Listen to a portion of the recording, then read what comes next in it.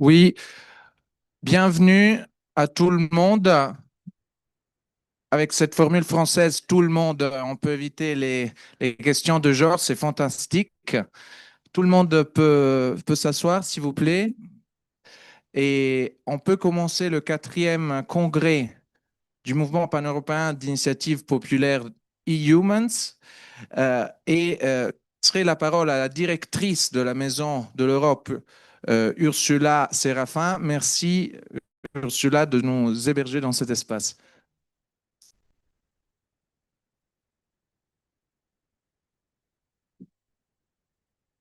Bonjour à tous et nous sommes très heureux d'accueillir le congrès Eumans à la Maison de l'Europe de Paris. Peut-être pour ceux qui ne connaissent pas des Maisons de l'Europe, je peux dire deux mots sur nos activités pour ne pas être trop longue et pour ne pas empiéter sur votre activité principale qui nous réunit aujourd'hui.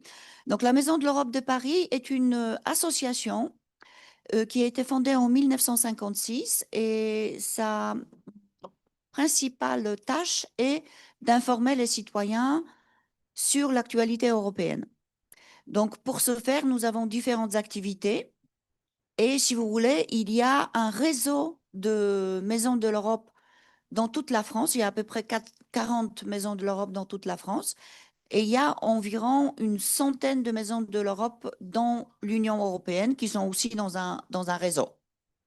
La Maison de l'Europe de Paris est également labellisée Europe Direct, que probablement vous connaissez en Italie ou autre part. Donc, c'est une labellisation de la Commission européenne qui nous permet de accueillir le public et répondre aux questions des citoyens. Donc, c'est aussi un très, très grand réseau, à la fois en France, donc il y a une cinquantaine d'Europe Direct en France, et il y a plus de 400 Europe Direct dans toute l'Union européenne. Donc, j'en suis sûre qu'en Italie, vous en avez plein. J'ai parlé tout à l'heure avec Monsieur Dastoli, donc il m'a dit qu'il y a aussi pas mal de changements dans les maisons de l'Europe en Italie. Voilà. Quelles sont nos activités? Donc, la première activité, c'est des conférences grand public le soir sur tous les sujets européens. Donc, on brasse très, très large l'économie, climat, social, les conflits divers et variés, les problèmes démocratiques, qui est quand même le sujet de votre congrès aujourd'hui. Après, nous avons également les activités pour le public des scolaires. Donc, on fait les sessions d'information et de formation pour les étudiants, pour les élèves, voilà, pour ceux qui le souhaitent. Et nous organisons une fois par an la journée de l'Europe autour du 9 mai. Comme vous savez, le 9 mai, c'est la journée de l'Europe. Je suppose que vous le fêtez en Italie également. Voilà, donc on a toute une équipe. Si vous avez d'autres questions à poser au sujet des activités de la Maison de l'Europe, n'hésitez pas à interpeller nos jeunes qui pourront répondre à vos questions. Voilà, ça sera à peu près tout pour moi. Je vous souhaite des beaux débats et une belle journée, 2 journées à la Maison de l'Europe de Paris. Merci. Merci, Ursula.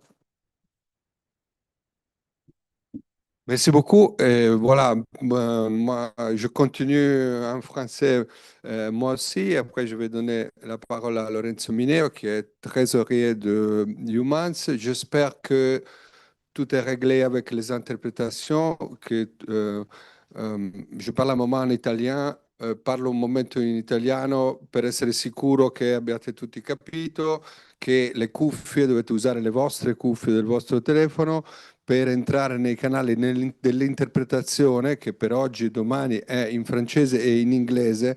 Dovete o avvicinare il telefono al badge o inquadrare il QR code che vi consente di andare alla pagina dove ci sono le interpretazioni. The same, of course, is in English. If you need the interpretation, you put your headphone and then your phone on the badge, and the interpretation will be automatically activated in the right page. or you use the QR code here. Donc, quelques minutes en tant qu'introduction, je vais intervenir plus tard dans le programme et dans la journée de demain. C'est le congrès de Eumans, mouvement pan-européen d'initiative populaire. Ça veut dire quoi? Ça veut dire que nous, on considère que c'est le moment où tout le monde se rend compte du fait qu'on a besoin d'une Europe unie et démocratique pour les défis de nos temps. Mais comment peut-on la bâtir, la créer? Notre conviction, c'est qu'on n'arrive pas à la faire sans les citoyens, sans une participation active des citoyens. Et il faut le faire avec des organisations, des mouvements, pas seulement Humans, bien évidemment, qui travaillent et qui permettent aux citoyens de travailler ensemble, des citoyens de nationalités différentes. Qu'il ne faut pas, on n'aura pas une Europe unie et démocratique si la politique, les organisations, les associations, les organisations de la société civile continuent à être que des organisations nationales. Même les organisations fédéralistes, souvent. Donc, on essaye de surmonter cet obstacle. Et mouvement pan-européen, ça veut dire exactement ça. D'initiative populaire, parce que la politique n'est pas seulement les élections. Et les élections, c'est un mécanisme en soi-même, un mécanisme national pour l'instant. Donc, ça serait une contradiction d'espérer que la voie pour bâtir une Europe fédérale et démocratique soit simplement une voie électorale, une voie des classes dirigeantes élues. Il faut aussi l'activation, le renforcement des instruments de participation civique et de participation populaire. Hier soir, à la Maison d'Italie, avec Pier Vigilio Dassoli, on a parlé de l'Europe fédérale, du modèle, même du modèle idéal pour la bâtir. Mais c'est clair que pour faire participer les citoyens, on ne peut pas simplement parler de modèle institutionnel, il faut parler de sujets, de thèmes concrets qui peuvent changer la vie des gens. Et c'est la journée d'aujourd'hui. Demain, on va parler de la méthode de la participation. Ça veut dire quoi? On va avoir des exemples de ce qui se fait aussi en France, les assemblées citoyennes, les expériences nationales et aussi locales. Donc demain, on va parler plutôt de la méthode, de la matinée et l'après-midi disons, de l'agenda politique de Eumans, de ce qu'on va faire dans les prochains mois. Aujourd'hui, c'est plutôt des thèmes spécifiques et concrets sur lesquels la participation civique peut être activée. Donc ce matin, l'intelligence artificielle civique. Cet après-midi, les droits, le droit défendre la Cour pénale internationale, donc les droits humains et les droits fondamentaux dans le monde, mais aussi les libertés individuelles, les libertés sur la fin de vie, sur la reproductive health, donc des thèmes concrets sur lesquels l'Europe peut faire beaucoup. On a l'exemple de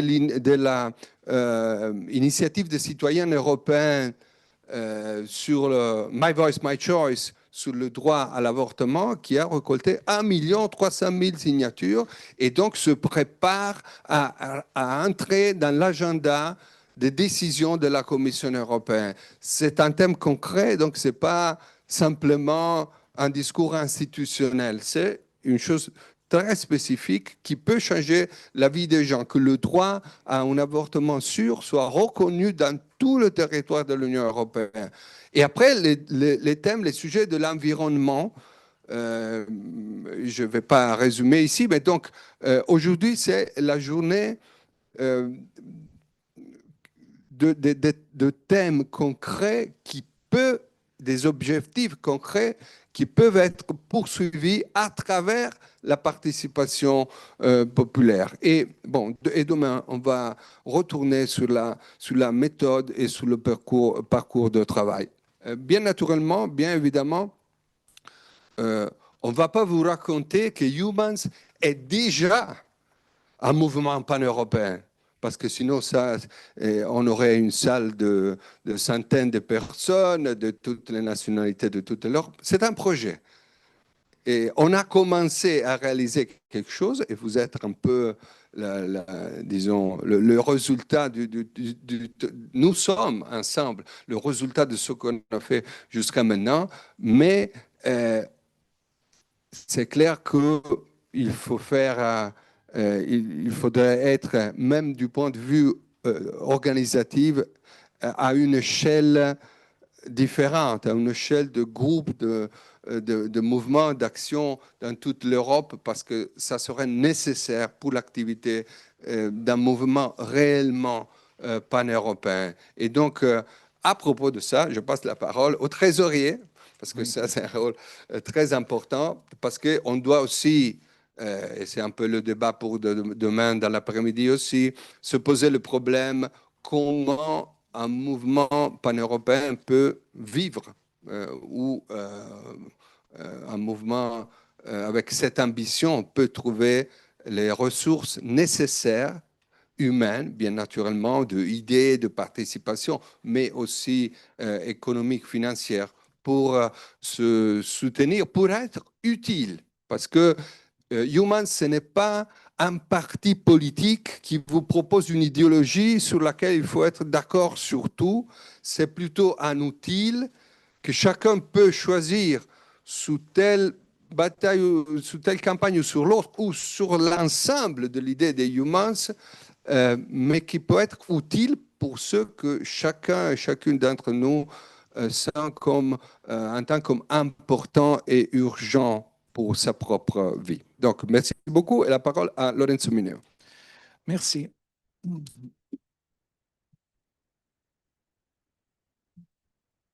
Merci Marco. Alors, comme Marco l'a dit, je suis le trésorier. Donc, après le moment de vision, je dois vous reporter avec les pieds sur terre. On dit que l'économie, c'est la science triste. Moi, je suis obligé à me confronter avec les comptes. Donc, un moment de réalité pour nous tous. Et je pense qu'il faut partir de certains chiffres. Simplement le fait qu'on a terminé l'année 2025 avec 100 membres. Donc, ça nous donne l'idée d'un embryon de mouvement pan-européen d'initiative populaire. Donc, c'est un point de départ. Comme Marc le disait, c'est un projet. Et on a besoin de vous pour réaliser ce projet. On a besoin de votre engagement. On a besoin du fait que pour réaliser ce que Marc le disait, un mouvement fondé sur l'initiative citoyenne et donc qui va toucher les plusieurs sujets d'après nous, sans avoir une poussée populaire sur ces sujets qui sont les grands défis de notre temps, que Marco a mentionné, de l'intelligence artificielle au changement climatique, etc., sans qu'il y ait une prise de conscience des citoyens européens et une mobilisation, en fait, c'est impossible que les gouvernements en tant que tels qui répondent à des logiques nationales pourraient résoudre les problèmes de notre temps. Donc, en fait, pour avoir cette ambition de construire ce mouvement citoyen, d'ailleurs, Human, c'est un mouvement qui ne se présente pas aux élections et on considère que justement euh, la dynamique de la démocratie électorale continue à créer une polarisation. C'est nécessaire que, bien évidemment, les élections continuent à exister, mais ce n'est pas notre jeu. Nous, on essaye de faire quelque chose de différent. On essaye pas de pousser sur la polarisation, mais justement d'unir transversalement sur des initiatives. Et on en parlera dans le long de toute la journée de ces initiatives. Je disais, je ne vais pas trop rentrer dans le détail de notre situation économique, aussi parce qu'on va le faire dans la journée de samedi Samedi, il y aura un débat qui sera modéré aussi avec l'aide de Thalys Amazzoni. Et justement, c'est un moment très important de démocratie interne. Je pense que c'est important aussi de donner ce signal. En même temps, nous, on demande aux institutions d'appliquer la démocratie directe, délibérative, un renouvellement de la démocratie, parce que la démocratie, en tant que la connaît aujourd'hui, ne suffit plus.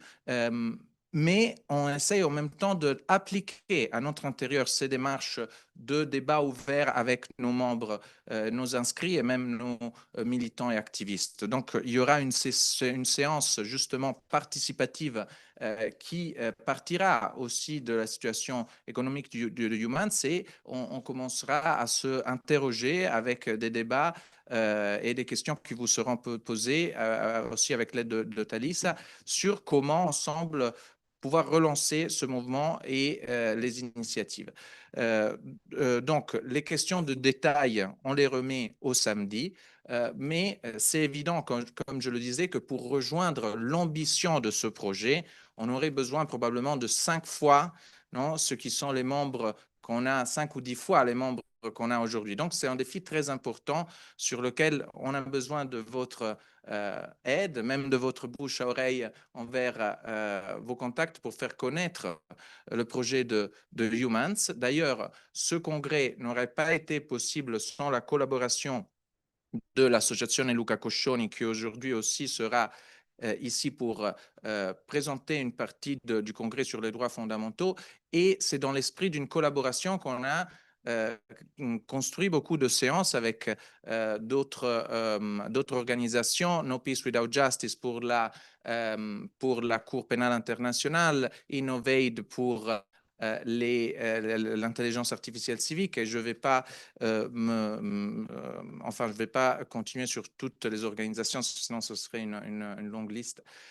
Mais je vais simplement conclure en disant que pourquoi c'est tellement important aujourd'hui de joindre, je pense, ce mouvement et justement construire ensemble un mouvement d'initiative citoyenne pan-européen.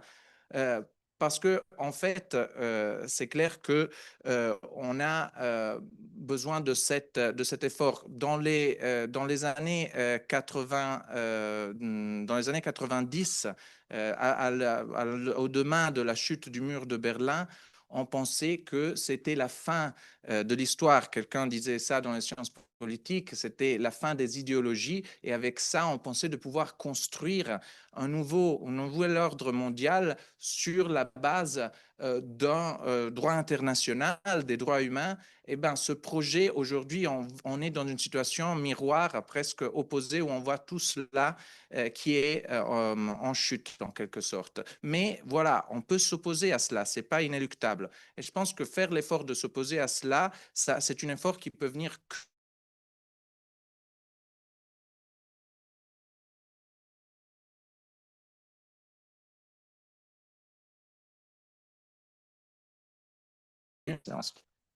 Merci Lorenzo. Et avant de la session sur l'intelligence artificielle civique, il y a une introduction sur le rôle de la société Lefebvre, qui est membre du Comité économique et social européen, Arnaud Magnier, conseiller auprès du président du Comité économique et social européen France, chargé de la participation citoyenne, et Erwan Laurent, vice-président chargé des relations publiques, les jeunes européens. Je vous invite à nous rejoindre ici.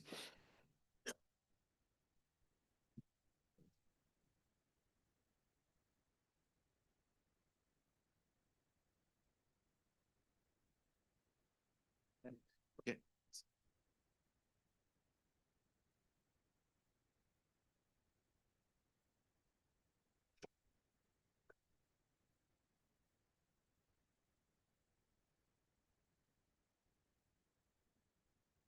This work okay? Yeah. Hi, good morning. So, yeah, I'm first here to welcome Christophe Lefebvre, who is the contact point for the French national delegation at the European Economic and Social Committee. And you're going to give us an overview of the recent civil society strategy. Sorry, thank you. And particularly the civil society platform and what it entails for citizens. Merci beaucoup. Ouais, merci beaucoup. Est-ce qu'on peut les mettre? Oui, oui, ça va. Ouais. Bon, ça marche. Ouais.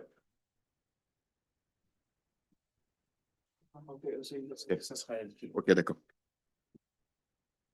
Merci, merci beaucoup. Donc, mon nom est Christophe Lefebvre. Donc, moi, ça fait 10 ans que je suis membre du Comité économique et social européen. J'ai été notamment en charge de président du groupe permanent sur l'initiative citoyenne européenne, dont on a déjà commencé à parler. Alors, je vais vous expliquer juste, enfin, j'ai 3 points en fait dans mon intervention. C'est la présentation de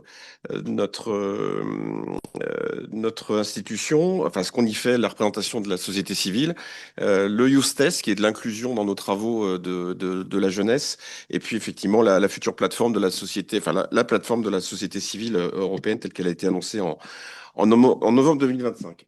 On peut passer peut-être le suivant. Voilà, alors notre institution, ce qui est très intéressant, c'est qu'on est en plein dans la trajectoire législative européenne, c'est-à-dire quand il y a un règlement, une directive européenne qui est en préparation, on est consulté par la Commission européenne, par la Commission européenne. Nous produisons un avis, on en a à peu près 200 par an, et nous transmettons ensuite nos travaux, notre position au rapporteur du Parlement européen. Voilà. Et ça, on est répartis en trois groupes. Les employeurs, les travailleurs. Donc moi, je suis représentant d'un syndicat qui s'appelle CFE-CGC, mais j'ai une expérience internationale. J'ai été négociateur au G20, au G7, et puis membre du comité consultatif de l'OCDE. Et je travaille dans une entreprise française en réassurance, ce qui me permet d'avoir un pied dans l'entreprise et puis un pied dans le monde de la décision. Et le troisième groupe qui compose notre institution, c'est Diversité Europe, qui réunit des ONG, des associations, des organisations environnementales, des mouvements de jeunesse, des acteurs de l'économie sociale et des défenseurs de droits fondamentaux, des experts de terrain et bien d'autres encore. Et donc, c'est pour vous dire qu'on est, on est au cœur de l'influence de la société civile organisée dans les décisions européennes. Voilà. Et depuis plusieurs années, on s'est engagé dans une transformation profonde qui est de passer d'un un rôle de consultation classique à une fonction proactive de promotion, de mobilisation et d'innovation démocratique.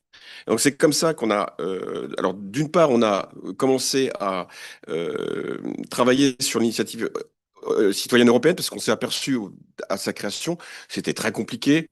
Il fallait quasi l'acte de naissance de son chat pour pouvoir donner son avis dans les systèmes d'enregistrement des pétitions. Et c'est pour ça qu'on a créé donc ce groupe dédié à l'initiative citoyenne européenne, dont l'objectif est d'accompagner les organisateurs, de simplifier les démarches, donner de la visibilité et surtout de renforcer l'impact politique des propositions citoyennes. Donc on a travaillé de façon très cloisonnée avec la Commission européenne, avec une équipe qui nous a vraiment entendu pour simplifier les process. Et on organise, par exemple, le 3 mars prochain à Bruxelles, une journée sur l'initiative citoyenne européenne dans laquelle on va faire venir les acteurs, ceux qui ont réussi des initiatives citoyennes européennes, d'autres qui essayent de se lancer, et ceux qui malheureusement n'ont pas forcément abouti, mais qui se raccrochent à d'autres initiatives citoyennes européennes.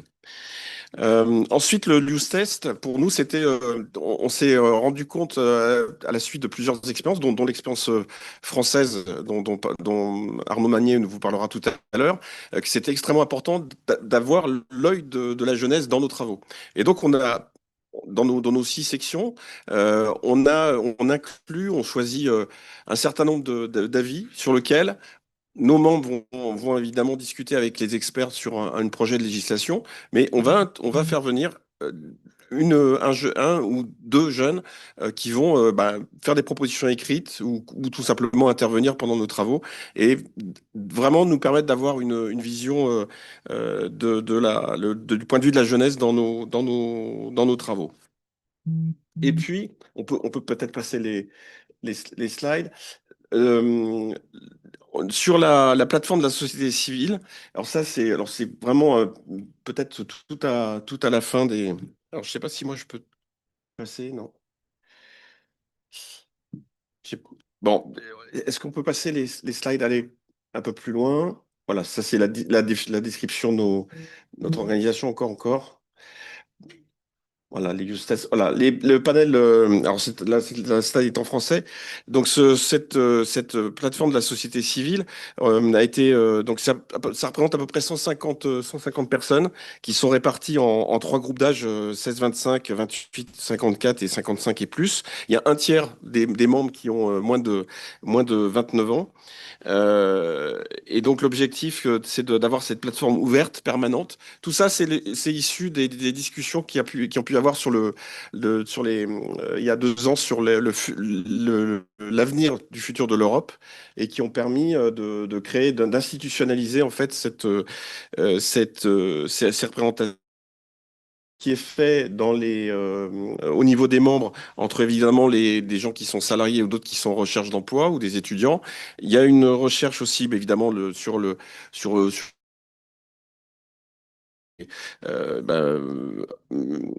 hommes, femmes et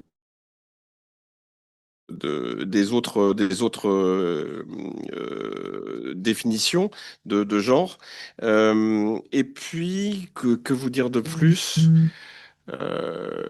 Non, ben voilà, l'idée. Alors évidemment, tous les travaux, il y a 8 experts qui sont désignés pour quand même organiser un peu les débats, enfin en tout cas donner des informations techniques sur des sujets qui peuvent être parfois complexes. De la même façon, nous, dans notre institution, quand on a un doute sur un sujet, on fait des auditions avec des experts qui vont nous éclairer sur les différentes problématiques. Et puis, ça permet d'avoir un équilibre, évidemment, dans les points de vue. Et évidemment, il y a l'avantage des institutions européennes, c'est que les 21 langues sont traduites, même si l'anglais est quand même assez dominant, ça permet quand même à des gens de s'exprimer dans leur langue naturelle, qui est, comme je le fais aujourd'hui, ce qui est pas plus mal. Voilà, je crois que j'arrive au bout, je ne sais pas si j'ai respecté le timing, j'arrive au bout un peu de ma présentation, mais en tout cas, je pense qu'il y aura des questions et des réponses, on pourra affiner, compléter ou aller plus dans le détail sur un certain nombre de points. Merci.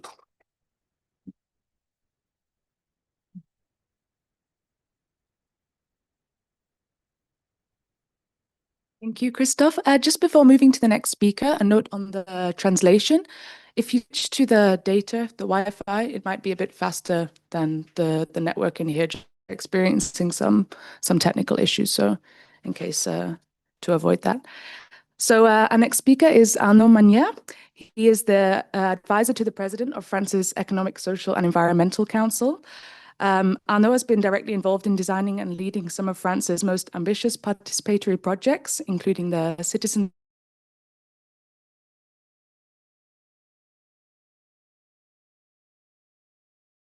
European Civil Society Strategy and reflect making participation meaningful. Arnaud, the floor is yours. Thank you.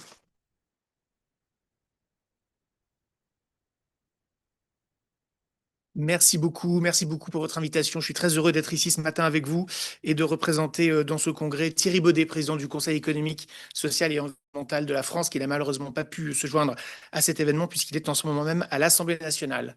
À l'Assemblée nationale où nous essayons d'avoir une discussion avec les autorités politiques françaises pour savoir comment transformer les conventions citoyennes en vrais instruments d'innovation politique. C'est un sujet que nous suivons au quotidien, dans lequel l'institution que je représente met beaucoup d'énergie.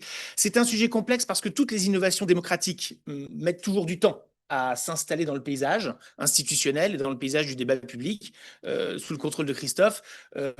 Les initiatives citoyennes européennes, elles remontent au traité de Lisbonne de 2009. Nous sommes aujourd'hui en 2026. Ça reste encore des instruments de démocratie participative complexes à mettre en œuvre. Voilà, donc ce genre d'évolution prend nécessairement du temps. Ça suppose beaucoup de ténacité. Ça suppose de surmonter parfois des déceptions, mais l'évolution de nos pratiques démocratiques est à ce prix et suppose beaucoup d'engagement de la part des institutions et de celles et ceux qui les font vivre, notamment, mais pas seulement bien sûr, les conseils économiques, sociaux et environnementaux et le comité économique et social européen avec lequel je collaborative extrêmement approfondie. En France, sous le contrôle des éminents politistes qui sont dans la pièce, et je me tourne vers Bernard Robert, nous avons un modèle décisionnel ultra dominant qui a eu tendance un projet de loi du gouvernement, parlementaire, puis des décrets d'application portés par les administrations. Et en dehors de ce schéma, c'est extraordinairement difficile de faire vivre la vie démocratique du pays. Les pétitions ne fonctionnent pas si bien que ça. Dans les 10 dernières années, il y a une seule grande pétition nationale en France qui a produit un effet utile en termes législatifs, une seule. Les mécanismes de contribution des citoyens aux travaux des institutions restent encore embryonnaires. On a très peu d'instruments à notre disposition pour créer une alternative démocratique à ce schéma de base. En 2021, le législateur a innové en créant la possibilité de conventions citoyennes. Ces conventions citoyennes, elles ont été placées sous la responsabilité du Conseil économique et social. Et nous en avons mené 3. La première, c'était sur le climat en 2019. La deuxième, c'était sur la fin de vie en 2022. Et nous venons d'achever la 3e convention citoyenne nationale en France sur les temps de l'enfant. Et je ne veux pas être trop long ce matin. S'il y a des questions-réponses, je serai évidemment à votre disposition. J'espère pouvoir assister à l'ensemble des travaux de la journée. Nous sommes aujourd'hui face à un paradoxe démocratique qu'il va falloir surmonter. Je pense que nous avons à notre disposition des méthodologies délibératives qui sont extrêmement pointues. D'ailleurs, nous avons un taux de satisfaction des citoyens engagés dans les conventions citoyennes extrêmement élevé. Des individus tirés au sort en population générale de cette expérience démocratique de 9 ou 10 sessions, de 9 ou 10 week-ends de travaux transformés. Certains d'entre eux n'avaient jamais pris la parole en public. Certains d'entre eux n'étaient jamais rentrés dans une institution. Certains n'étaient même jamais venus à Paris. À l'issue de ce système qui les a transformés sur le plan civique, certains ont décidé de s'engager dans la vie de la cité. Et ils seront candidats aux élections municipales.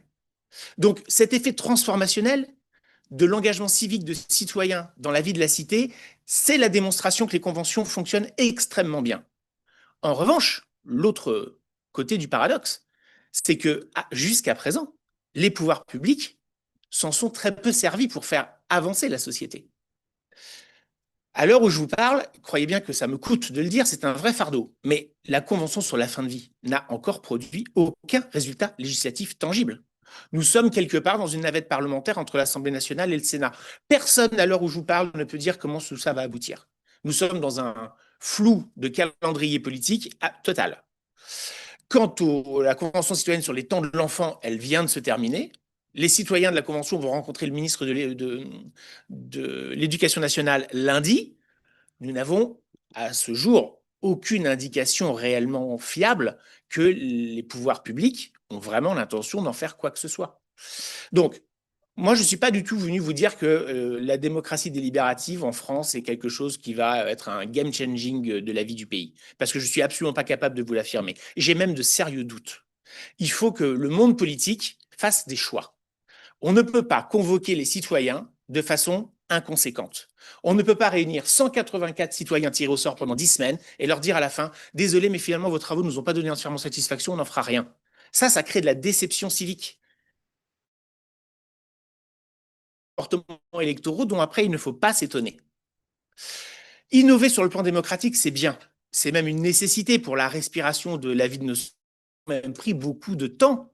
Et on a quand même aujourd'hui en France une part significative des citoyens de ce pays, des citoyens et des citoyennes de ce pays, qui sont en train de se détourner du jeu institutionnel. Baromètre annuel du CEVIPOF, donc pour celles et ceux d'entre vous qui ne sont pas connaisseurs du CEVIPOF, si vous ne vivez pas en France, c'est un centre d'études de la vie politique française installé à Sciences Po à Paris. Il donne tous les ans sur le taux de confiance des citoyens envers les institutions et envers le système démocratique. Les chiffres sont sous embargo, donc je ne peux pas vous les donner. Mais sachez que les chiffres qui seront rendus publics la semaine prochaine sont catastrophiques en termes de volonté d'engagement, en termes de confiance dans le système démocratique et en termes d'adhésion aux institutions, c'est-à-dire le taux de confiance dans la façon dont les institutions sont représentatives de ce que veulent les citoyens. En revanche, on a un score énorme que personne n'avait anticipé sur la démocratie participative, la contribution directe, les assemblées citoyennes tirées au sort, tous les mécanismes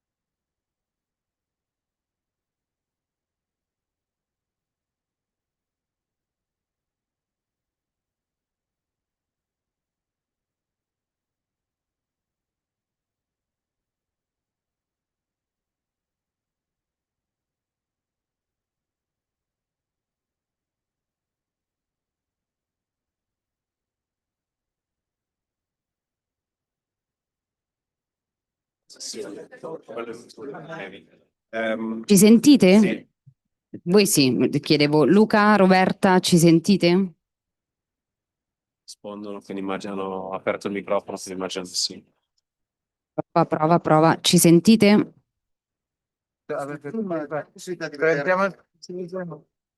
Perfetto, grazie. Proviamo l'inglese. Luca, ci senti? Ci senti, Luca? Io ti sento. Adesso ripartiamo con la sessione, te lo dico subito.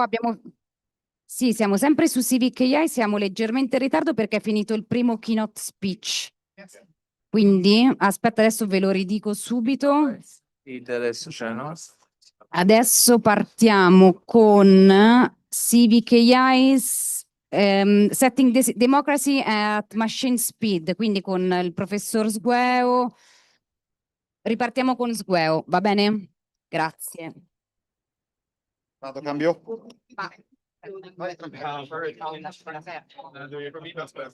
Sì, lui sì, perché sennò non va al microfono. Non sento, lo prendo. Gli cambio le batterie così si trova poi.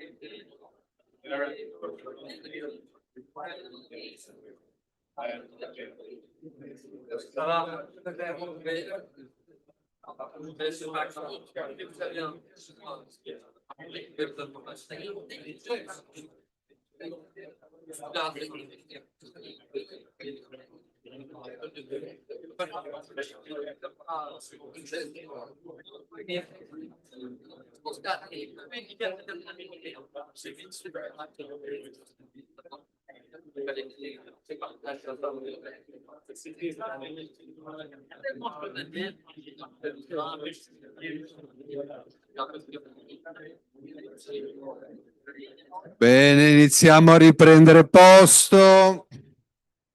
We can take back our seat. Nobody's moving. I try with French. Reprenez vos places. No? Niente. Riproviamo. Potete per favore prendere posto? Grazie. Can you take your seat back? Reprenez vos places, s'il vous plaît. Merci beaucoup. Les problèmes techniques ont été résolus. Incroyable. Donc, j'en profite pour remercier les techniciens e les interpreti. Merci beaucoup. Grazie ai tecnici, agli interpreti e a tutte le persone che hanno reso possibile, che stanno rendendo possibile questo incontro. La mia funzione in questo momento è soltanto di assicurare la ripresa dei lavori. Prego.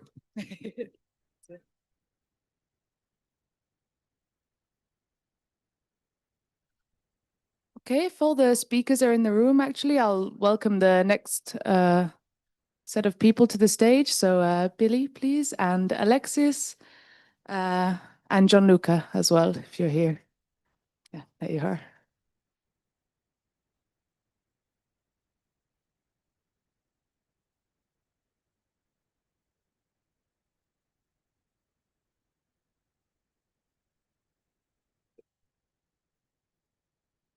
Yeah.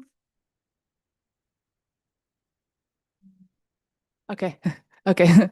We're still waiting on one, but yeah, we can start. So first, to set the scene for the Civic AI session, we have Gianluca Squeo. He's a professor at the School of Public Affairs at Sciences Po. Gianluca works at the intersection of digital democracy and public sector innovation, and he combines academic research with hands-on experience advising European institutions. And he's going to explore today how civic AI, if deliberately designed, can help us to strengthen participation and institutional responsiveness without hopefully repeating some of the failures of today's platforms. So welcome, Gianluca.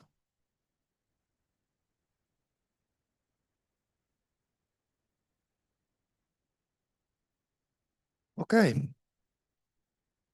Thank you very much.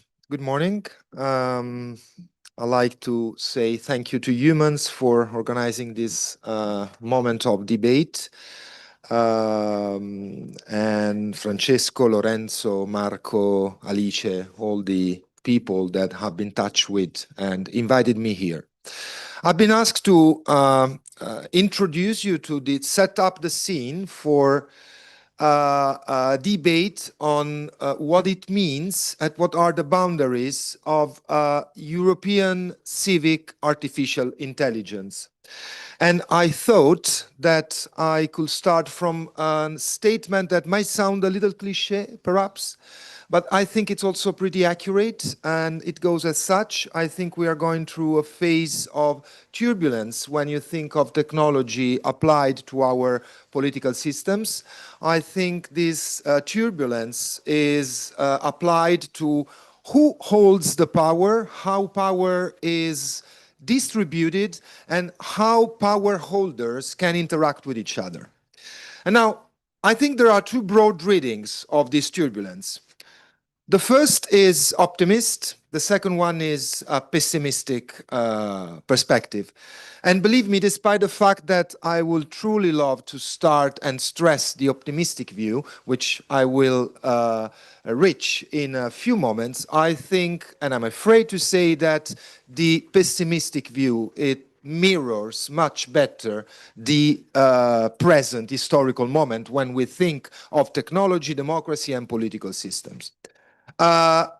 A democracy under pressure is a democracy that it's easier to hack. And when we think of artificial intelligence, I think we are looking at quite risky technology that it's operating on three different levels. The first one is persuasion. I think we all know how easy is for a content that has been fabricated by an artificial intelligence, can be an audio, can be a text, can be a video, can be a synthetic persona. And this content can flood the public debate much faster than any researcher, scholar, citizen, policymaker can react. The second one is automation.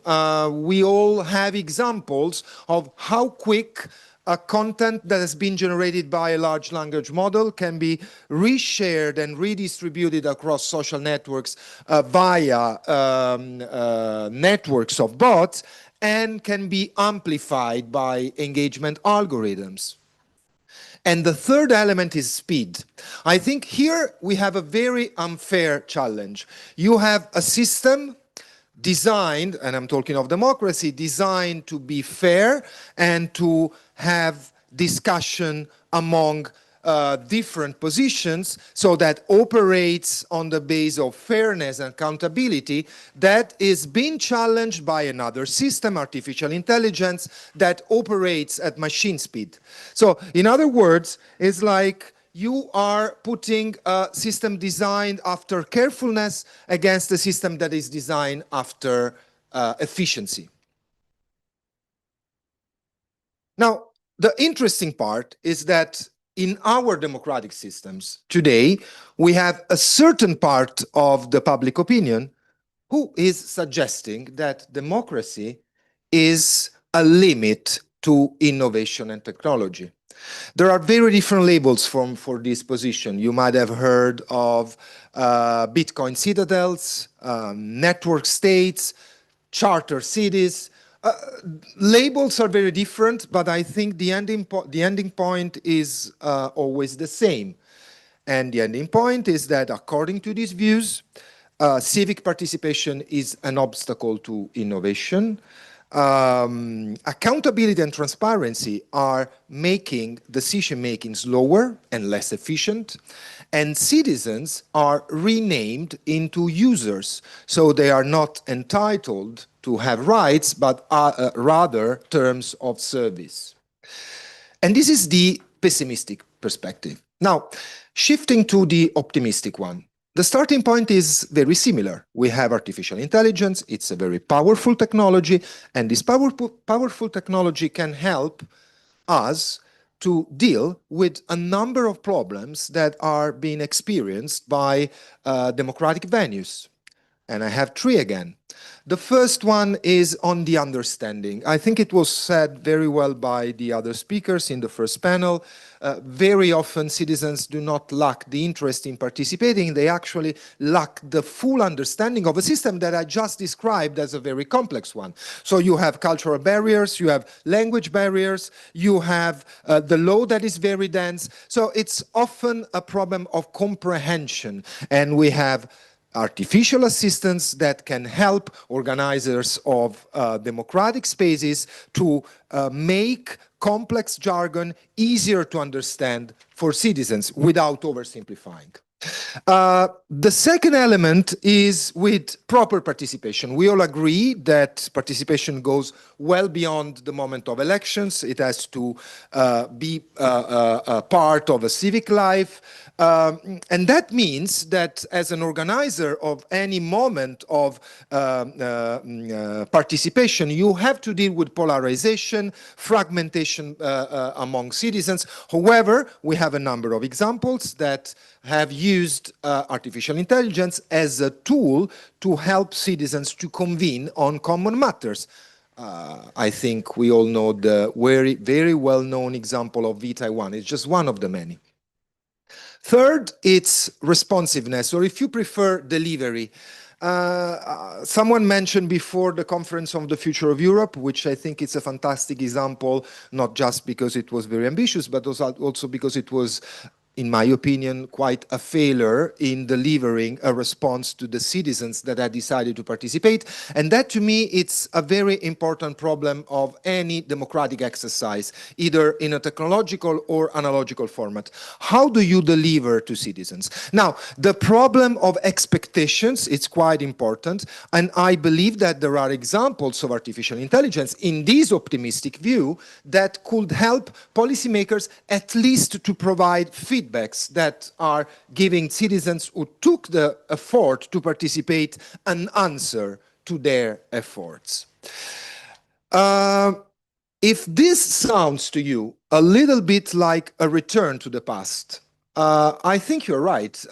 If you are old enough, unfortunately like me, to remember the very early phase of platform and internet, you would remind that that was a very, I would say now, naive moment in which we thought that platforms and the internet will connect all of us in much faster and easier way that we used to with an analogical world. And what happened next? As a name, we have an American scholar and journalist, Carrie Doctorow, who used the definition of enshittification precisely to describe the deplete of platforms that have shifted from service to the citizens and users to actually extracting value and making profits. So I do believe that if we have to think of European artificial intelligence, we should not start from the platform approach. I think that the approach should be based on two other elements. The first one is the European part. The other one is the infrastructure. The European part is important because we are in a continent now that is being challenged by East and the West, but it's based on rights. It has a rule of law tradition, and it's been based on accountability and transparency, and also quite importantly has already set the legal boundaries to this technology that we are talking today, artificial intelligence. The other element is the infrastructural element. And when I say infrastructure, I think that this idea of a civic artificial intelligence should be based on an infrastructure that it's open enough to get the contribution from any contributor, so any citizen. It should be contestable enough to be challenged by those who have different opinions. It should be interoperable enough to avoid any type of vendor lock-in, depending on the technology that you are deciding to use. And it should be governed in the public interest rather than in the private interest. This is a very broad understanding of what a civic artificial intelligence based in Europe could be. Now, I'm reaching my conclusions. I think this could be a very nice way to leave you with this optimistic and futuristic approach. However, I believe it's in my duty also to share with you a few challenges that I see ahead of us if we want to think about this project. And again, I see three important challenges. The first one is the funding. We can tell ourselves the story that this technology, or any technology if you prefer, doesn't need actual funds to be developed. I think that's a story. I think any reflection on any use on any type of technology, including artificial intelligence, should be thinking of which type and amount of funding do we want to have to keep this technology growing and scale up. The second one is a common problem, I think, is the problem of sustainability. And again, there are very few technologies, or probably no technology, that is self-sustainable. Definitely artificial intelligence, it's not a sustainable technology. So the moment in which we imagine a technology that has a specific use that is meant to help democracy, we should keep in mind that we are still thinking of a tool, an artifact that is against or is at odds with the idea of sustainability. And the very last one is a term that was probably unpopular until recently and is now very fashionable, and I'm thinking of sovereignty. And I don't have an answer, as you see. I'm just asking questions. However, I think that the third challenge in the European civic artificial intelligence is what type of sovereignty do we want to have for data, of course, but also for who possess the technology and who holds the control on this technology. So having it as a sovereign technology, whether this is possible or not, it needs to be debated or not. I think these are very important challenges. And again, there's no solution or actual answer to these challenges, but it's important. And I expect this to come in the debate today and tomorrow, these important challenges to be addressed. Once again, thank you very much. I wish all of us a very fruitful debate, and thank you for your time.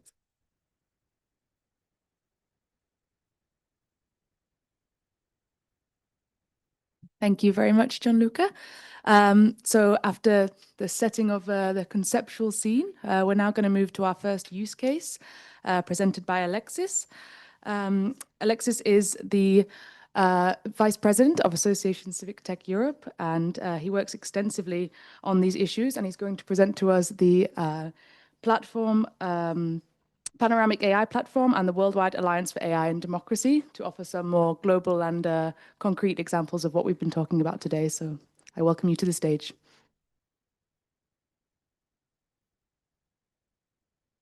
Thank you, Chloe.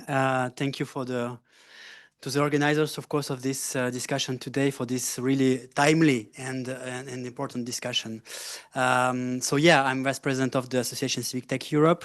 We are basically representing the European innovators and the platforms that Professor just mentioned, doing European sovereign citizen participation and building actually innovation in Europe today. Maybe some short words in the beginning, trying not to repeat what you just said. We are currently witnessing a revolution. We are living in a period, in a moment of technological acceleration, incredible technological acceleration, and the impact, the increase, huge increase of the impact of this technological acceleration with AI, of course, but also with algorithms on societies and on our democracies. And I will mention the risks briefly, and of course then speak about opportunities and solutions that we are developing and working on. But speaking about the risks, in September 2023, one deepfake influenced the electoral campaign during parliamentary elections in Slovakia. One deepfake.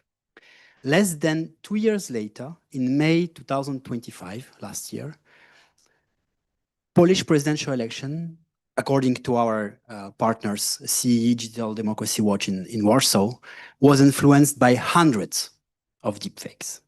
And you saw how the result was different from the opinion polls. We can criticize the opinion polls, of course, it needs to be criticized, but we can see the acceleration of the impact of technologies, algorithms and AI on elections, on societies, and it has to be taken into account. And I believe that the regulation that we have on the European level is a strong regulation, and we could even do better. And currently we are working on the European Democracy Shield, which I hope will be ambitious enough to protect the next elections on the European level. And next year we will have elections in France. So I believe that, I hope that the interference and made also and accelerated by new technologies will not totally influence the result of this election. So speaking about, maybe next slide. Yeah, so AI and citizen participation, a problem or opportunity. I just mentioned the problems. Maybe now we can speak about opportunities. Once again, I would like not to repeat what was just said, but of course, the AI technologies can offer, and we are already using it, AI technologies can offer different, absolutely different solutions. So summarization and access to complex information. What we need to understand is that today in Europe, most of the parliaments are totally transparent. Most of the institutions are totally transparent, or they consider themselves to be. Basically, they're publishing the videos of the debates. They're publishing, of course, all the amendments, for example, in the parliament. They're publishing everything, almost everything. But who can access it? It's a very, like, who will have time to watch 5 hours of a parliamentary debate? I wish we all had this time, but unfortunately, it's very difficult. So AI definitely helps citizens to access easily and in a better way to public information, to complex public information. It can facilitate deliberation. I will mention it a bit later. And of course, improve the connection between citizens and institutions in a way that today, maybe even institutions have difficulties to imagine. Next slide, please. So, how could AI improve citizen participation and make our societies more resilient? And this is very important. And mentioning, of course, all the risks, we need absolutely to be careful with what we are doing. So it's very important to apply a strong democratic ethical methodology to this. And this is why we also are building the Worldwide Alliance for AI and Democracy. It's absolutely important, of course, to use European technologies to be totally sovereign. I will just disagree with Professor on one point. We need to be really careful about the public authorities. I think that of course, innovators as we need to collaborate with public authorities, and we work with the European Parliament, European Commission, OECD, etc., etc. But I will be really careful about giving the technology in the hands of a public authority. Can you imagine we'll have elections in Hungary in 2 months? Can you imagine if all the technology was in the hand of the current Hungarian government? Can you imagine the impact that it could have on elections? So I think that we need to be really careful, and we need independent actors, also independent from the states, even if they work with the states, even if they work with the institutions. But I think we need to be really careful on that point. But maybe we can continue this debate later. So first of all, to improve the connection between citizens and institutions.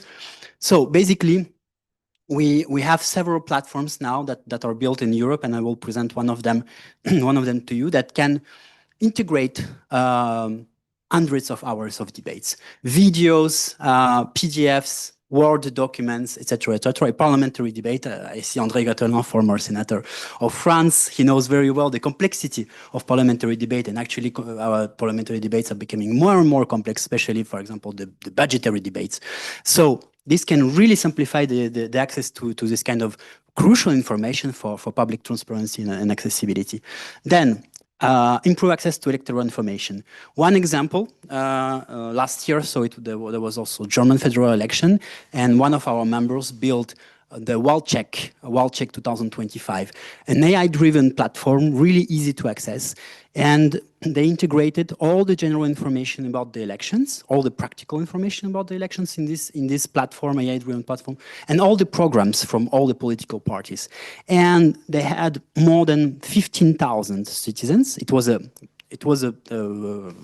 world premiere. It was the first time that this kind of technology was applied in electoral context, working for a federal agency, for an institutions, of course, but working independently from this institution. And it could allow citizens to access to all the programs, to compare the programs, to ask questions about, for example, what is the difference in about climate in the program of CDU or in the program of SPD or AfD, of course, and in this way they could have really fast access, and also it helped fighting against disinformation, because disinformation hates facts. And if AI tools are well trained, unbiased, using a clear democratic and ethical methodology, can allow us to easily access to facts and easily access to programs and numbers and statistics, I think it could really help and make our democracies more resilient. And also, we have, as a professor rightly mentioned, today we have a lot of initiatives on the European level and international level, initiative of participatory democracy. So It's a participatory democracy. It's a great thing. We have a lot of innovations. We have citizen assemblies, of course. We have the Have Your Say portal of the European Commission. We are working with the European Commission on this portal. We have, of course, there was this conference for the future of Europe, etc., etc., etc. What we need today is to ensure, I guess, 3 criteria to make this participatory democracy really relevant and efficient. It's to ensure the massivity and diversity of participation, of participants, to ensure also the high level of accessibility and citizen-centered methodologies, and also, of course, to ensure the impact on public policies of this initiative. Participatory democracy must not, there is no obligation to completely change a public policy. If the public policy is good, why change it, you know? But it can improve it, it can make it more resilient, and it can make it also more in accordance with the needs, actually, of people. And next slide, please. And in order to finish, so I promised you 2 solutions to showcase you really quickly 2 solutions. So on the left, you can see the Panoramic AI. It's a participatory platform, AI-driven platform built by member of actmake.org. And this is the tool that was used during the German elections, and this is the tool that is used now by the European Commission. So for the European Week of Research and Development, if I'm not mistaken, I can, yeah. So basically, no, for the European Week of Regions and Cities. It's the other example. So basically, during the European Week of Cities and Regions, they had 80 hours of discussions, hundreds and hundreds of pages of documents, and 3,000 participants. Impossible for a normal citizen to access this kind of information. So on this platform, and you can try it online today, it makes it possible to access to this information through videos, of course, through PDFs. And you can type, if you're interested, for example, in, I don't know, renewable energies in cities and regions. And you want to ask what was said about renewable energies during this conference. You ask this question, and immediately you have a 2-minute summary about what was said, who said what, and of course the videos, like not 2 hours of videos, but 2 minutes of videos. Quoting just what was said exactly. And of course, the other tool, it's Dembran, Echo by Dembran. It's a tool that facilitates citizen assemblies. Citizen assemblies are becoming more and more complex, also with a lot of complicated information and the need of a lot of human facilitation, and you need a lot of time. And of course, it costs a lot of money, and of course, it creates a huge bias. What is the biggest bias of a citizen assembly? Is that you start with 150 citizens, and usually you finish with 100, 120 citizens. A lot of citizens don't have time to spend weekends and weekends in this kind of face-to-face meetings, even if it's a great opportunity for them, even if it's a great democratic innovation. So this kind of tools allows to facilitate this discussion, to make this discussion also more online, and to keep actually people in the discussion, and to keep citizens in the citizen assembly. And to finish, maybe the last slide, I'm finishing now. This is also why we launched this Worldwide Alliance for AI and Democracy, which now has more than 150 members all around Europe. We believe that in order to counterattack against the risks that I mentioned in the beginning of my speech, we need to use the power of AI. And we need to use the power of AI to make our democracies more resilient, to make our democracies more agile, more innovative, and also to defend ourselves against the attack that are multiplied now. And in order to do that, we need to have clear governance, clear methodology, clear regulation, clear ethical standards. And this is why this alliance is developing these kind of things, guidelines, best practices, sharing different information and innovation. And we believe this is how we can build an AI that responds to these standards and can really fight against the risks that we are facing. Thank you.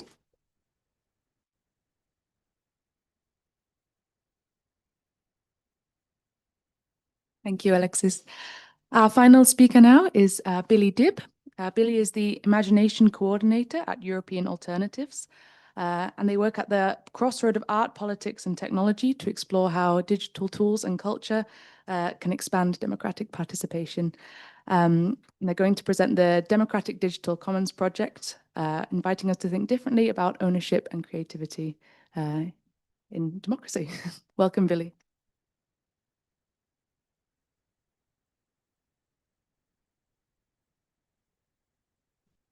Thank you. Cool. And thanks to the previous speakers and everyone here for creating this event and inviting me and all the technical team. I will say slide every time for a new slide, so already slide. I've grown up in a generation that grew up with the internet, and for me, new technologies have always been an extension of citizenship. I didn't need to read Donna Haraway when I was a child to understand that I had now also become part cyborg. But it's taken me quite a few more years to start thinking about how our citizen rights translate into digital space. Slide. I work for European Alternatives. It's a transnational NGO working to promote culture and democracy beyond the nation state since 2007. And today I'm here to talk about the Digital Democratic Commons project. And maybe to set the scene a bit in comparison to what was just spoken about, if we think of who AI should be in the hands of, is it the private sector? Is it elected officials? We think it's in the hands of the people. Slide. And so when I think about the question of this talk, what to do to ensure AI empowers citizens' participation, for me, there's two important parts to look at. One is how can we ensure AI itself is created with values of democracy? And then how can AI be used as a tool to complement democratic practice or citizen participation?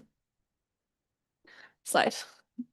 So if we think about the first point, how to ensure AI itself is created with the values of democracy, I'm sure that most people in the room would agree that right now this is not the status quo. And in fact, we see that AI is created by the same tech monopolists, by the same private sector, and even kind of the big waves we see in Europe, maybe Mistral and companies like this are not really keeping to their stated ethics. We can see hope in things like the open source movement, in civic tech, like the panoramic tool we just spoke about, in smaller hacktivist spaces, in cyber feminist artistic movements working on feminist AI. But even in these spaces, I would argue that something that is missing is having the citizen included in the creation process. And for that, we need similar things to what you were saying, which is, for us, digital literacy education to ensure accessibility, deliberation, which includes marginalized voices, and then maybe where I'm differing is also to encourage citizen imagination, to design an AI that works for us. And of course, the EU can help us permeate this by listening to our collective wants, by regulating in the interests of the citizen and not in the interests of the private sector. And I will get a bit more practical soon with how we're doing this. But what we will be doing in the DDC, Digital Democratic Commons project, is having a series of transnational online and localized in-person assemblies, educating participants on specific uses of AI, centering the voice of the citizen and particularly already marginalized communities in deliberation, and imagining creative alternatives. Slide.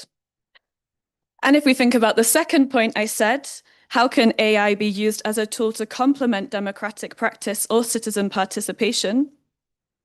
We can see some exciting developments here, like Alexis just addressed, like panoramic AI and the example of V Taiwan.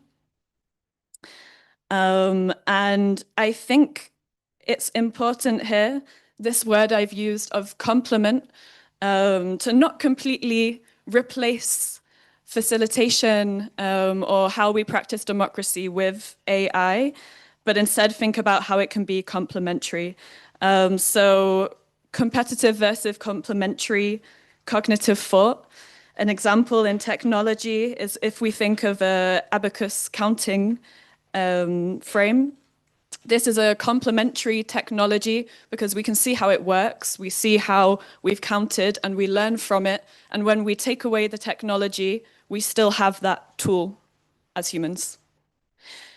And an example of a competitive is a calculator. It's great when we have it, but we can't really see how it's made, how it works. And when we don't have it, we lose the capability of a calculator. So this is a simple way to imagine complementary versus competitive thoughts, and we need to ensure that our AI is complementary to democratic practice and to cognitive thought and deliberation and not competitive. And in the DDC project, we're going to work with panoramic AI, actually, so it's a nice tie over, to create an educative tool on digital literacy and understanding AI creation. And also, importantly, it will be updated multiple times throughout the project, using feedback from the people assemblies who will play with this tool and inputting real people's collective deliberation and findings as case studies into the AI. Slide. So that was a bit of the theory behind the project and why we're doing what we're doing.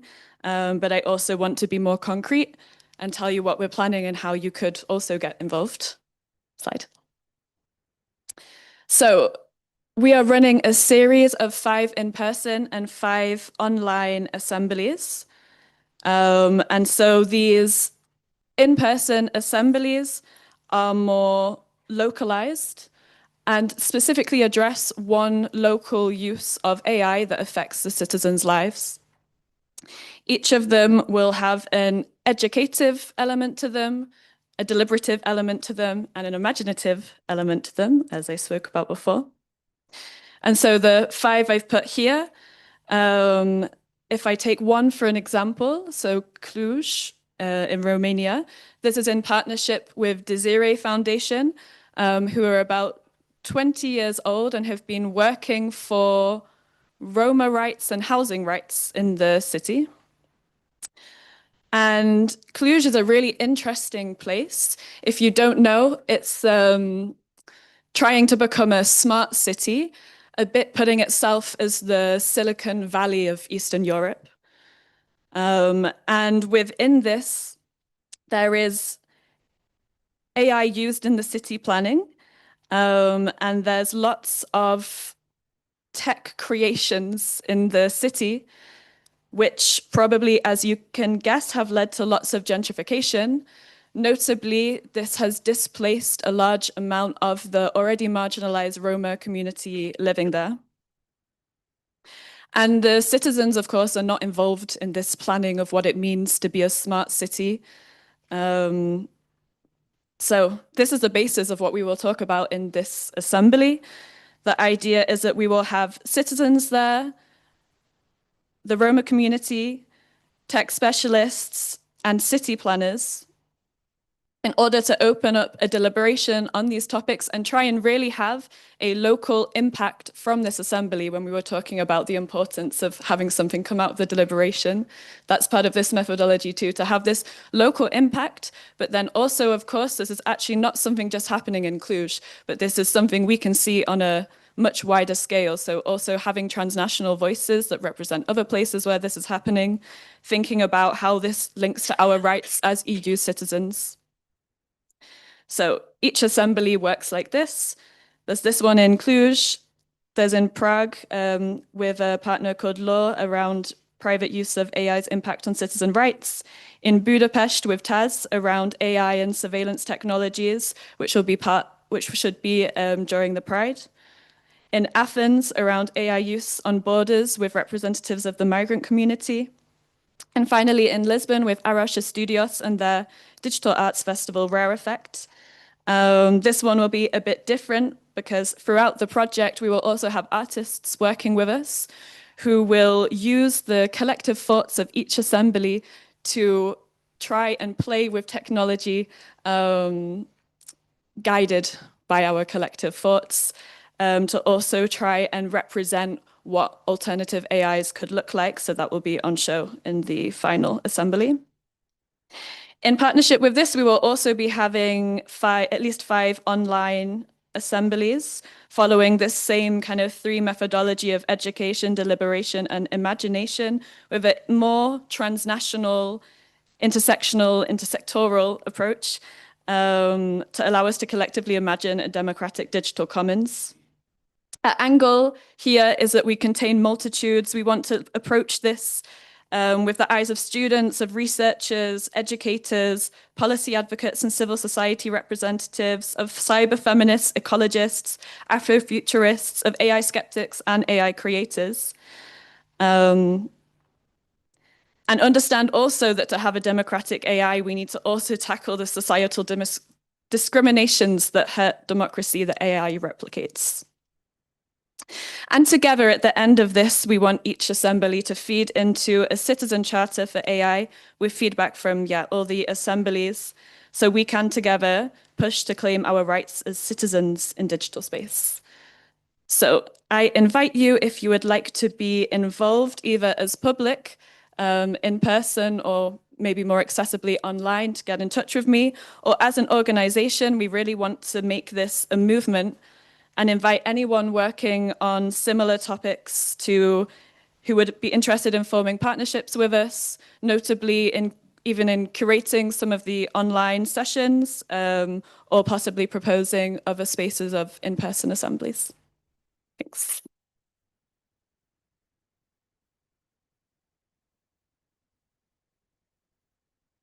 Thank you. So I'm going to suggest that we move straight to the participatory part of the session, and we maybe leave 5-10 minutes right at the end just to keep time moving. So I'm going to invite the Innovate team up to the stage and thank the speakers again.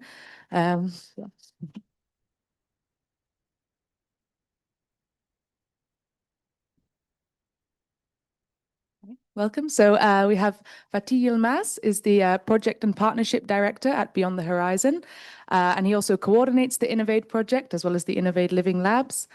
He's joined by Adrian Noren, who's a project assistant, and everyone's coming at once. Here we have Xenia Klinger is a computational linguist and data scientist at the German Research Center for Artificial Intelligence.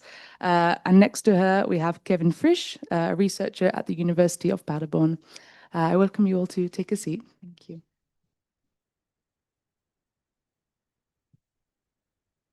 So we're going to start, I think, with a brief overview of the Innovate project, and then we're going to be using Mentimeter as the tool to actively get everyone in the audience to engage. So if you have your phones ready to scan the QR code, and I really encourage you to take part.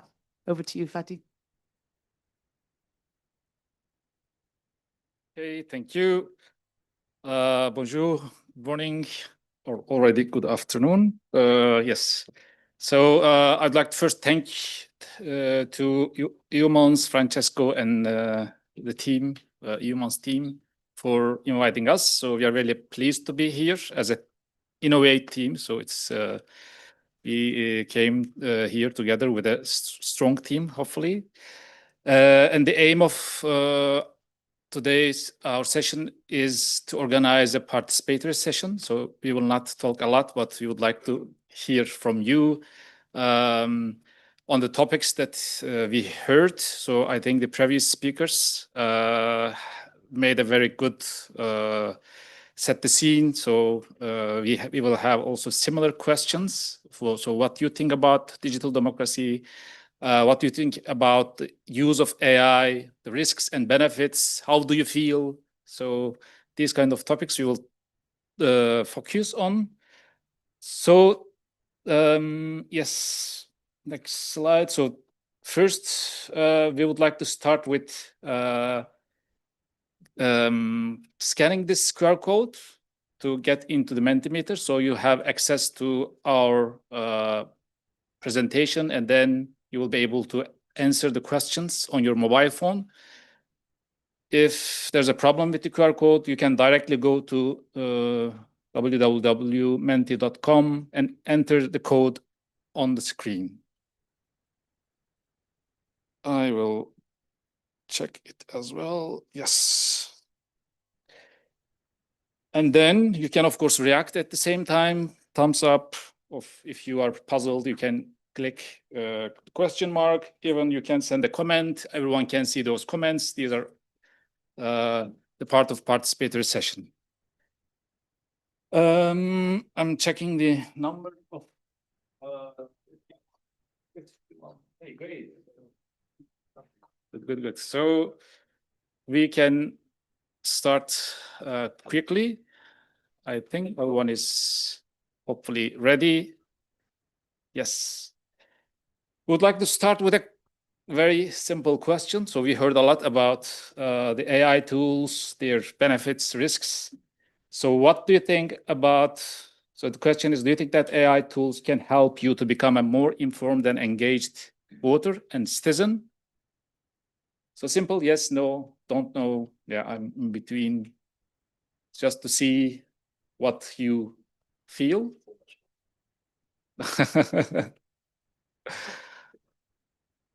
Okay, we are more on the optimistic side, so that is good, of course, nice. Okay, after a very short warm-up, maybe these were already mentioned, so I will not go in detail. So the benefits and risks of AI in democracy. So I'll directly go to the next step because we are already, I think, behind the plan, right? So we'll skip those. Let's go. So that's a very quick introduction of our project and team. Innovative democracy through digitalization. We are a EU-funded project, 3 years. We are still at the early phases of the project, so we don't have many results to share with you, but we would like to get more input.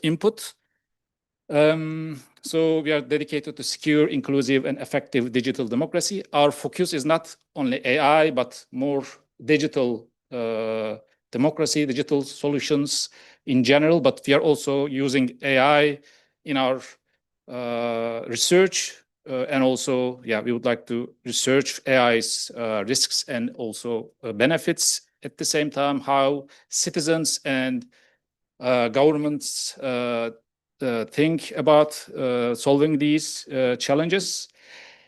We have, so it is a research and innovation project. So not only research, but we will innovate different solutions.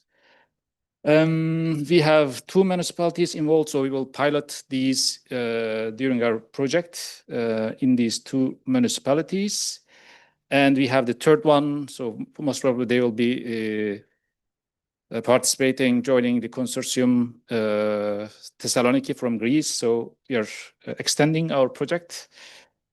A multidisciplinary consortium from Belgium, Germany, Italy, and Spain. Next slide, please. So this is our consortium, strong with research, ICT, civil society, and local authorities involved. Maybe with AI, I can mention DFKI, the German Artificial Intelligence Research Center. So Xenia is representing the research center. So our AI expert in-house, I can say. Also, Hybrid Core is an AI developer, so they will bring AI to our digital solutions. As concrete deliverables on the research and analysis side, we are building a knowledge base for practitioners, for citizens to know and better understand the digitalization's role in democracy, including AI.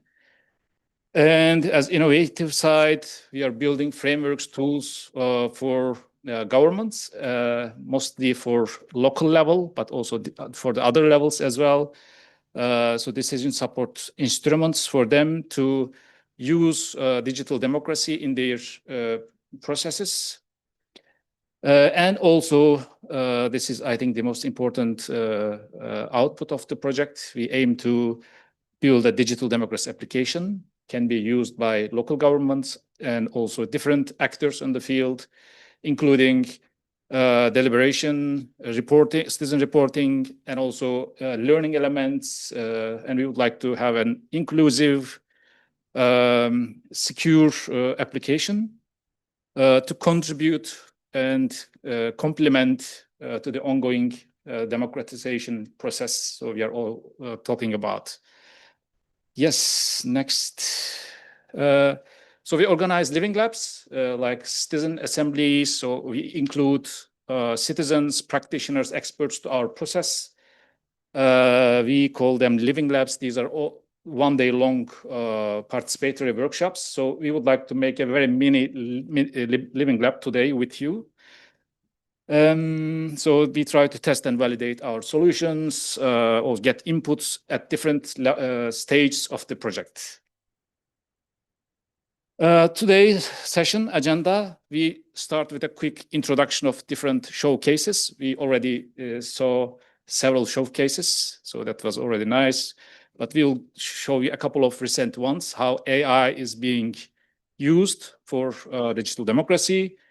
And then we will focus on three aspects of today's topic, facilitated by one of my colleagues each, AI in decision-making, citizen and government perspectives, and access and inclusion. So three short discussions with some questions. You will respond online, and also we will give you the word to make your opinions, positions as well.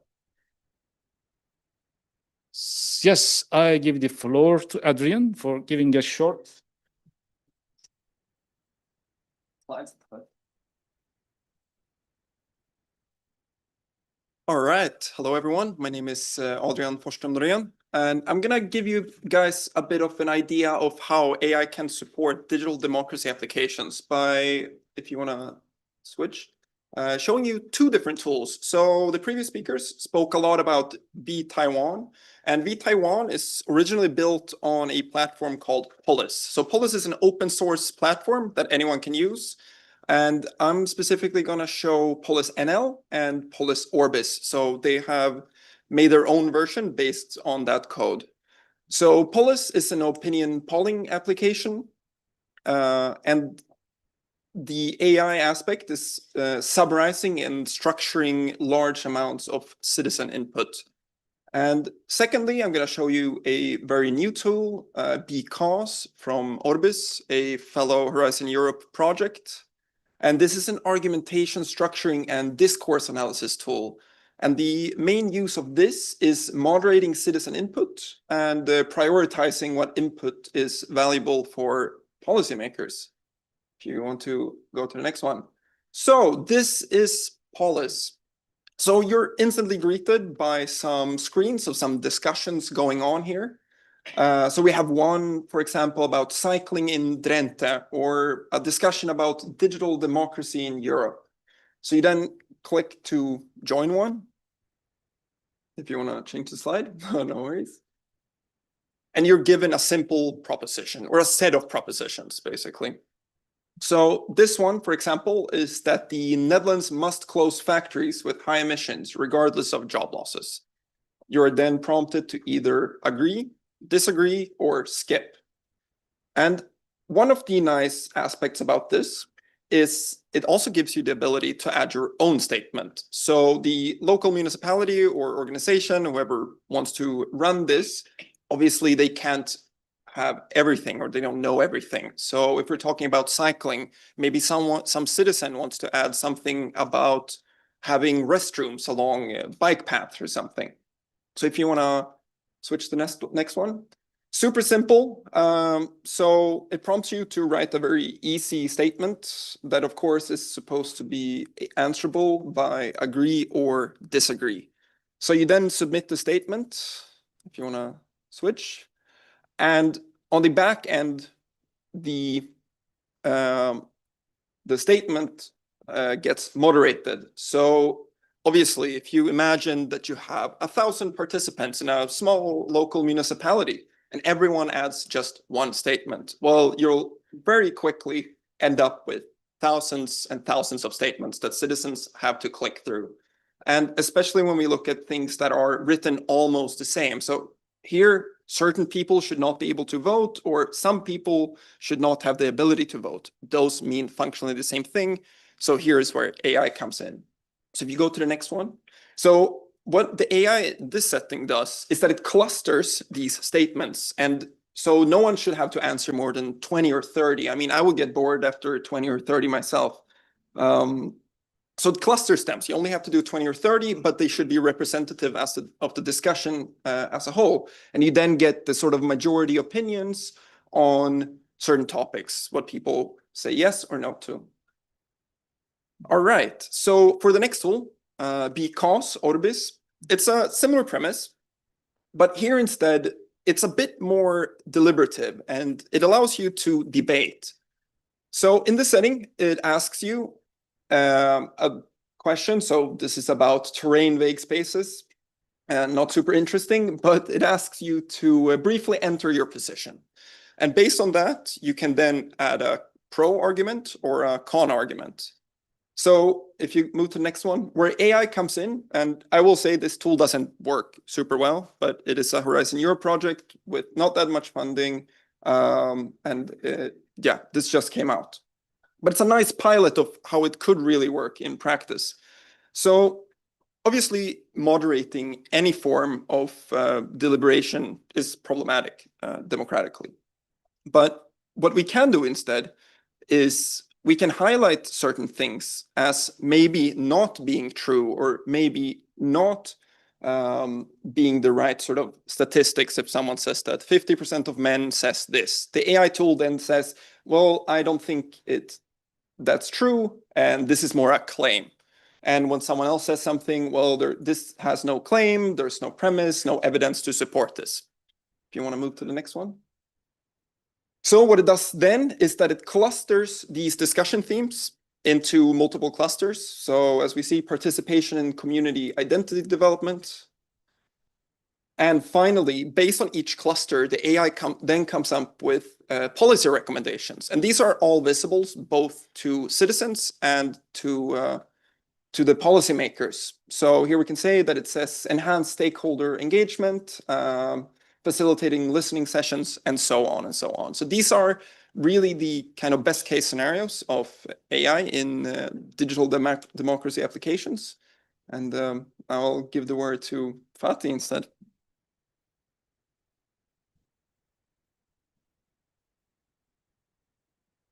Yes, thank you, Adrian. So now we are getting into our more participative part. So first aspect will be the decision making.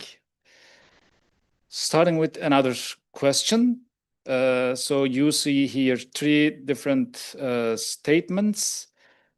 And so on which side? So for each statement, you can position yourself closer to the strongly agree or strongly disagree part. You can give a score. I think it was from 1 to 10. Yes. Okay. So each aspect that we already mentioned, Adrian showed. So use of AI in moderation, or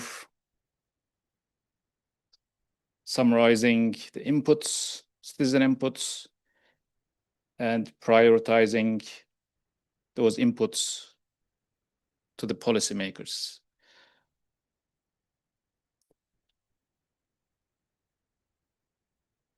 Okay. Okay, last couple of seconds, then maybe we can start with the first one, because I see that it is more on the positive side. So AI should be allowed to summarize and structure large volumes of citizen input. So anyone would like to share the idea? Why do you think like this? do you feel on that side? So we have the microphone if anyone would like to make a comment.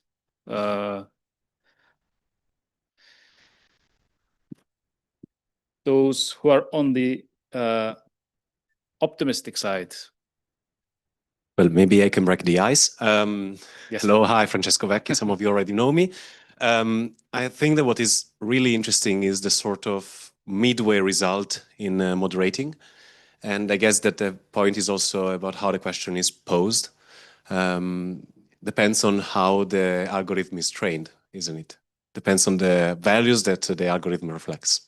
So probably this is what might have brought some people to be more negative than positive, because of course we don't always have access to the values translated into the algorithm. I don't know if anyone else would like to add something on this, maybe? Yes, please. So speaking about the first one, I think that it's important because it can facilitate it to identify priorities in a large amount input from citizens. Yes, thank you. Yes. Maybe here for this time and the others for the next question. So I agree. Thank you very much, by the way. So the first part is just that you're not outsourcing any decision making to the AI process. So it's more trustable in a sense. I think there is an irrational part that is there, even if you trust how the model was trained. The fact that you're outsourcing the decision making to some tool that can change in the future is like breaking a bit the ice. If you take it without saying how this is trained, is not far away from what like China does. And now you have a tool all of a sudden that if some person changes at the government and just changes the way this is trained, all of a sudden you have a tool that moderates what people can say, in a sense. So that part is always going to stay there, this uncertainty to me. Yeah. Okay, thank you. Yeah. Yes, I totally agree that AI should, let's say, summarize in the sorry. It's okay. Should function the speaking opinion, some risks linked to and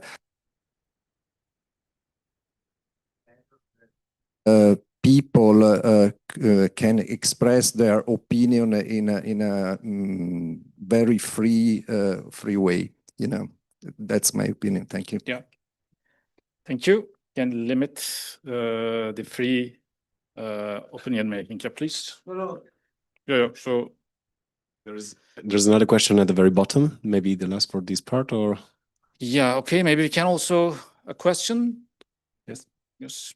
Please. And you can already think about the next one, so we can give the word to a couple of. Yeah, my question is because maybe I didn't understand really well, but isn't there a risk that with the use of AI in collecting input from citizens, we reduce or cut the debate opportunities between citizens on a topic?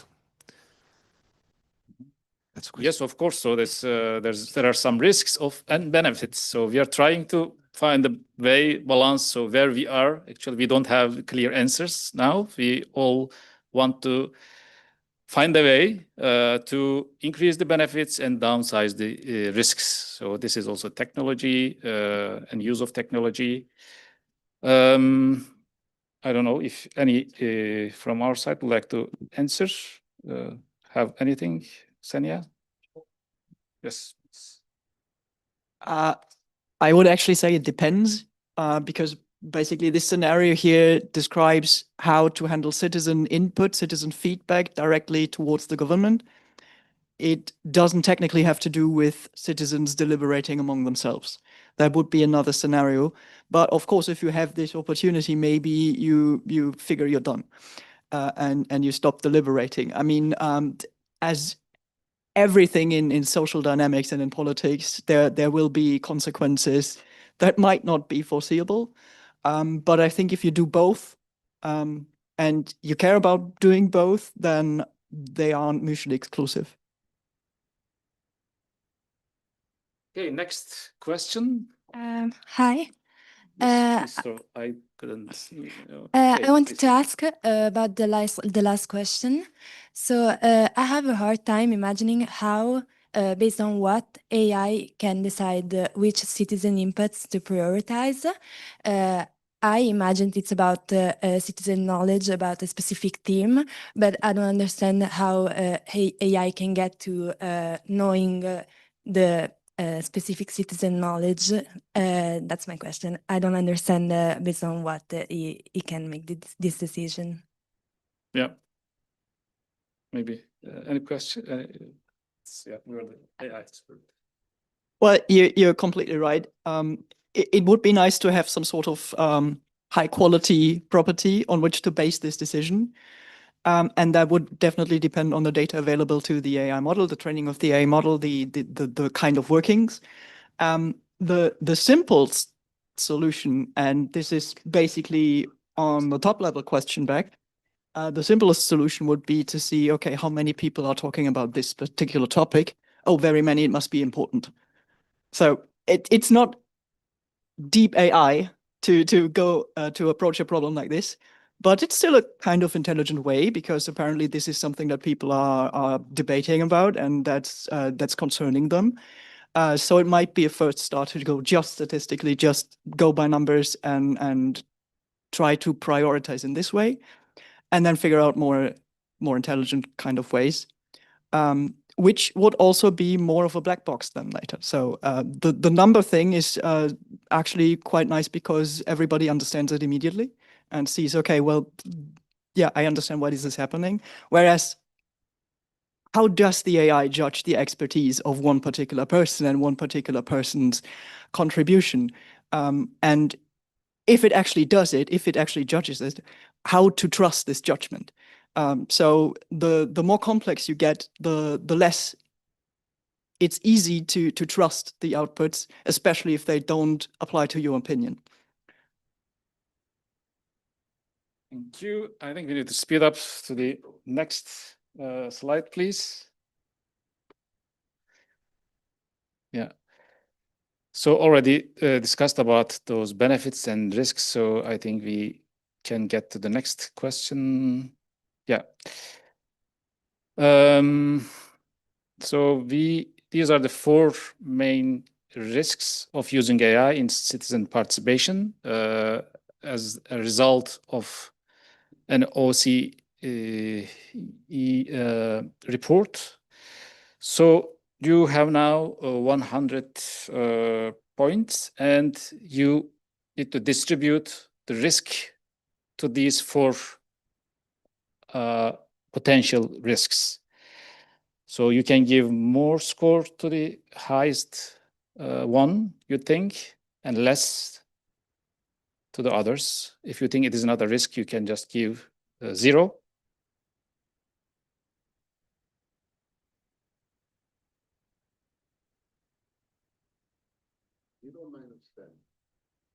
-10 is not possible, I think, but you can only use that button to increase and decrease the score you give.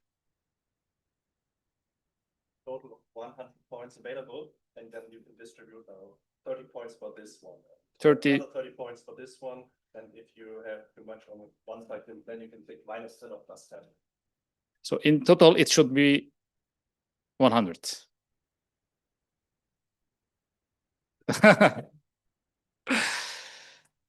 So that's also something, over reliance of AI, right? So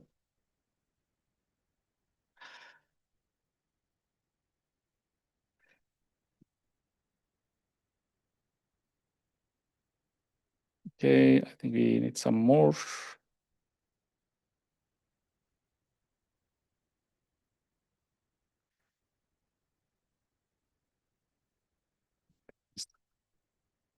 Okay, so we see that bias is on the top, so that is, I think, fair. Lack of transparency at second, exclusion and over reliance has the least score. Maybe I can also give you the word. So why do you think the selected one has the highest score of risk? And any ideas you would like to share with us? Might be a bit difficult, of course, but yeah, just we can also take a different approach. So if some of you disagrees with the ranking, can also take the floor and explain why. And in general, it is supposed to be interactive. So really take the floor and say what you think about that, because that is a statistics, but of course, your voice might be different. So, yes? No, unfortunately, monsieur. we need the, it's for interpretation. I'm sorry. Good. Thank you. I think part of the problem here is that the 4 risks you've mentioned are not on the core of democratic problems. They are for every kind of things.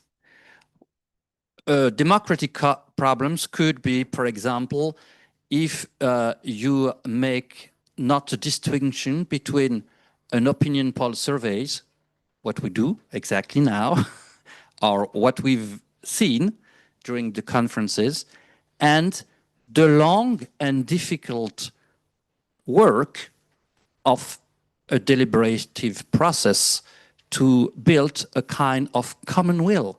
And I think in this democratic and AI thing, I'm involved in such project too. I work with Make.org, if you want.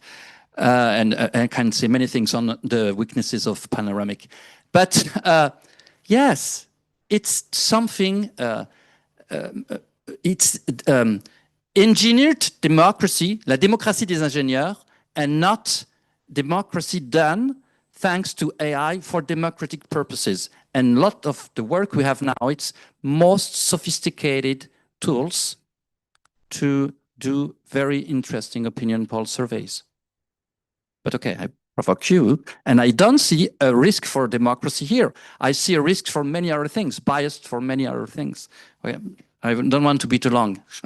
Yeah, these were actually for only the citizen participation part of democracy, and these are already defined by a report. So we selected from the report to be sticking into the research result. So, but it's fair, yeah, you're right.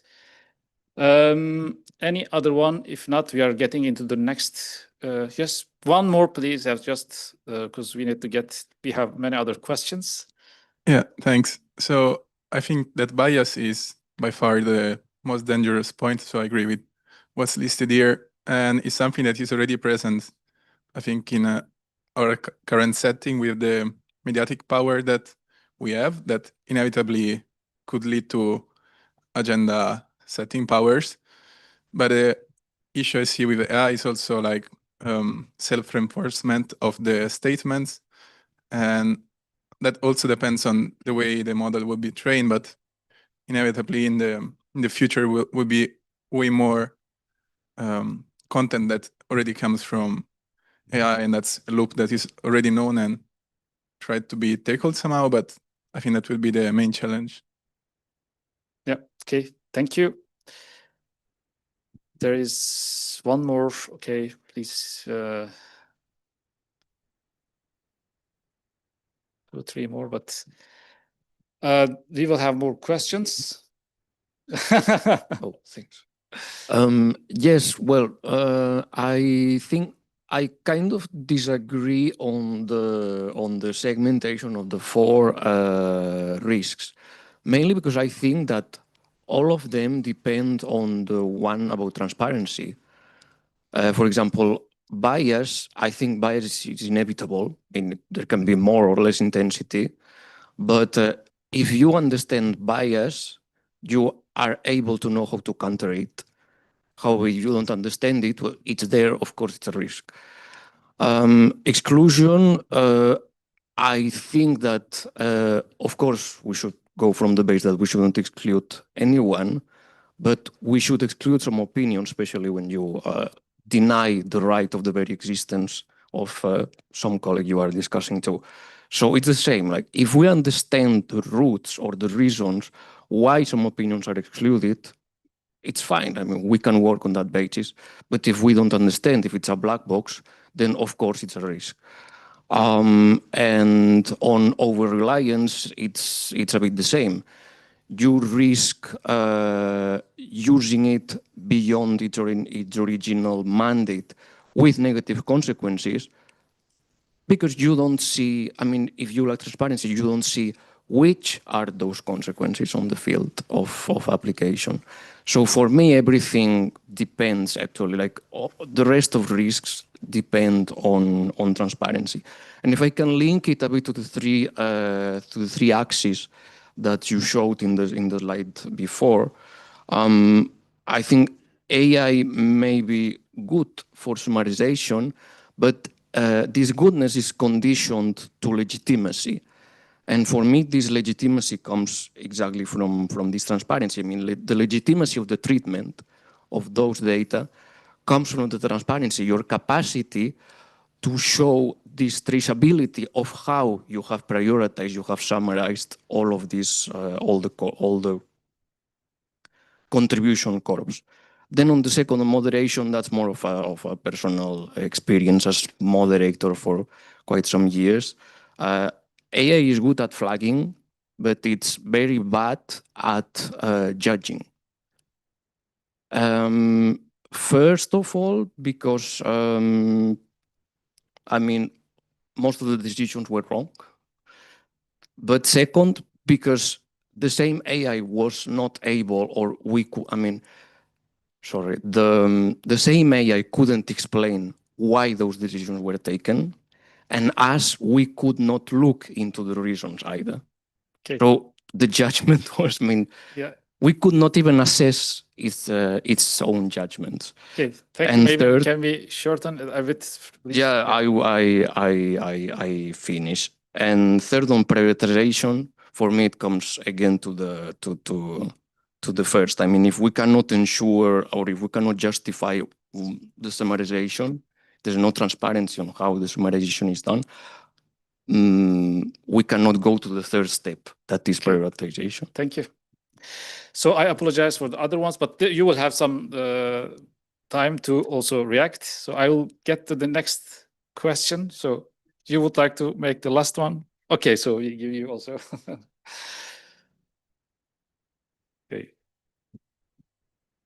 Yes, I have a very short question, a synthesis, I think, of many that I heard.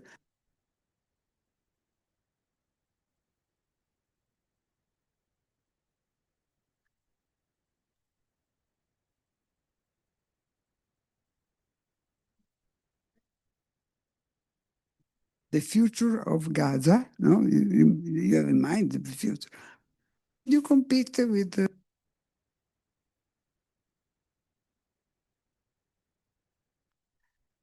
So yeah, this is a $1 million question. So maybe we cannot find the right answer with our solutions, but I aim to get to the other part. But I think you gave the message. Okay. So next question, maybe to the next. We skip all these, also this as well, and I give the word to you, Xenia. So. Yes, hi, properly from me again. So we did some empirical research as a groundwork in the first year of the Innovate project on the citizen and government perspective on digital democracy in general. So we wanted to try and find out what are their wishes, what are their concerns, basically what we're doing here, but in a somewhat larger scale. And what do they want, and how do they see the potential of the digital and of the AI side of things? And click, please. Thank you. Yeah, so we did two rather large surveys in the first year that have also been published, or the survey report has been published. We also went into the 2 municipalities that are cooperating with the project and did some participatory workshops with very small groups that went into detail on how to maybe design an app that we're going to do. We had 2 Innovate Living labs, and basically we're trying to keep on the discussion about these things. We also had a meeting with the Ethical Advisory Board, so we're trying to really look at this from all angles. Click, please. There's another Mentimeter slide now, where I'm asking you for one word, what, in your opinion, currently is the biggest obstacle to citizen participation?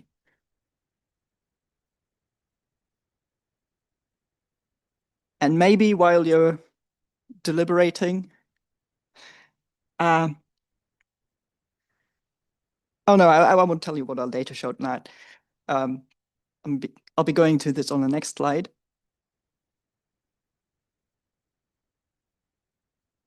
And on the slide after that.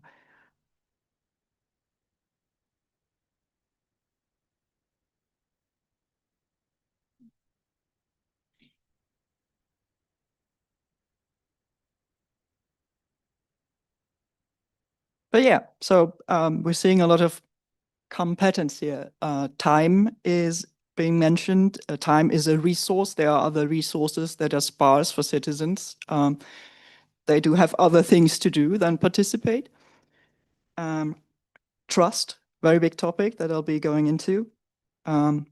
Also, feeling unheard, which has something to do with trust, but also goes beyond a little bit.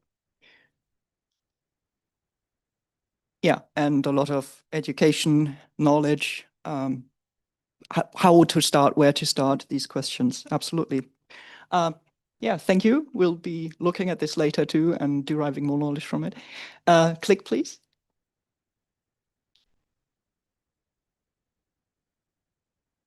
That might be a step too far. Could you go back? Okay, it doesn't work. Then click again, please.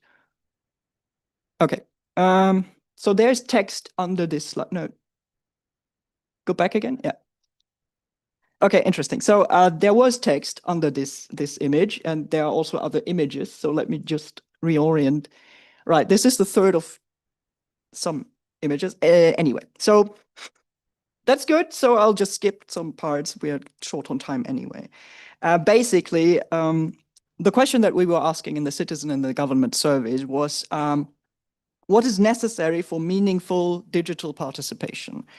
And so we first looked at the status quo, and I'm not sure about you, but most citizens that we asked, what are you actually currently doing with politics, with your local government? It's mostly administrative or private. So people are registering cars, changing their addresses, debating politics, but among their peers, there's quite little actual participation going on. And the most widely used digital features, and this is basically on the right side, you see the list of digital features that we extracted from existing technology and that we asked the people, hey, did you use this in the past or not? And this slide basically shows how important do you think this feature is to have in a digital democracy app, with the purple part being, well, it's not important, I don't care. The blue part is, yeah, that's good, that should be in it, but it's not essential. And the black part is, this is definitely the essential feature that needs to be in a digital democracy app. And we see that currently what people are using, or what people are experienced in using, is basically very low barrier entry points of participation. More than 50% of the people we asked have participated in online petitions, basically giving their voice on a certain topic, but less than 10% have ever co-created anything with the government or with fellow citizens. And on the government side, we see something very similar. We asked public actors what kinds of technology they're using for what purposes. And they said, well, we do have tools that allow people to comment on what we're doing, but we really don't have tools, or we rarely use tools for co-creation with citizens. And similarly, we see here that this is actually something that citizens do wish for. And governments also are thinking about this. How can we make them participate, or how can we get them to be able and be willing to participate? So there are substantial gaps between the demand and the current availability. People are mostly wishing to report local incidents, like there's an app called Fix My Street that is the basic functionality that people are wishing for. There's something in my neighborhood that's wrong. I want to report it. I want somebody to come and fix it. That's the most wanted feature, basically. But there's also a large demand for rating projects that are going on, giving opinion about projects that are going on, and also about the educational part, remaining informed, getting transparency from the government, what is going on around me and why. So the wishes are there. And these top-rated features emphasize that there's a need for direct communication, or for communication in general. Current digital democracy succeeds at the light touch kind of things, like petitions or giving opinions. That's already possible. It's already possible to make statements and have them rated. But it doesn't really go beyond. And at the moment, it's not quite clear if this is citizen disinterest, if this is government failure, or if they are just on the right tools for these kind of participations. So the top challenges that the governments mentioned are with more than 20% engaging citizens and keeping them engaged. So they see a large problem there. And also with 16 and 14% each resource problems. There's not enough staff, the staff doesn't have enough skills, there are time constraints, and there's money. There just isn't the money to develop these tools, to use these tools, to buy these tools, to maintain these tools. Those without digital experience mostly cite these resources as a barrier. Those who do have digital democracy experience have another reason why it doesn't work for them, and this is internal culture. The staff, the government staff, and also the citizens, they need to be educated on how to do this, not just on the technical side of things, where to click, what to do, but also how do I give my opinion? How do I hear the opinion? How do I combine them into one popular opinion or one democratic opinion? And these kinds of things, even if there's a will to do them, it's hard to perform them. So we were asking the question, how does digitalization help here? And we came up with the conclusion that an app can address the scaling part of things. So AI support and moderation, we've talked about this analysis, we've talked about this aggregating opinions. This is possible. It can address a lack of feedback. So there might be automated status updates on projects or on things that are going on in the backend. And it can scale the reach too. It can address many people at the same time. But there are also a lot of things that an app cannot deliver, and digitalization cannot solve on its own. And there was one quote from one of the workshops, a person who said, genuine debate benefits from physical togetherness. And I think you targeted at the same direction. People need to talk to each other, and people need to take the time to talk and to really think a problem through in order to solve it or to reach a conclusion that everybody likes. And this is something that is very difficult to fulfill in technology or in technology alone. And there's also, we've already seen this, a trust deficit. So citizens doubt that their inputs matter. And no app fixes a government that doesn't respond. Speaking of trust, click please. There's another Mentimeter question about which actors to trust, which actors should be able to operate such a platform.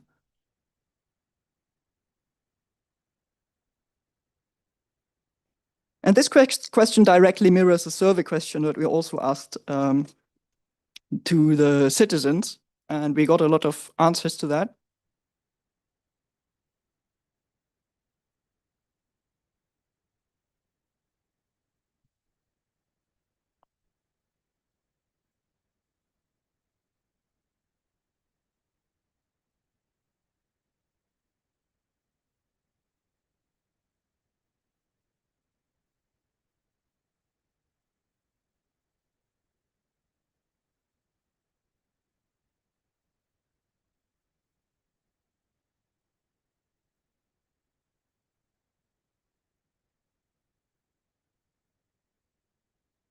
example that's quite interesting. So the question is, who should hold the keys to digital democracy? Click, please. And you have voted for nonprofits and for a very high level governmental perspective on the EU level. And again, I apologize. This is the third of 3 pictures. So I need to circle back a little. The citizen survey actually revealed a clear trust hierarchy that tended to favor the local municipality. So people really trusted the people that were close to them, but we're still on top, like we're still the governing body. And of course, the least trusted party was the private companies, also in the citizen survey. But they weren't really aware of the citizen perspective, of the citizens being able to also hold the power over these technologies, of open source solutions and so on. They basically tended to, well, I need to trust somebody else than me to do this, and that's the local municipalities basically.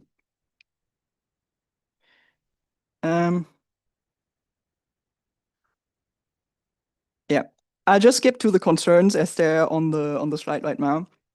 So these are the citizen concerns beyond trust in a certain actor doing this. And the most important, the most serious concern is that, again, governments ignore results from digital deliberation. Meaning that participation is formally collected, but not regarded in the effect. Again, a quote from the workshop: "The greatest risk is that digital democracy becomes a facade. So there's no genuine empowerment even included in having the people's voices heard." Other risks that I saw are spread of misinformation, some fake news, manipulation fears, and also that the results could be manipulated. Because, well, again, the algorithms are intransparent. You do participate, but you don't really know what happens with your participation. And that shows that respondents are acutely aware that digital platforms can amplify both democratic but also anti-democratic functionalities. So there might be a lot of disinformation going on. There might be a lot of nudging going on that turns into the wrong direction. Governments are concerned about the slightly other things. They also care a lot about manipulation and disinformation, but they're also concerned with more technical stuff, like how to authenticate, how to make sure that nobody's voting twice, how to make sure that people aren't misusing these platforms to do something non-constructive or even destructive. And they are hoping to handle the scale by digitizing, but they're also afraid of what might happen if they lose control. So we did a little bit of thinking on how to address trust technological on a technological side, and we do have the algorithmic potential of doing, well, open source stuff. We do audits. We try to aim for explainability and so on. So there are methods that go in that direction. We will use some sort of moderation for contents. We will do accessible reporting and so on. But for fears like the government will ignore me, it's really hard to do something technical about it. You need to include the analog, you need to include the actual people working in the government, and you need to include the actual people who are voting or who are contributing in a way. Okay, so trust is an important topic. I'll switch to the next Mentimeter. Click, please.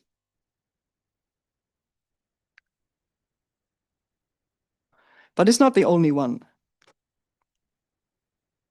So apart from trust, or maybe even trust, what is the most important thing in a digital democracy, in your opinion, that would allow for a constructive democratic process?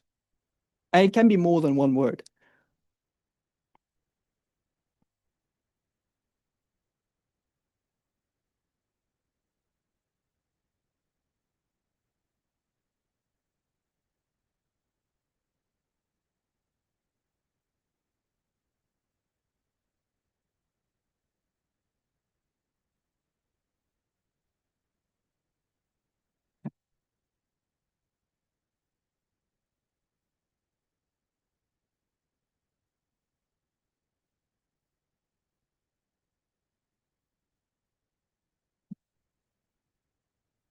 fun.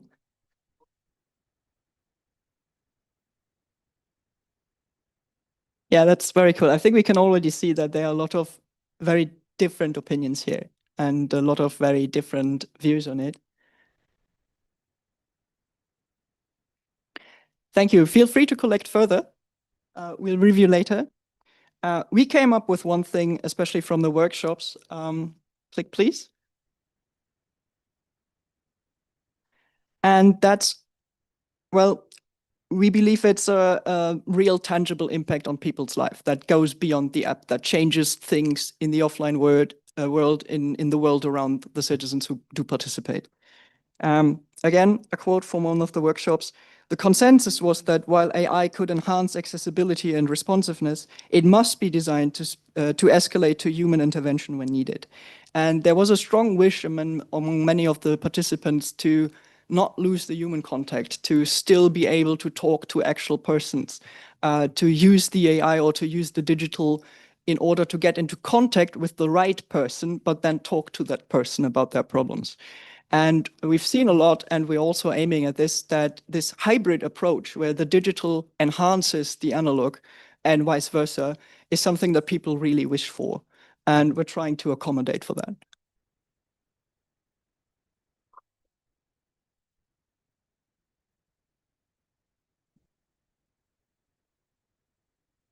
Yes, hello. I try to speed things a bit up. So my name is Kevin Friesch. I talk about access and inclusion a bit, and we can skip a few slides and the next, this one, and we start here.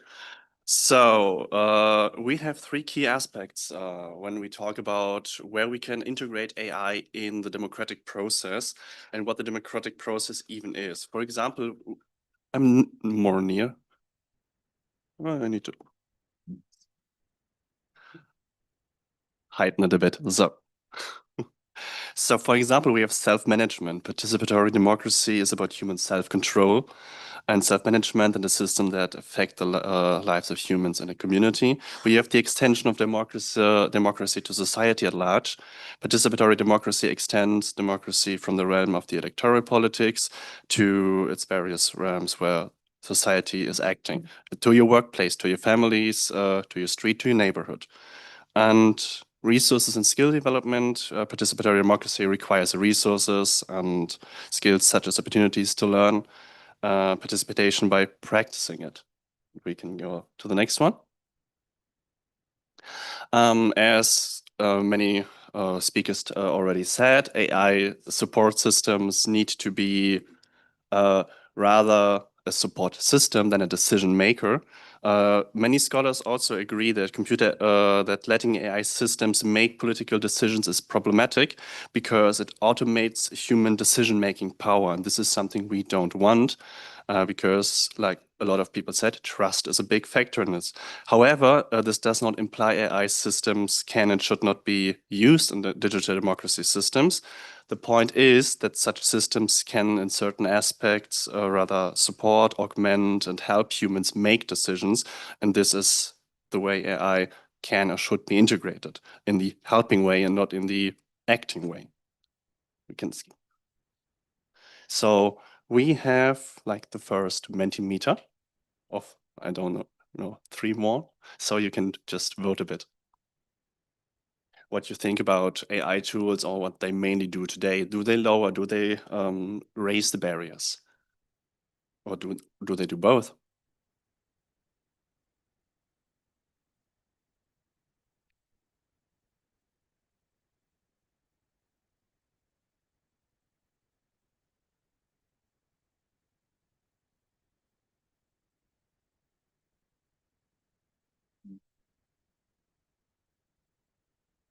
It's quite interesting that no one has voted raise barriers yet.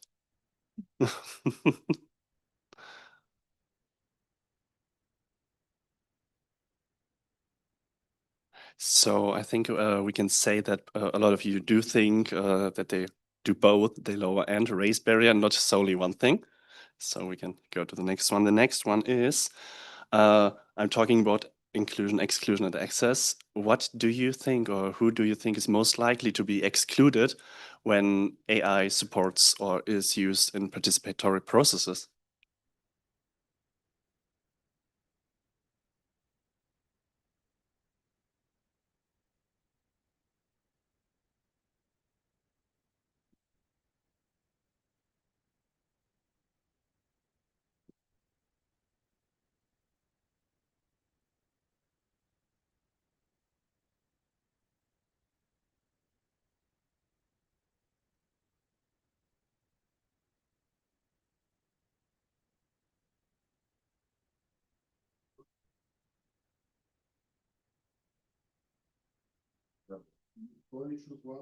No, you can move them and rank them in order. It's probably a drag and drop interaction. So I think we have a general overview now. That a lot of you think that low digital literacy is like the main important factor in exclusion when citizens try to participate in a process where AI is mandatory or even the main part. Yeah, we can skip. And a lot of you also said before that AI can be both a barrier or raise and lower the bars, and this is where I want to build on. AI is has sort of a dual nature, a bridge and a wall against inclusion and accessibility, or for inclusion and accessibility.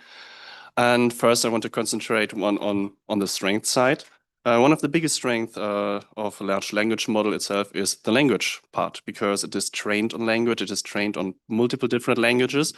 So this is something where AI can be used for a broader access for people. AI-powered translation tools allow people to interact with their government on various different levels. For example, a language minority who does not speak the country's language can therefore let AI translate very difficult political speeches into their main language so they can better learn and participate in the process. And also, AI can be used to simplify political speeches. I don't know if if you already listened to hours and hours of political speeches. They can be quite tiresome and quite difficult to grasp, and we can use AI to simplify this language. Yeah. But we also have a risk there, as AI can force systemic exclusion through flawed data and design. And this is because AI, as some people already said, is trained on a data set that is probably historical, and this historical data may clean out or leave out minorities or minority input. For example, when we have AI summarization based on mass of data. For example, we have like the main data is from a lot of people, but an ethnic minority already has like is a minority and therefore has not much data. Maybe AI thinks, oh, this is not important, we leave it out. And this is a big factor we cannot overlook. And we also need to keep in mind not to digitalize everything, especially old people or people with disabilities might be alienated from the political process this way, because it's another entry barrier for them to an already difficult process, so they may choose to not participate anymore or not even try. Therefore, creating a digital barrier pushes people away. And for example, exclusion, I think, is very important, because if not everyone can participate equally in a political system, the process is fundamentally doomed to failure, because a political system participation should be equal for everyone. And if there's even a bit more exclusion, then the political process can fail. You can skip. Yes. A bit back. Yes. So access and inclusion, some people already said, it's a human first approach instead of an efficiency first approach. We have to concentrate on what humans do and how they can be helped and augmented and supported, not how processes can be more efficient, or how can we summarize in the best way, how can we turn 300 speeches to 2. Some nuances and context can be left out, therefore making potentially misinformation or creating misinformation, and the political process is not trustworthy anymore. If there's no trust, why do I even want to participate? When there's AI and I think, okay, is the summary right? Is it wrong? Who tells me? How can I perceive what is right and wrong? So then we have 2 more Mentimeter questions, and then my part will end. If you had to choose one priority for inclusive AI, which would it be? Well, what do you deem most important?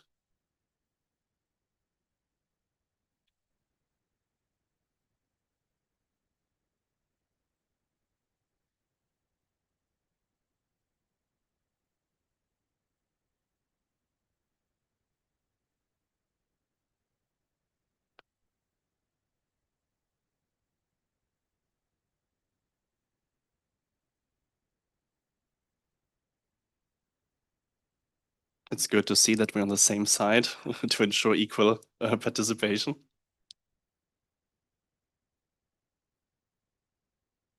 For me, it's the most important thing also. So then we can go to the next question because it's probably decided. And where you can put some information in a text box, I guess. What's one concrete design feature that you think would make AI more inclusive? For me, it would be something like a fact check or a trust or transparency check one can apply to a summary, for example. For example, if there's a summary of a political party, we need AI to be more inclusive to make a visible check and how this data is summarized and if it's even true. Transparency, yes.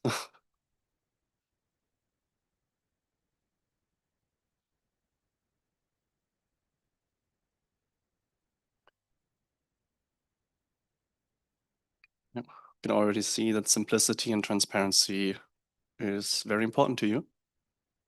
So I think then I can close my part and we can go to the end.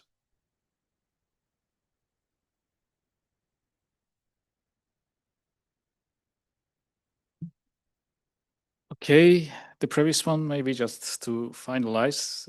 Thanks for your inputs. I think we have received many good feedback. And Francesco's looking at me, so the time is pressing. The next one, so just innovate information. I mean, yeah. So please, if you would like to find more information about our work, our events, so you can follow us, Innovate, the website. All our publications are available there. So we have 2 more years to go forward, and you are always welcome to join our activities, events. So we are stopping here. Thank you, Francesco, and everyone.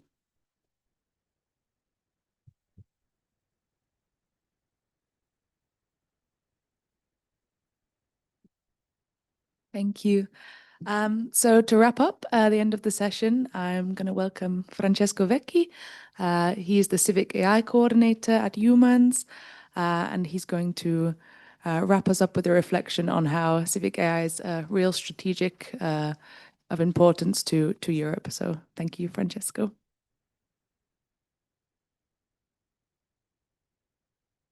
So thank you very much to all the speakers and all the participants that resisted so long today and provided us with so many interesting insights.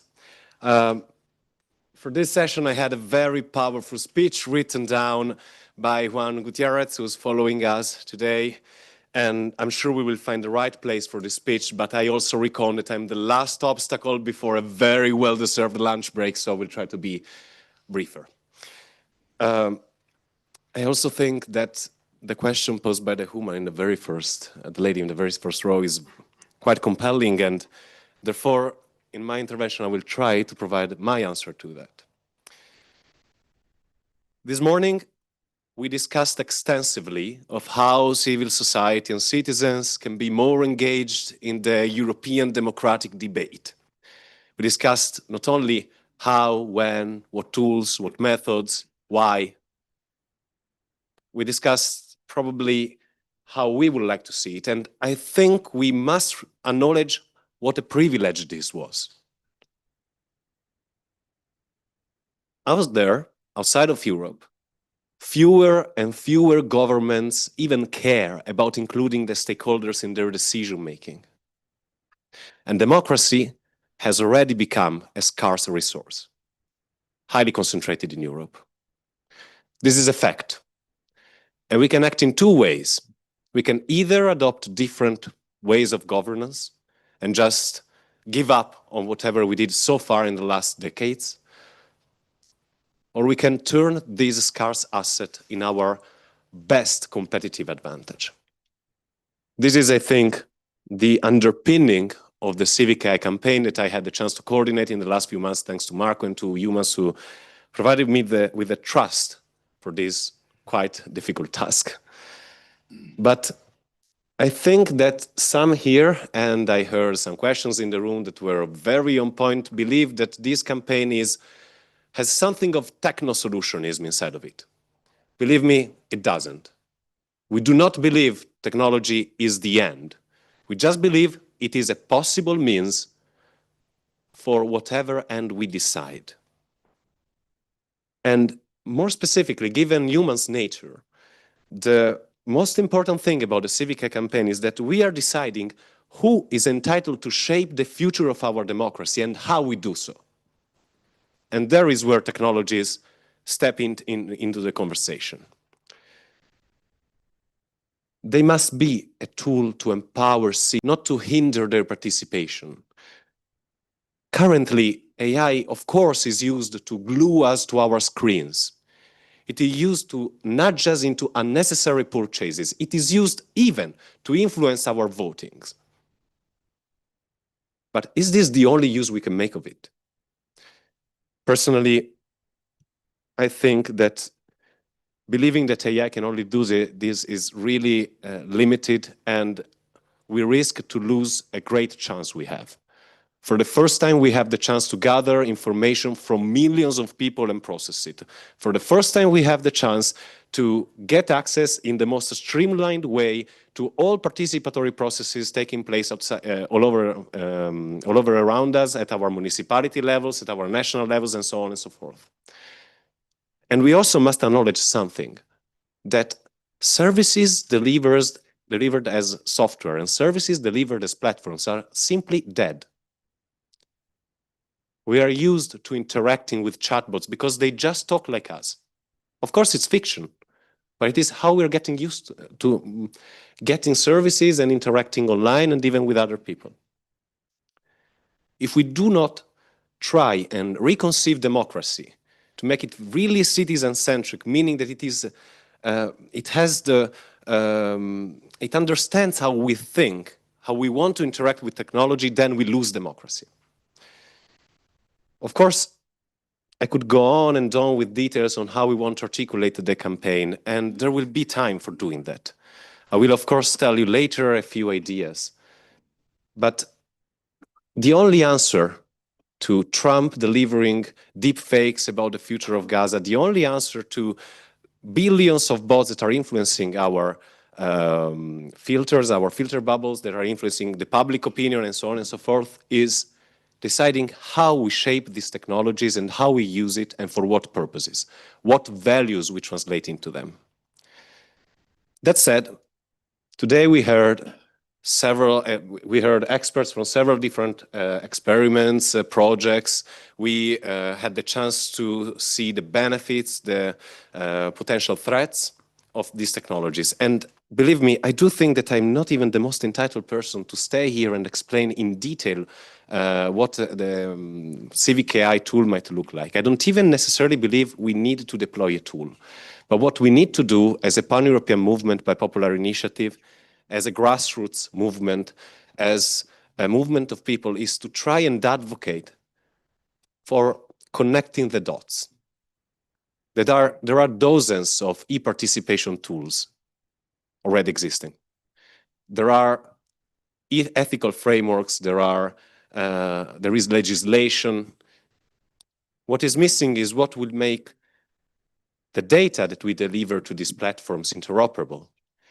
What is missing is, for example, a unified single sign-on platform where you can sign on with your digital identity, potentially the European one, and get access to all these participatory tools. What is missing is a framework on the model of the eIDAS framework that made digital signatures and digital identities happen for digital democracy and digital participation tools. Currently, a lot of governments can still claim that they will not provide participation online because they are unsure whether these technologies comply with European law or national law. But what is mostly missing is streamlining the ability of people to donate their data, not only for private services as we already do. How many of us wear some wearable technologies like the smartwatch just to have information about our heartbeat and provide them with billions of data about our daily activities and our bodily developments. How many of us do that already? We're giving the data to private entities. I'm not saying that we should not do that necessarily, but why don't we do the same for getting better services and to get a better democracy? I apologize if I was not too detailed into what we propose, but beyond the time pressure, which would be just a very poor excuse, there is an underlying principle in the reason why I don't want to go too much into details today. In the last few months, I was in charge of setting some lines for the Civic AI campaign, and it was an amazing job. But I do believe that until this work will be done by just one person, this will not be enough. All of us sitting here today probably have different understanding of what civic values are and how and when and if they should be translated in technology. Therefore, what I would suggest is that you follow our activities in the coming months, because we will launch several different participatory processes. We will have plenty of webinars with experts in the field to discuss further what we mean with civic AI. Because whatever civic AI will come up in the next few months, it must be ours, not just a projection of one person who tries to understand what is better. Otherwise, we would do the work of public institutions. That said, a very concrete thing I will ask you to do before leaving the floor for lunch break is, if anyone can switch the slide, please. Yes. Thank you very much. So, in order to open up even more the conversation about what AI for democracy should look like, next week I will have the privilege to attend the International Forum on the Digital and Democracy taking place in Cannes. There was a QR code, I think, at some point. Yeah. So I will have the privilege to attend this crucial event whose outcome will be a declaration for the sovereignty of mind and for the democratic use of AI. It will be written down in a closed-door meeting, and I'm, of course, grateful for having the chance to attend, but I don't want my voice to be the only one represented there on behalf of humans. Scanning the QR code, you will have access to a very easy-peasy document where I try to store some information and summarize what the petition will be about and what are the main principles and the main concerns that have even started us reflecting on why we should need a petition like this. Please, provide me with your comments, with your thoughts, with your insights. I will try to represent them as much as possible in Cannes. And in the next few months, I will try to represent all of your thoughts during our participatory activities. That said, I thank you again very much for your attention, for resisting for some 3 hours, for others just 2 hours of Congress in the morning. And I invite all of you to have the greatest break of your life probably now, and to see all of you in the afternoon. Thank you again.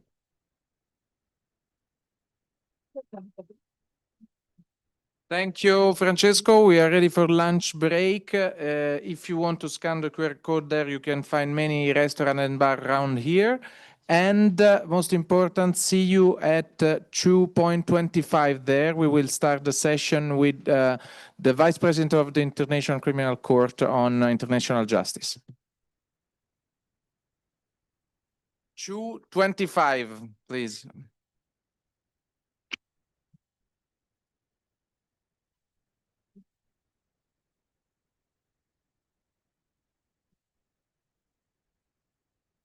And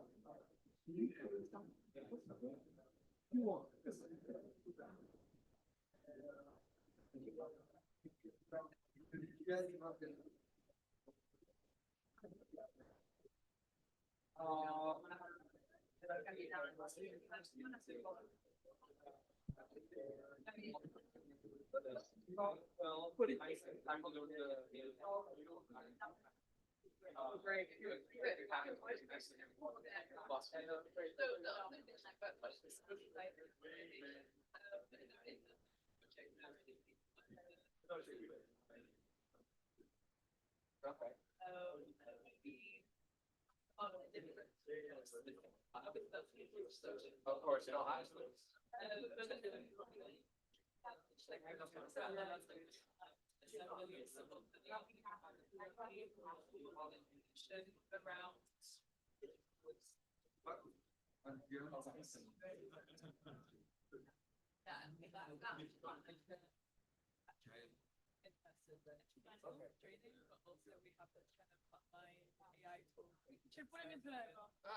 eccolo qua. Ciao. No, I don't want to keep you too long.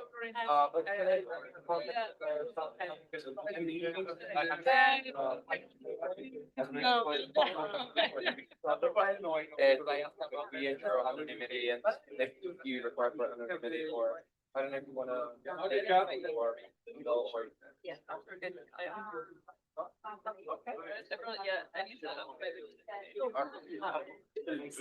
I get it. I'm still a student. I do not use LinkedIn that much. I was bringing to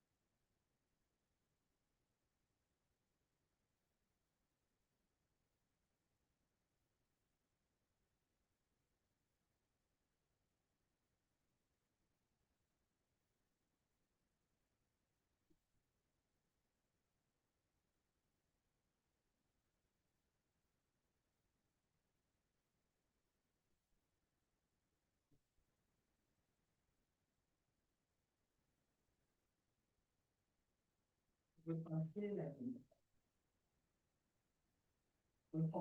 démocratie. Je veux peut-être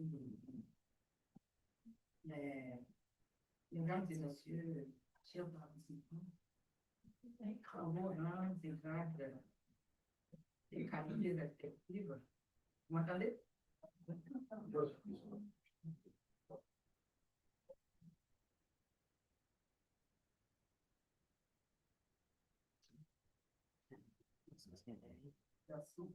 Vous m'entendez? J'ai fait une petite réflexion sur le thème de la rencontre. Juste pour vous dire que au moment où je devais préparer mon speech, j'ai réfléchi un peu sur le thème. Je me dis, qu'est-ce qu'il faut dire? Recommencer la démocratie, repenser la démocratie, revivre la démocratie, qu'est-ce qu'il faut dire? Moi, je préférerais dire repenser la démocratie. Mesdames et messieurs, chers participants, en vos grands grades et qualités respectives, je vous présente Messie. À l'entame de mon propos, je voudrais, au cours de la Cour pénale internationale et en mon nom, de façon singulière, remercier les organisateurs de cette importante rencontre qui s'articulent autour de mais j'ai mis dans mon traitement repenser la démocratie. À la lumière de quelques petites recherches, j'ai découvert, chers amis, de Eumans, que Eumans est une organisation non européenne pour l'initiative populaire qui s'est fixée comme objectif de recréer la démocratie en incitant directement les populations au-delà des 5 frontières nationales en Europe et en France. Et ceci,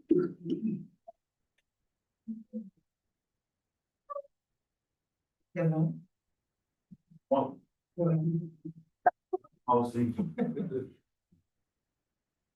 Et pour ce faire, pour atteindre cet objectif, j'ai compris que, entre autres outils participatifs, vous avez les référendums, les initiatives citoyennes et autres, pour ne citer que ces outils-là. J'ai aussi découvert que, après Varsovie, et déjà avant Varsovie elle-même, et après Bruxelles plusieurs fois, vous avez mis en place des pédagogies pour vous faire comprendre, pour comprendre l'objectif qui est le vôtre. Cette fois-ci, vous êtes à Paris, capitale de la France, un pays qui, malgré les bouleversements politiques qui émaillent le monde, reste la demeure des initiatives publiques, tant au plan régional qu'au plan local. Toute chose qui pourrait indiquer que ce pays reste un modèle d'innovation et de participation citoyenne. Mais c'est à nous qu'on juge l'activement. J'ai compris que dans vos préoccupations, vous avez inscrit la Cour pénale internationale en bonne place. Et j'ai trop bien compris que vous vous atteliez à prêter main forte à cette institution judiciaire dont la mission est tout simplement belle. Je vous en suis reconnaissante. C'est d'ailleurs pourquoi, lorsque j'ai pensé au terme et que quelque part on m'a dit que je pouvais présenter mon discours de la façon qui me plaît, j'ai dit, pourquoi ne pas mettre le signe qui est celui-ci. L'homme au centre des débats. En effet, faut-il l'ignorer, la Cour pénale internationale doit en grande partie sa création à ce quatrième pouvoir que représente la société civile par-delà le monde. Pour le petit souvenir, je pense à la Commission internationale, je pense à Amnesty International, je pense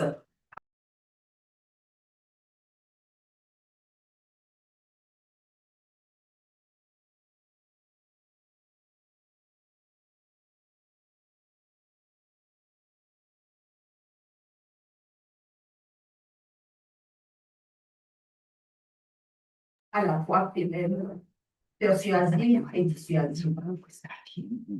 Voici 25 ans, un peu plus de 25 ans, bien entendu, après sa création en 1998.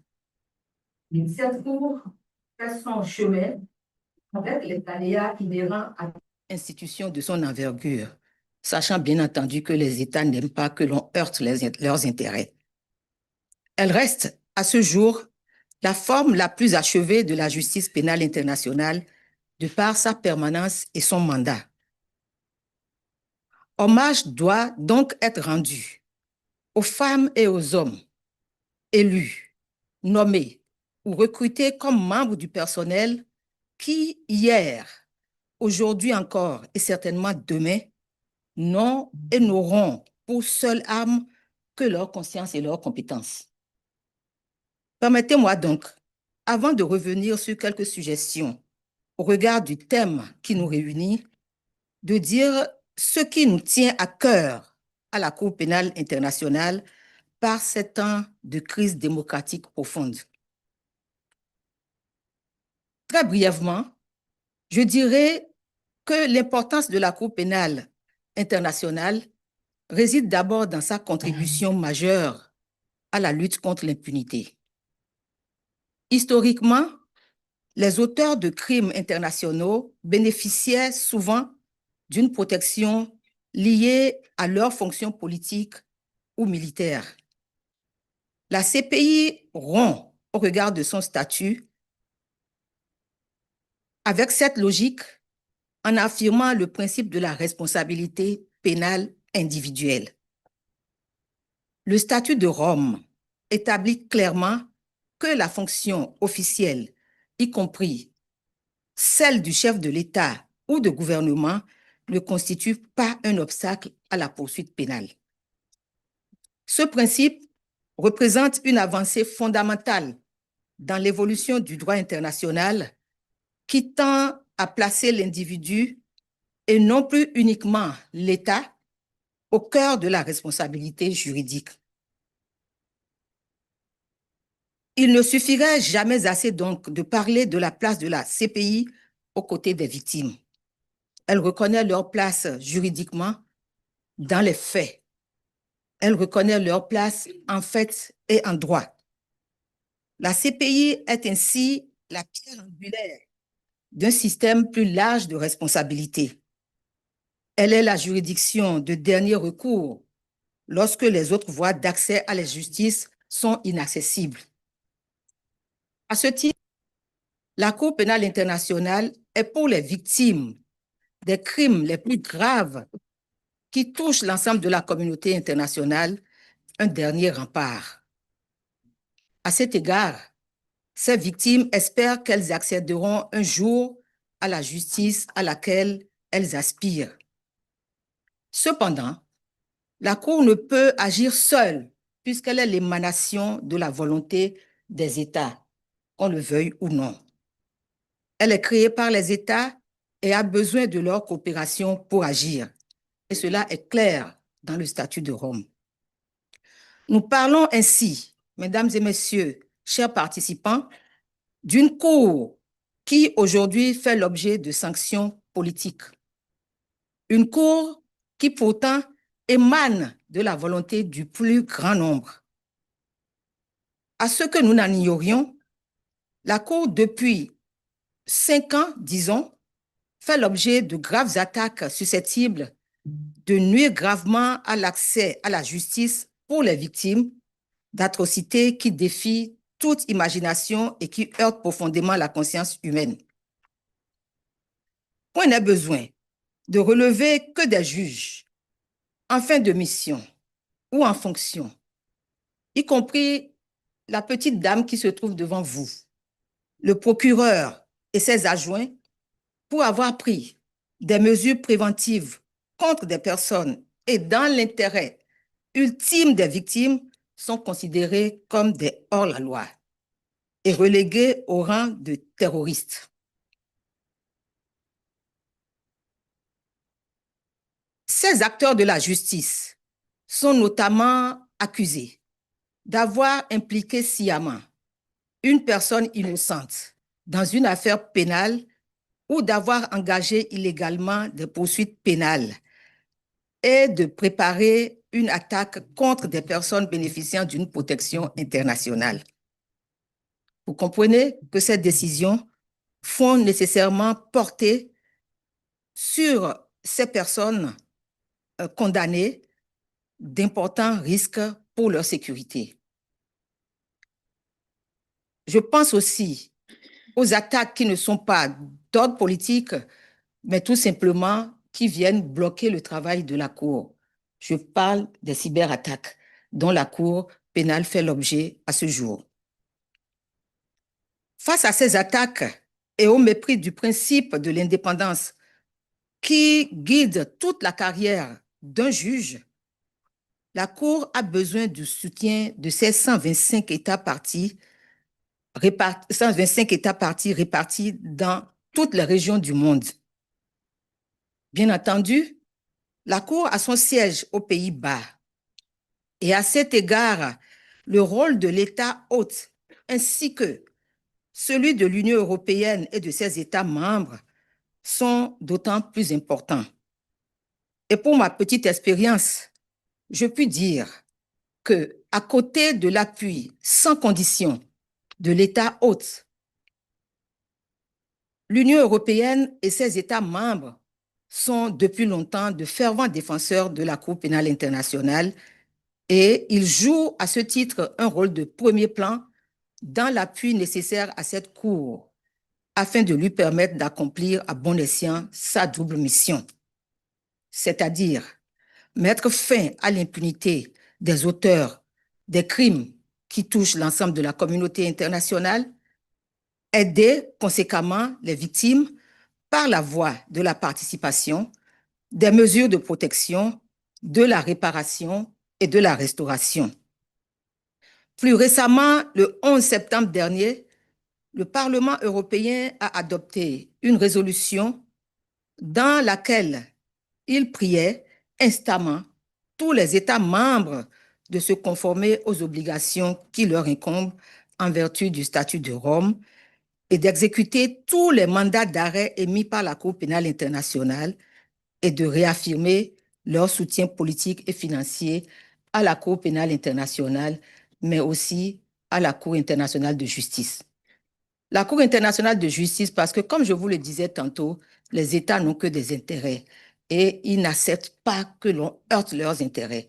Et c'est en cela que la Cour internationale de justice aussi peut avoir des problèmes d'un moment à l'autre. Aujourd'hui, la Cour pénale internationale est active en Afghanistan, au Bangladesh, au Burundi, en République centrafricaine, en Côte d'Ivoire, au Darfour, en République démocratique du Congo, en Géorgie, au Kenya, en Libye, au Mali, en Palestine, aux Philippines, en Ouganda, en Ukraine et au Venezuela. Des milliers de victimes comptent sur la Cour pour obtenir la justice à laquelle elles aspirent, même si elles ont fini de perdre leur profil, leur projet de vie.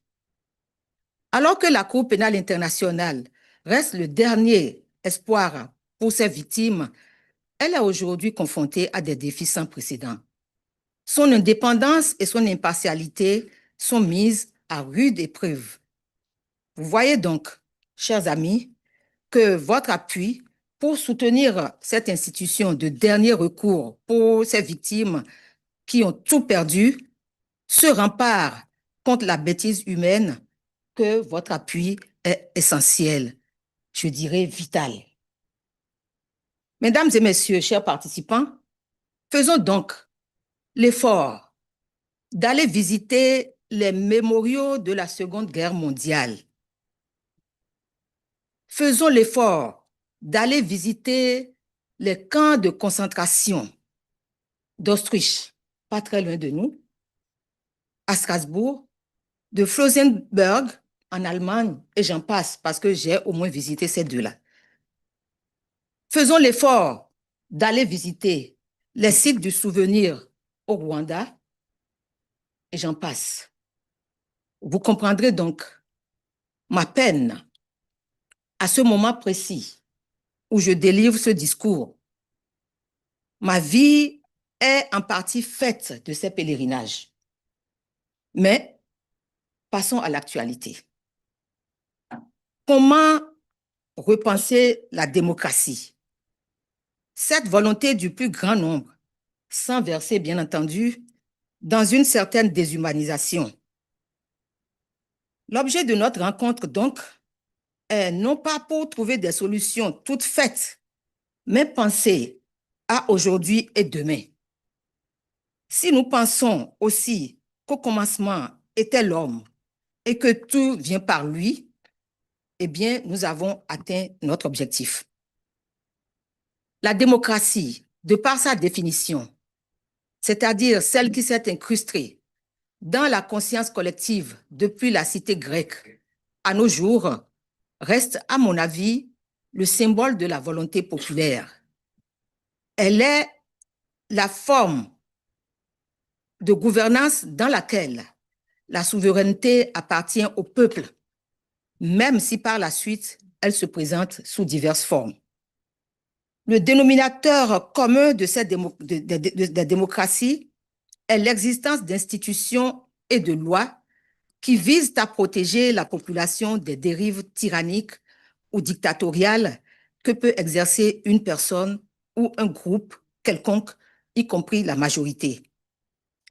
Toute démocratie doit donc disposer de lois permettant aux citoyens de changer de gouvernement ou de projet politique légalement, c'est-à-dire sans avoir besoin de recourir à la violence et en respectant les procédures définies par les lois. Faut-il le rappeler, Aristote et Polype sont de ceux-là qui ont rempli nos méninges depuis la classe de terminale en passant par l'université pour certains d'entre nous. Nous pensons aussi à Montesquieu dans l'esprit des lois et nous pensons au philosophe Platon. Mais aujourd'hui encore, ces sommités, j'allais dire, restent encore dans la mémoire collective. En Afrique, nous pouvons aussi penser à des acteurs contemporains tels que Kwame Nkrumah, Nelson Mandela et autres. Ils restent des repères incontournables pour la nouvelle génération. Depuis plusieurs années, les démocraties libérales connaissent une crise profonde qui se traduit par une baisse de confiance des citoyens envers les institutions étatiques. Astra Taylor, dans Démocratie, sous pression, autoritarisme, répression et lutte, a bien évidemment énoncé de la belle manière qui soit comment ça devrait se présenter et qu'est-ce que est son point de vue. Mais à mon avis, dans le cadre qui se développe, l'idée de restart démocratie, dans l'idée de restart démocratie, la démarche ne vise pas à tout recommencer ou à renoncer aux acquis démocratiques, si je ne me trompe, mais plutôt à réexaminer les règles de fonctionnement de la démocratie afin de les adapter aux réalités contemporaines. Comment redynamiser alors la démocratie tout en garantissant le respect de ses principes? Il y a bien entendu plusieurs facteurs auxquels vous avez fait allusion dans vos flyers, mais je retiens quelques facteurs ici qui pourraient peut-être animer les débats. Ces facteurs sont relatifs à la crise de la démocratie représentative et de la légitimité et aux mutations de l'espace public et aux fractures sociales. Aujourd'hui encore, de nombreux citoyens considèrent que leur rôle se limite au vote et qu'ils ne disposent de moyens réels d'influer sur l'élaboration et l'adoption des décisions politiques. Ce sentiment d'impuissance vient fragiliser la conscience entre gouvernants et gouvernés. Les partis politiques et les élus semblent souvent déconnectés des préoccupations quotidiennes. La professionnalisation de la politique renforce l'idée d'une élite isolée, éloignée des réalités vécues par la plus grande partie de la population. La concentration du pouvoir et l'insuffisance des mécanismes de contrôle des dirigeants renforcent ce sentiment. Cette crise se traduit aussi par une baisse de participation aux élections. J'en ai vécu l'expérience, ça ne fait pas longtemps. Mais aussi par une mise en cause de la légitimité et du fonctionnement des institutions démocratiques. La démocratie est perçue comme moins inclusive et moins à l'écoute, ce qui alimente la défiance du public et fragilise le bon fonctionnement des institutions. Au-delà des problèmes institutionnels, la démocratie semble s'effriter par des changements sociaux, culturels et technologiques. Le numérique, par exemple, a transformé l'espace public, mais si le numérique facilite la circulation de l'information et de l'expression citoyenne, il favorise aussi la polarisation des opinions et la diffusion de fausses informations. Ces évolutions, autant qu'elles sont, et elles ne sont pas exhaustives, fragmentent le débat démocratique, le rendant plus émotionnel et souvent conflictuel. La prise de décision collective est ainsi affectée. Je pense aussi aux inégalités sociales, économiques et territoriales qui viennent affaiblir la démocratie et peuvent porter atteinte à l'égalité des citoyens devant la loi, notamment dans l'accès aux droits et aux services publics. Les personnes en situation de précarité ne disposent pas d'assez de moyens pour exercer pleinement leurs droits et prendre part à la vie démocratique. L'exclusion de certains groupes de l'accès aux droits et à la représentation politique affaiblit le caractère inclusif de la démocratie, du moins, menant parfois à la contestation. Au regard de ces nombreux facteurs, ils sont plus nombreux que ceux que je viens de citer, mais qui, bien entendu, fragilisent la démocratie. Il est indispensable d'identifier des leviers capables de la relancer et de renforcer sa résilience. Il faut donc une analyse qui mérite de profondes réflexions et à cet égard, je voudrais penser à quelques perspectives.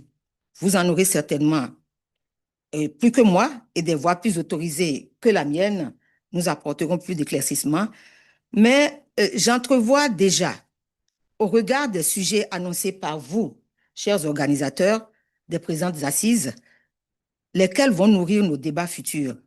Dans le cadre de notre thématique, vous avez fait allusion à la participation citoyenne, à l'encadrement du numérique et au rétablissement de la confiance citoyenne, entre autres. Parlant de la réinvention de la participation citoyenne, l'idée initiale de renouveau démocratique est de compléter la démocratie représentative par des dispositifs de participation et de délibération afin d'associer les citoyens à l'élaboration des décisions publiques. Cette disposition, comme les conventions citoyennes, les budgets participatifs ou les assemblées locales, pourraient permettre d'associer directement les citoyens à l'élaboration et à la détermination des décisions publiques dans le respect des règles applicables et des compétences des autorités concernées. Cette approche a pour but de rétablir la confiance en prévoyant des modalités de participation qui permettent aux citoyens de jouer un rôle précis dans la gouvernance, mis à part le vote.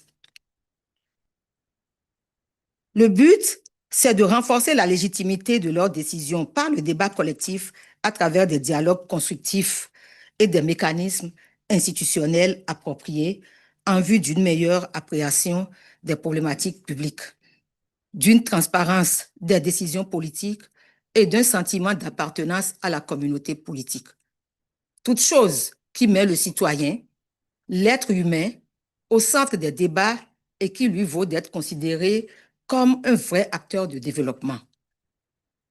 Une autre approche, en termes de perspective, serait, par rapport au numérique, de voir comment faire pour rétablir la confiance des citoyens. Bien entendu, nous parlons du numérique, puisque nous sommes à son ère. Il peut être un levier fort de démocratisation s'il est bien délimité. Les outils numériques peuvent favoriser la consultation des citoyens, le renforcement de la transparence des décisions des autorités publiques et l'accès aux données dans le respect des règles applicables en matière de protection des données et de sécurité des systèmes. Ils peuvent également rendre l'action politique plus claire et augmenter l'engagement. Mais cela exige des plateformes, l'encadrement de plateformes, mais aussi des moyens de réponse crédibles et vérifiables contre la désinformation. Je m'arrêterai là pour l'importance du numérique, mais finalement, le renouveau démocratique implique une évolution des pratiques institutionnelles. Il requiert des règles claires de transparence et de probité publique, ainsi qu'une obligation réelle de résultat de la part des autorités. Il implique aussi un examen régulier des politiques publiques afin d'en contrôler la légalité, la cohérence et les résultats. Ces conditions sont cruciales pour établir la confiance des citoyens. L'éducation civique est également primordiale.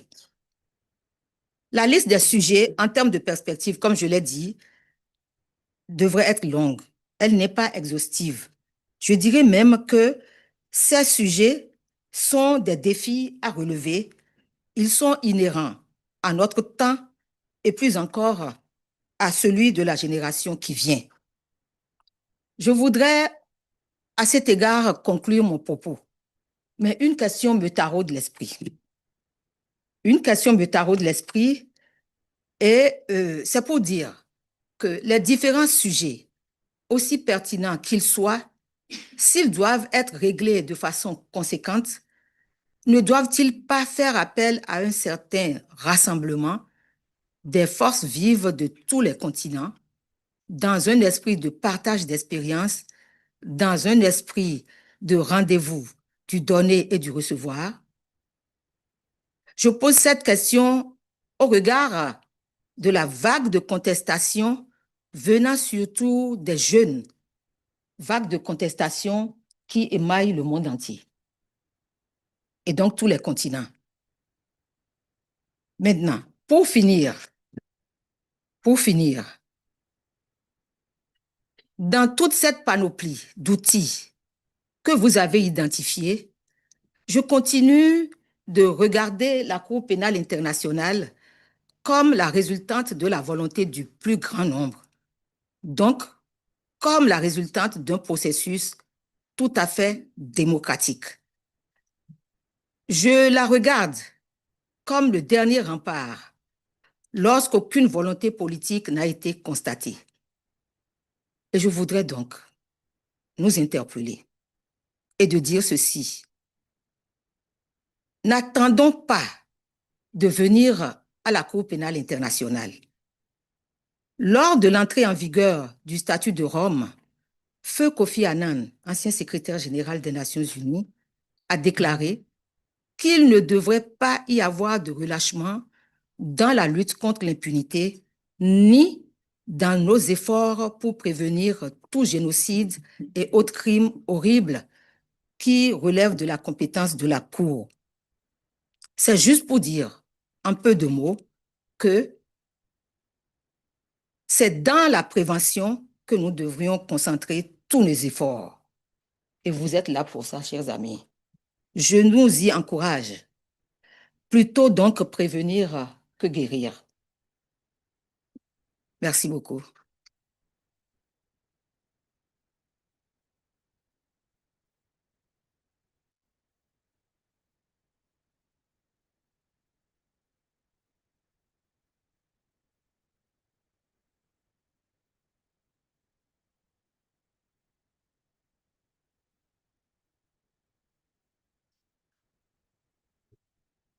We really thanks a lot, Judge Reiner Pineganso. It's really an honor to have you here with us, and thanks for your speech. You can count on us as organization of European citizens in this fight in support of the International Criminal Court. And since we know that the International Criminal Court is under attack from both East and West, we need to build actually a coalition of civil society organization in support of the court. And we know that we also have legal instrument in Europe to strengthen this support that we would like to activate, and we as Humans and No Peace Without Justice were asking to activate them. But just for that reason, there's a coalition in support of the court, and here Noor Nassif is our representative in The Hague, which is also the seat of the International Criminal Court. So I will give you the floor, Noor. You can also speak from there as you prefer. And okay, and of course you can tell us more about this coalition and why do we need to build this alliance of this civil society organization in support of the court. Thank you so much. Good afternoon, everyone. Thank you for having me here today. Thank you to Eumans, and I'm honored to be here with Madame Vice President and Mr. Nicolo. My name is Noor. I'm here on behalf of the Coalition for the ICC, one of the largest global coalitions of civil society organizations across 150 countries. We work to advance international justice and the rights of victims across the globe. The coalition also played an important role in campaigning for the adoption of the Rome Statute back in 1998, but also in the establishment of the International Criminal Court in 2002. We're witnessing profound geopolitical shifts that are directly affecting the rules-based international order. International law, the institutions established to uphold it, and those who defend it are all under increasing pressure.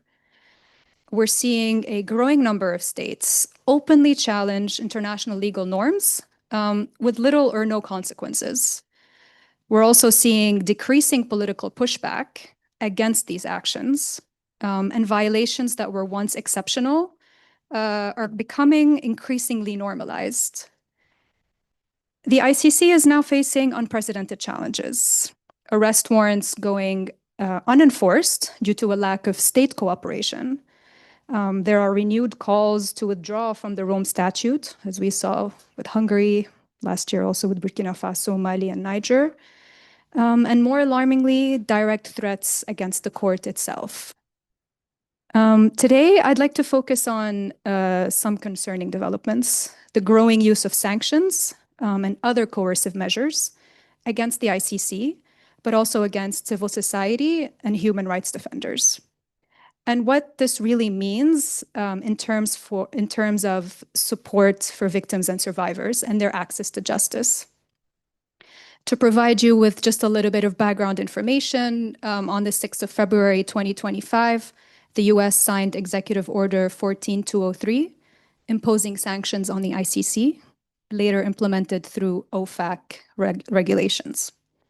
Since then, the sanctions expanded to include the prosecutor, the 2 deputy prosecutors, and 8 judges.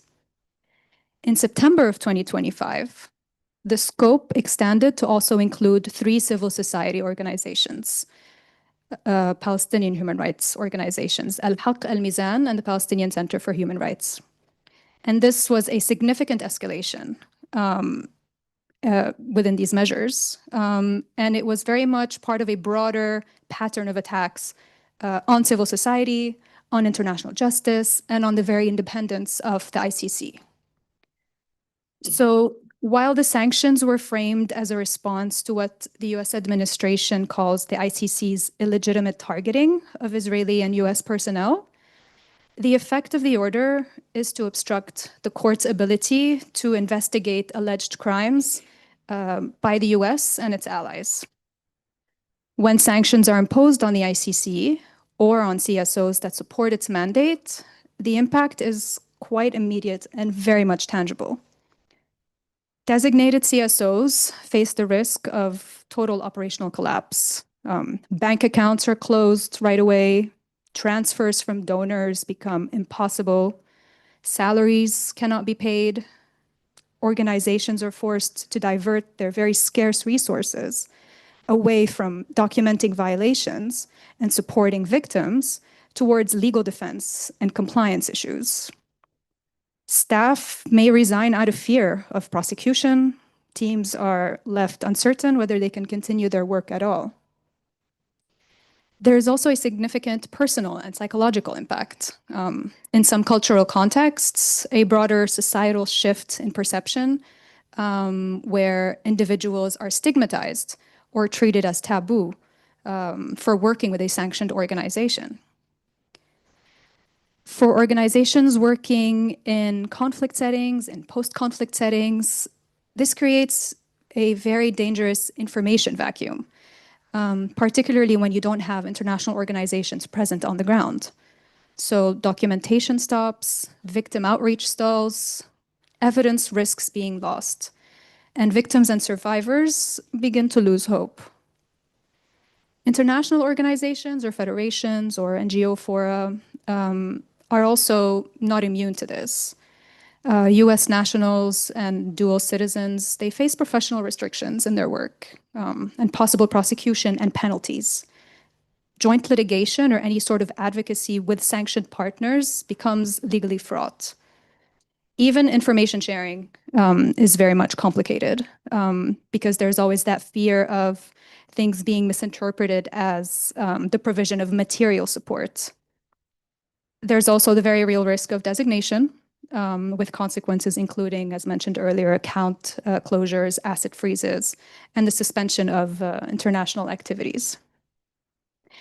It's also very deeply concerning that these measures create a very chilling effect on victims because the US sanctions framework actually allows for civil and in some cases criminal liability, including imprisonment, just for engagement with designated persons or entities. At the Coalition for the ICC, we work very closely with survivors and survivor-led organizations. We very much hear firsthand that for many of them, the ICC is their last remaining beacon of hope for justice. Because when their national systems have failed them, the court really represents the only place where their suffering is heard and finally acknowledged.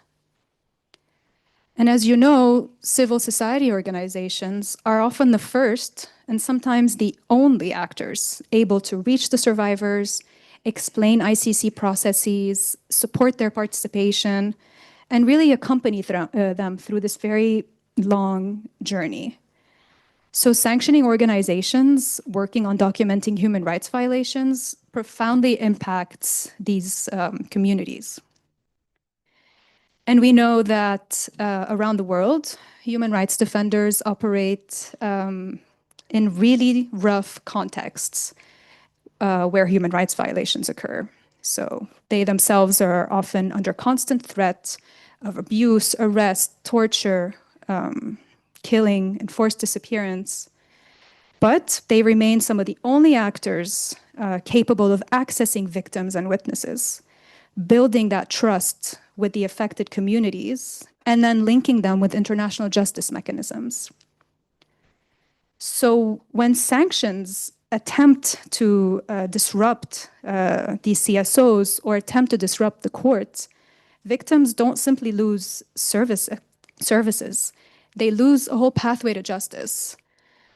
And then when cooperation with the court is portrayed as being politically dangerous or legally risky, this could very much silence victims and witnesses, weakening cases, and ultimately benefiting those who are responsible for the crime itself.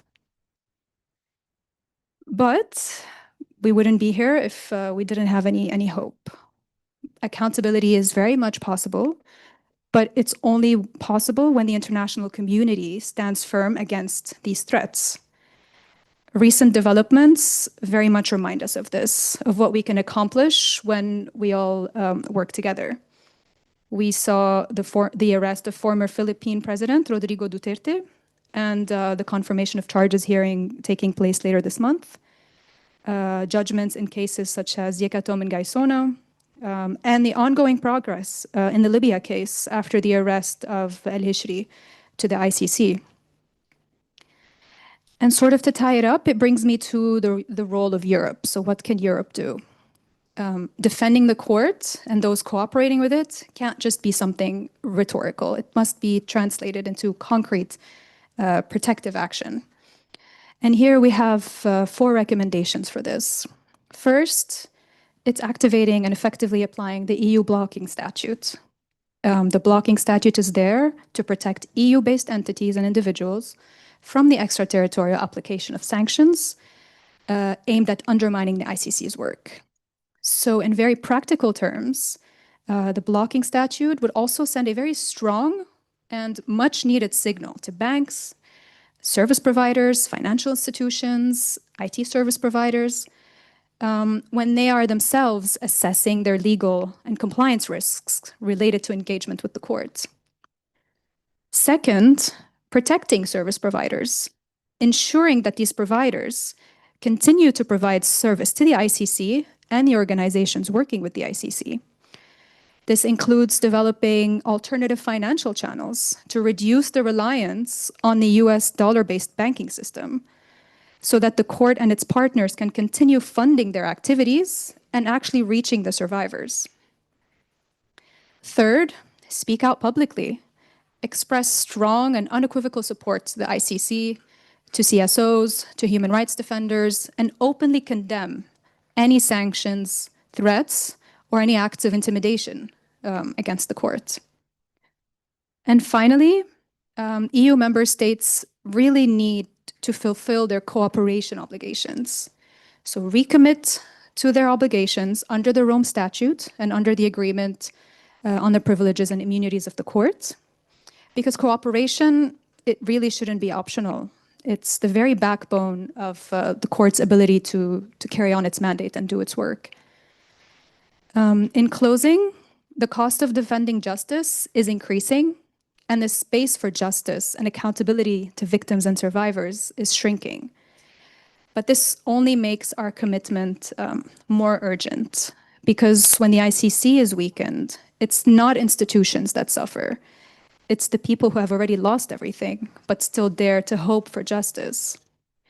I wanted to leave you with a quote from one of our member organizations working directly with victims in the Philippines. As of now, the ICC represents the only path towards justice when domestic systems have failed. Like for the victims in the Philippines, sanctions against the court don't punish perpetrators. They punish victims, delaying truth, accountability, and hope for justice for thousands of families. Thank you so much.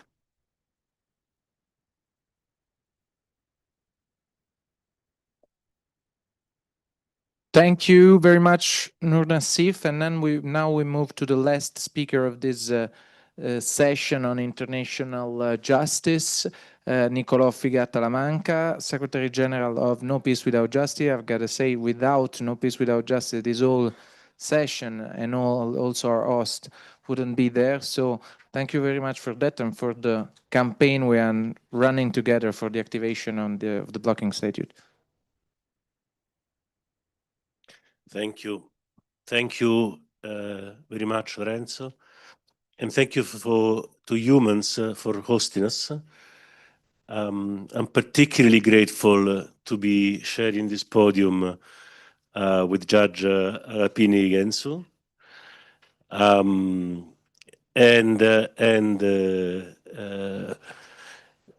Because she hasn't said it, but she's one of the sanctioned judges. So being sanctioned by the United States Treasury means that it is a crime for any US entity to provide services to you. That means that not just American Express, that has it in the name, but also Visa commits a crime in the United States if they provide financial services to you. But it's not just that. It means that Booking.com, that is based in the Netherlands, so it's not an American entity, will not provide services to you because they're worried of the repercussions on their business in the United States. So being sanctioned is not like they don't give you a visa, you know? It's not like they close US bank accounts. How many US bank accounts do you have? Is that the whole basis of your existence on the digital side of the world and in part on the physical side of the world stops working. So you go to the supermarket and your cart goes bloop instead of going bleep. Now, is that because of the sanctions or is that a problem with the machine? Is it? So this is what being sanctioned means. And I mean, we haven't delved into it, and I think this is not the place to do it. But the fact that those sanctions are a direct result of judicial decisions is something that we have to, not only before the judicial decisions, the US says, be careful on your decisions because you will be personally sanctioned. That is the level of the ostentatious violation of the concept of independence of the judiciary, which is no longer done subtly. You know, they don't send you a postcard at home. They don't even let you find the head of a horse on your doorstep. They say directly to you, and then they punish you for doing your job. And I think Noor was clear. The impact is not only on the judges and the deputy prosecutors and the prosecutors that were sanctioned. The impact is on all of us. I mean, the coalition, we lost the 3 members of staff because they're US citizens. So to the extent that they're providing services to the coalition, which includes sanctioned organizations, for the assistance of the court, in support of the court, which has sanctioned judges, they are committing a crime for which they can go to jail. Advocacy is a crime, advocacy for human rights. So before, they used to sanction NGOs for being corrupt. This was the excuse, right? They used to sanction Palestinian NGOs for being terrorists. I mean, they always had an excuse, right? Right now, they got away, they got rid of the excuse. Now, the actual sanction words are because of your support to the International Criminal Court. So in this sense, I think the game has shifted a bit. And I think we have to recognize that shift, not in terms of an intensity, but I think there is a qualitative shift on the attack on the international law, basically, on the concept of international law. And, you know, I hear colleagues say international law is dead, right? And you know, somehow it's convincing. International law is dead because, you know, a judgment is made, a decision is made by an international criminal court to arrest somebody. That person is arrested, and then instead of sending him to The Hague, they send him back to his military base in Libya. Completely shameless, completely illegal, and without even making up any reasonable excuses. This is what happened just months ago with one of the countries that was the founders of the, what do you call it? The Rome Statute.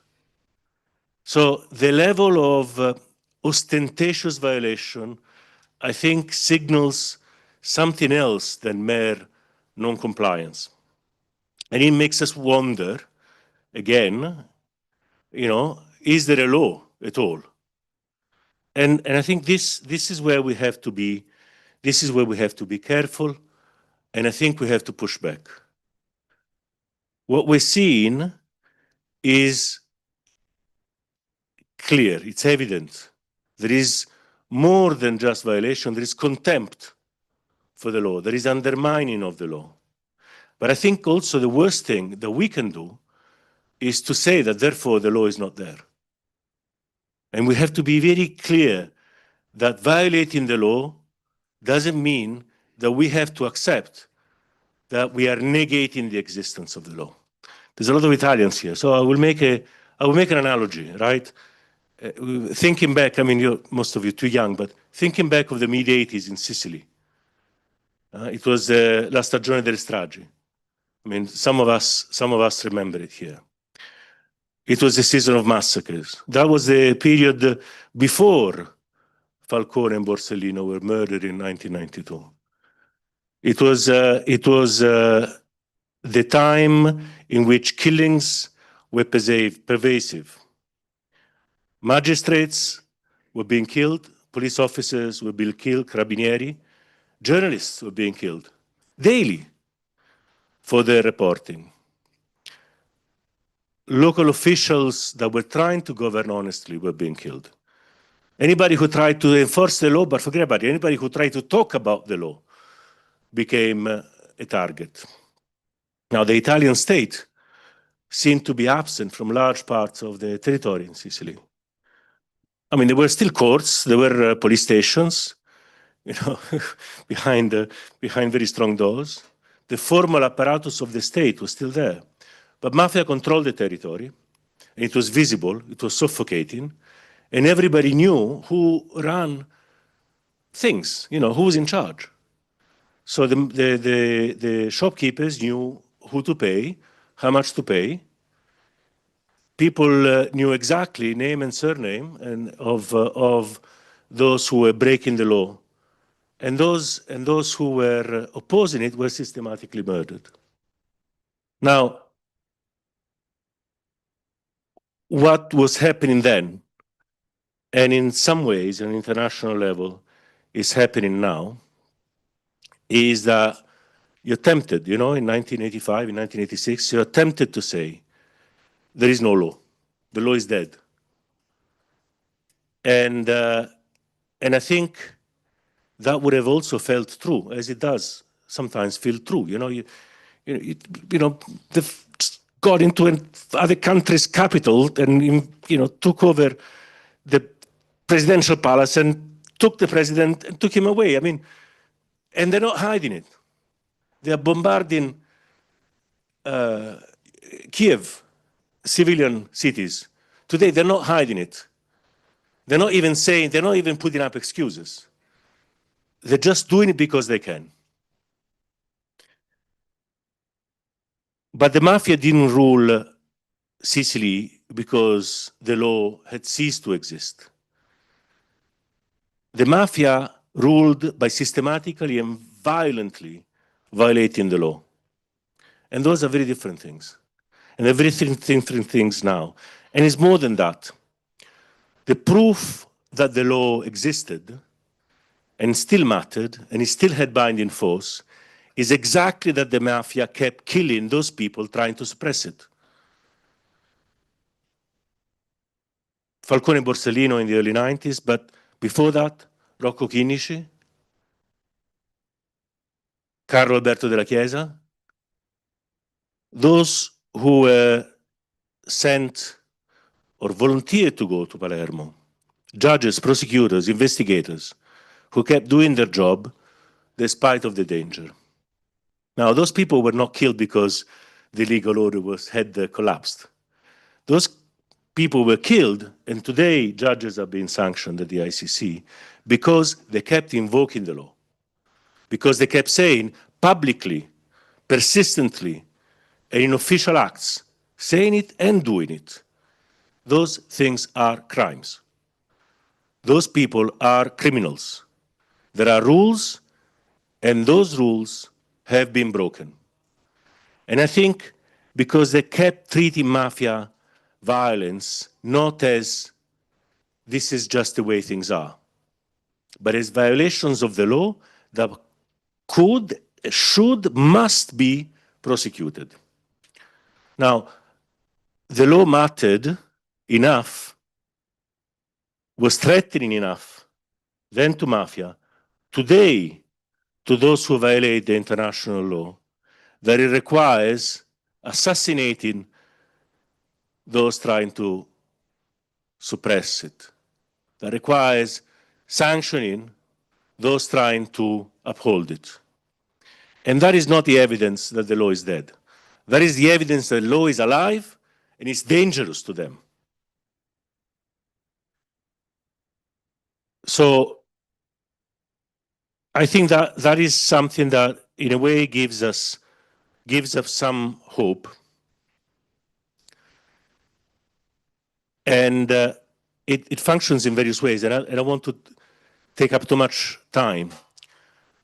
But the primary way in which it functions is not that President Duterte is in a cell in The Hague, innocent until proven guilty.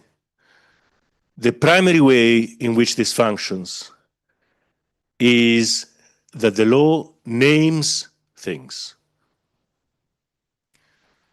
This is not a killing. This is a murder. This is not collateral damage. This is a war crime. This is not depopulation. This is genocide. The name is the power of the law. Naming it, calling it. That is what the law does. The elements of crimes, we thought about the elements of crimes in Rome. Marco was there at the Rome Diplomatic Conference. And before that, Marco is one of the founders of the CICC. We thought, should we have the elements? Should we not have the elements? Should they be decided by the judges? Should they be decided by the elements of crimes of the International Criminal Court state precisely which conduct constitutes which crime. And that in itself is the law. And that in itself is what is worth preserving and fighting.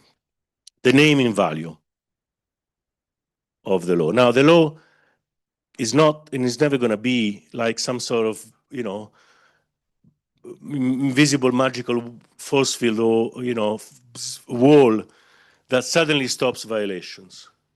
I don't think it's not a physical barrier, and it's not in domestic systems. I mean, people go with a red light. There's no spikes coming up from the streets, and there's laws against murder. People still get murdered. I think being able to say this is not a military operation. This is not war. This is aggression. And I've already mentioned that. They're not legal terms. They're distinctions that matter. They matter legally, obviously. They also matter politically, That capacity to categorize, it matters politically. Because it's what makes force, violence, power, it is what makes power have to explain itself. When states cannot justify everything they do, once it is categorized as a crime. And that's important. Now, even hypocrisy, even lying, even terrible legal arguments like Italy had for the what do you call it, the antinom of a rendition, for the sending a fugitive back to his militia. Even the lies told in the language of law, even those are useful to reinforce the law, right? I didn't do it. I did something else. The fact that power must somehow explain itself in the language of the law, even when it's obviously violating the law. That is also evidence of the existence of the norm and the existence of the law. At the beginning, I said there's something different happening now, and that worries me a little more. What we're seeing, I've been in this business for a long time. And it used to be that you hide your mass graves, You kill people and then you hide it. There's a different tendency now. You kill people to show that you can. So this ostentatious violation, where the killing, Duterte is a very good case, assuming all the things are true, where the killing is designed And of course, you know, the sinking of the killing of the sailors and the sinking of the boats now in the US, where the value of the missiles is enormously greater than the value of the boat. The purpose of those killings are to show that the law does not apply to you, or that there is no law, right? So, and this is something that I think we have to watch in terms of the developments and how we have to consider them in our own action. So we're not seeing violations being justified. We're seeing violations being performed as a spectacle. We're not seeing anymore states trying to say, well, this is an exception because, you know, this or that reason. When Putin responds to accusations of war crimes, essentially with, so what? When Russia calls for Security Council meetings to condemn Ukraine for being invaded. This is the shift. I think the attempt, and what we have to fight the most, is their attempt to demonstrate that legality is irrelevant in front of power. And this is where I think those with whom I'm sympathetic say there is no law after all, are in a sense relinquishing responsibility.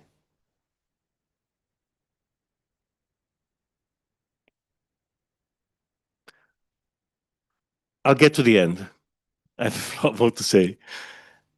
I think what we have in this situation is a paradox where the weight of the abuse in the case of the ICC is carried by individuals.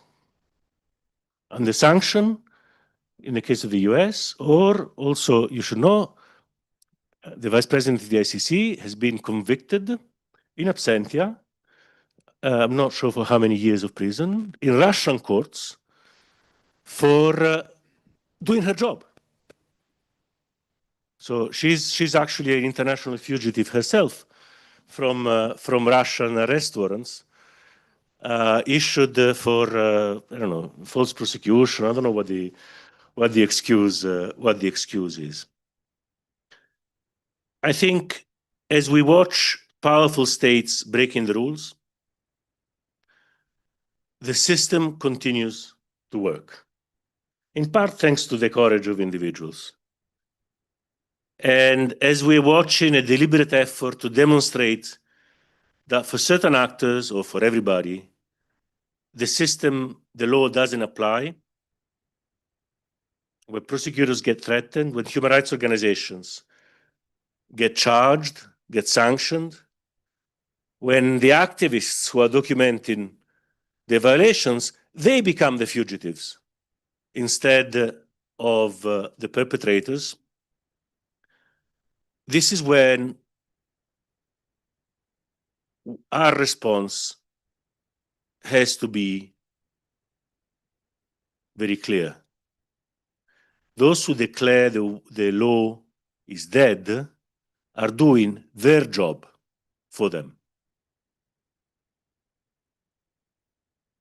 When we say the law is broken, the double standards are intolerable, there is no law.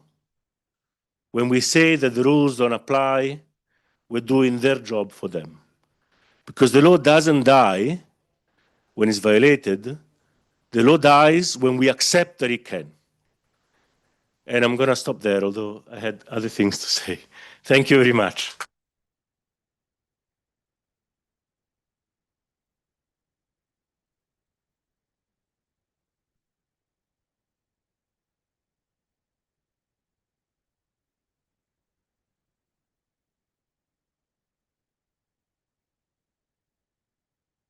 Thank you very much. Unfortunately, we are a bit on the rush regarding the rest of the program, so we don't have time for the foreseen Q&A. but still we will move to the next speaker. And so I will thank again Miss Madam Judge Alapini Gansu and also Niccolò Figa-Talamanca and Nur Nassif. It's been an honor to have you with us. And we continue, of course, there will be also tomorrow time for exchange and at the end of the day. So if there are questions on the international justice, we will have time for that. But we need now to move to the next speaker. And thank you very much again.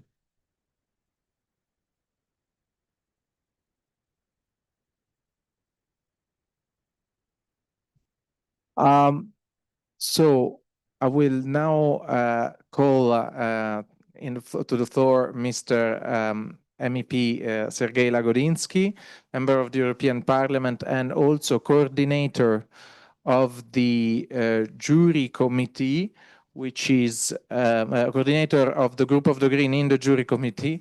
And so Mr. Lagodinsky is rapporteur of, yes, I will also move there, so we are closer. Mr. Lagodinsky is rapporteur of a directive on European cross-border association. Why is that relevant? Exactly because of the topic we are discussing today, the campaign we just discussed in this panel about international justice.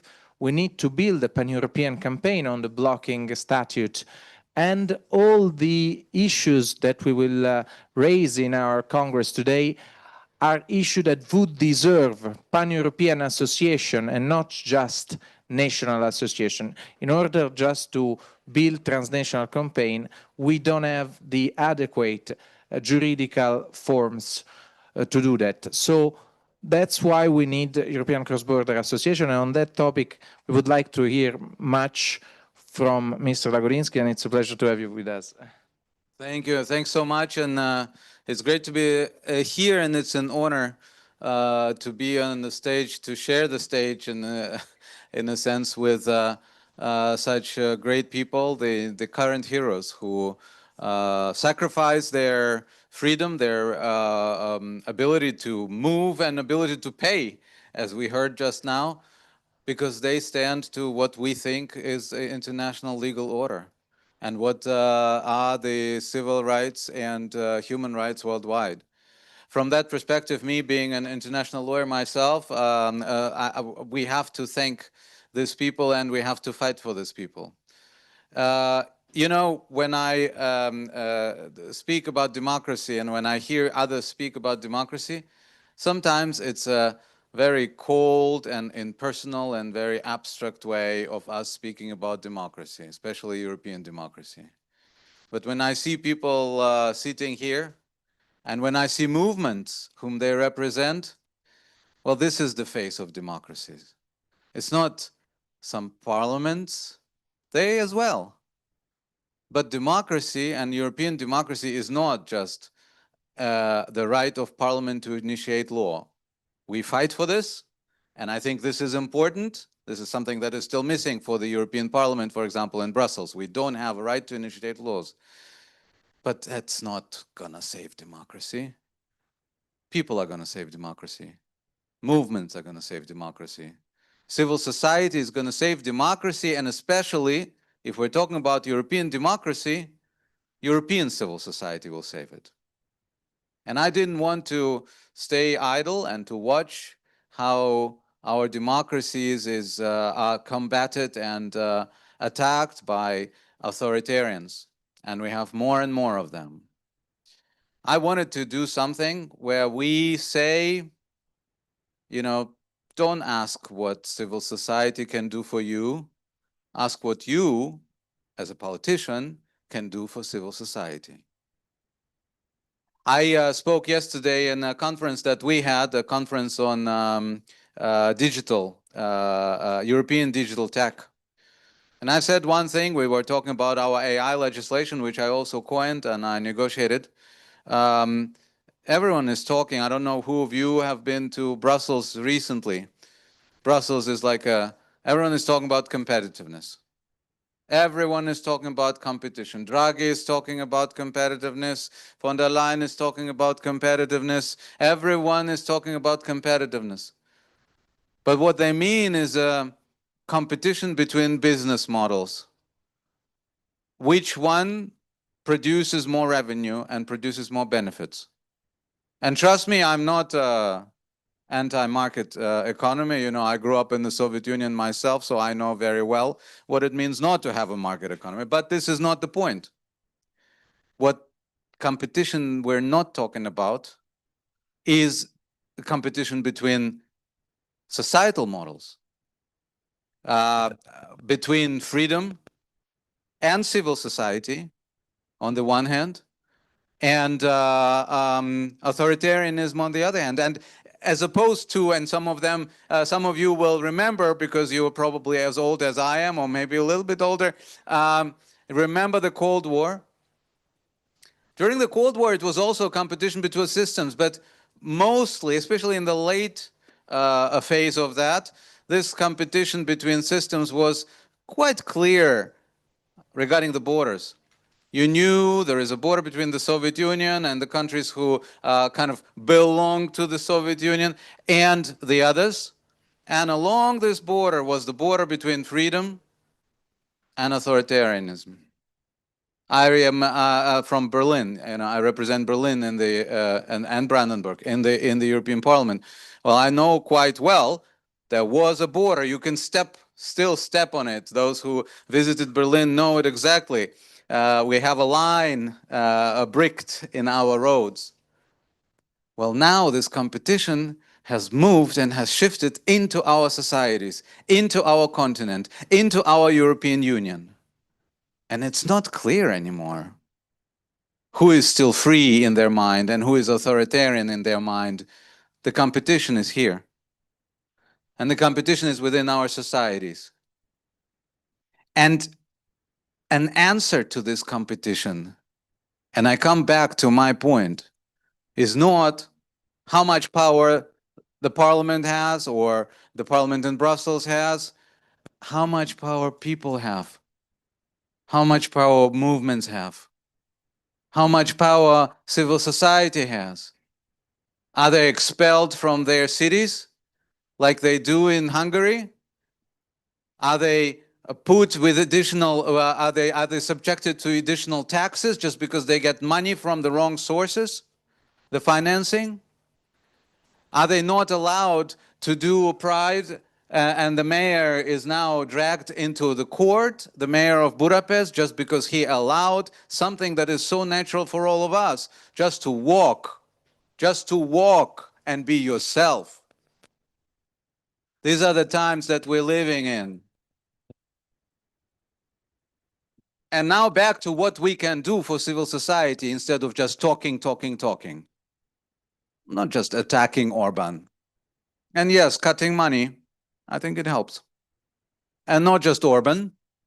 Let's look what's going on in Slovakia now. We will be talking about this in Strasbourg next week. Let's look what is going on in Italy now with some aspects of Italian democracy and with many others. Well, my proposal was we need a legal form for the civil society, which will take the civil society, the associations, the NGOs out of this control of authoritarians and will say what I think is natural thing to say, European Union is home for you. European Union is not home for companies only. It's not home for only for-profit organizations. It's not just market. Yes, it's market of ideas. It's market of civil society and of NGOs, and you deserve European protection. So I got out of a drawer an old idea. The idea started in the 1980s, actually, by the parliament as well, to introduce a European legal form for NGOs. And this idea was fought for decades by member states. Because they said precisely that. They said, And some of them continue saying, if you want a special legal form, a European one, you have to generate profits. And if you don't deserve a legal form. I said no. We moved on. The history moved on. This European Union moved on. And I proposed that we do a law. And the Commission supported me. We produced first an own initiative report. Remember, European Parliament cannot initiate laws, but we can make own initiative reports and then hope that the Commission will take this idea on board. Well, we succeeded. The Commission with von der Leyen took this on board because they understand they need to do something for the civil society. And I'm not in the party of von der Leyen or many of her commissioners. And I'm definitely no more an ally of Mr. Reinders, who was the Justice Commissioner at the time and now under investigation. But some of them and many of them, and it was Breton at that point, interestingly, said, let's make a law. Let's introduce this special status for NGOs. And that's how it started. They made the law. The law we negotiated then in the European Parliament presupposes that all 27 states introduce one similar legal form. It's called EGPA, European Cross-Border Associations. And with this legal form, you have similar regulations for all NGOs who work on European topics or are constituted by European founding members.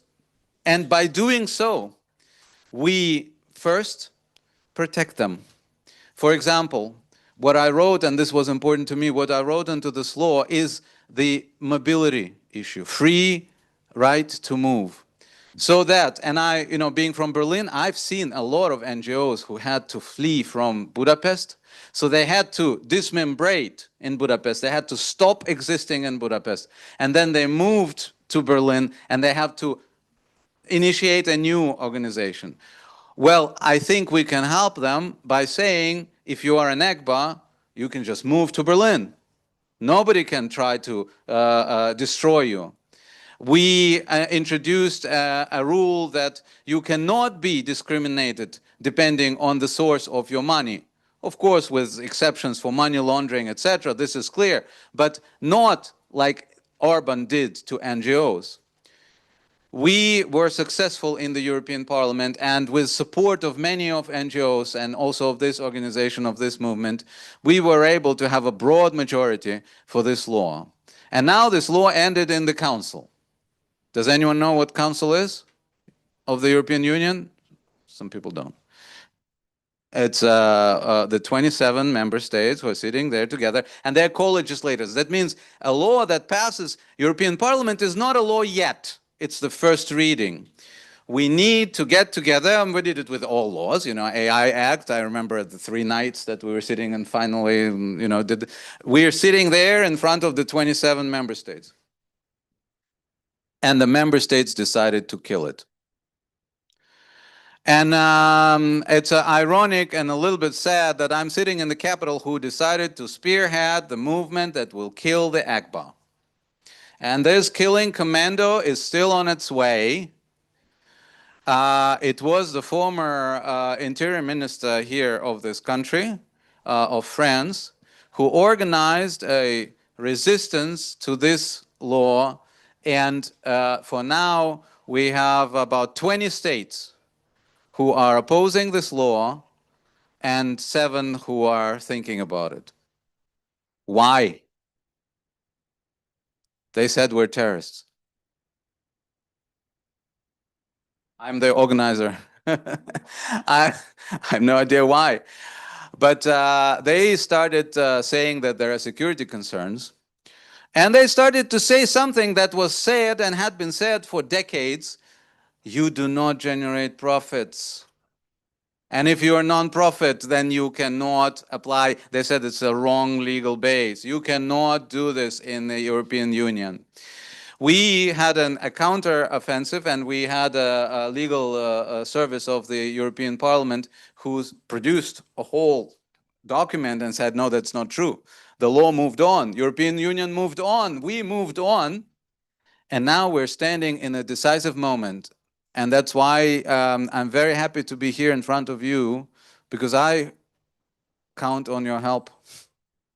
Many of us, many of the NGOs are counting on your help. In March, the European Commission will have to decide whether they themselves will have to withdraw this law. It's a full circle. They already had to withdraw it under the pressure because we don't generate profits in the 1990s. And now we have it again. There is a move and push for the 28th regime, for a similar regime for companies. And I support that. But there is this plan to kill the similar regime for NGOs and civil society. So before I stop, and it's difficult to stop. It's difficult to stop for me generally, but with this topic, it's really difficult to stop because it's become a topic of my life. And I would like to ask you, and I know that 240 NGOs already wrote a letter to the Commission. Ring the bells. Call your commissioners from whatever country you're coming. Call your governments from whatever country you're coming, and especially if you're coming from this country, and tell them we are Democrats and not terrorists. That's how Democrats look like. That's how Democrats look like. Look us into the eyes and tell us once again, but looking into our eyes, that you don't want us to be Europeans just because we don't produce profits. If they can, then they can withdraw the law. But if they can't, please ask them not to do so. I'm meeting with a lot of politicians these days and trying to plea and to ask them not to do this. Because our democracy is not for sale, and our democracy is not for profits. And that's what we say, and especially in a situation where we have so many challenges, we talked about them before, with Americans and American administration looking at NGOs and civil society as a threat. Well, let's not go down that path. Civil society is not a threat, it's an ally. It's an integral part of our democracy. So thanks for being for us, despite all these developments. And whenever you have a spare moment and you want to talk to me or my team on this topic, or you want to talk to your politicians on this topic, please do so. Let's try to save this EGBA law. Thank you. Thank you.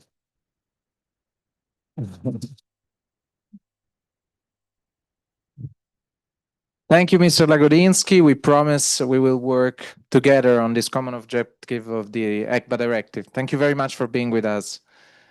So, OK, we'll now switch to French. Je passe au français. On est en mouvement pan-européen. On doit s'habituer à utiliser plusieurs langues. Et cette prochaine séance sera surtout sur les droits fondamentaux.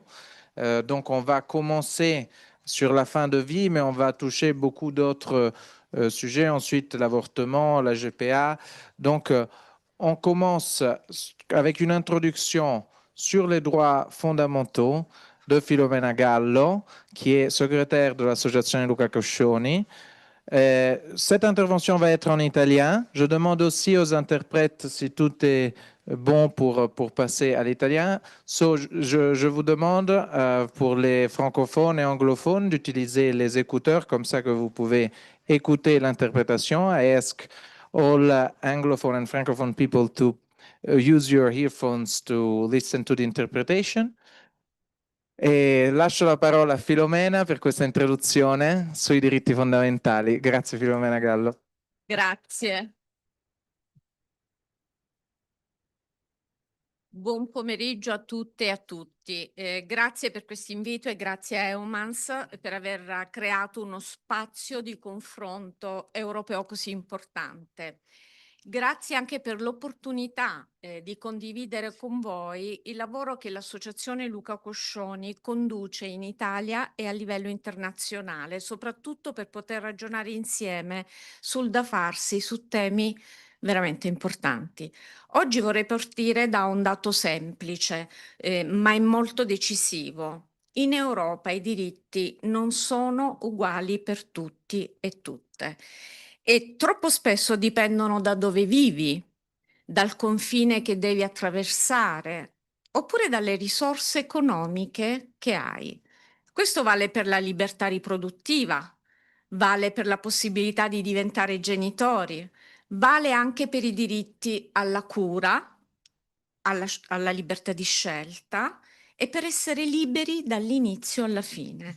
Ecco perché il titolo di questa sessione, From France to Europe, Reproduction and End of Life Rights, è perfetto, perché questi sono temi in cui si misura davvero la forza dello Stato di diritto e quindi la giustizia di uno Stato.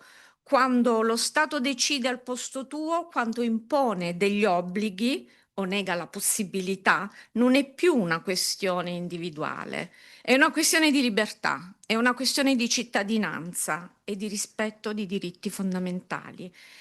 E oggi su questi temi l'Europa è ancora purtroppo frammentata. Ci sono paesi in cui l'interruzione volontaria di gravidanza è un diritto concreto e paesi dove ancora è ostacolata, stigmatizzata o di fatto negata.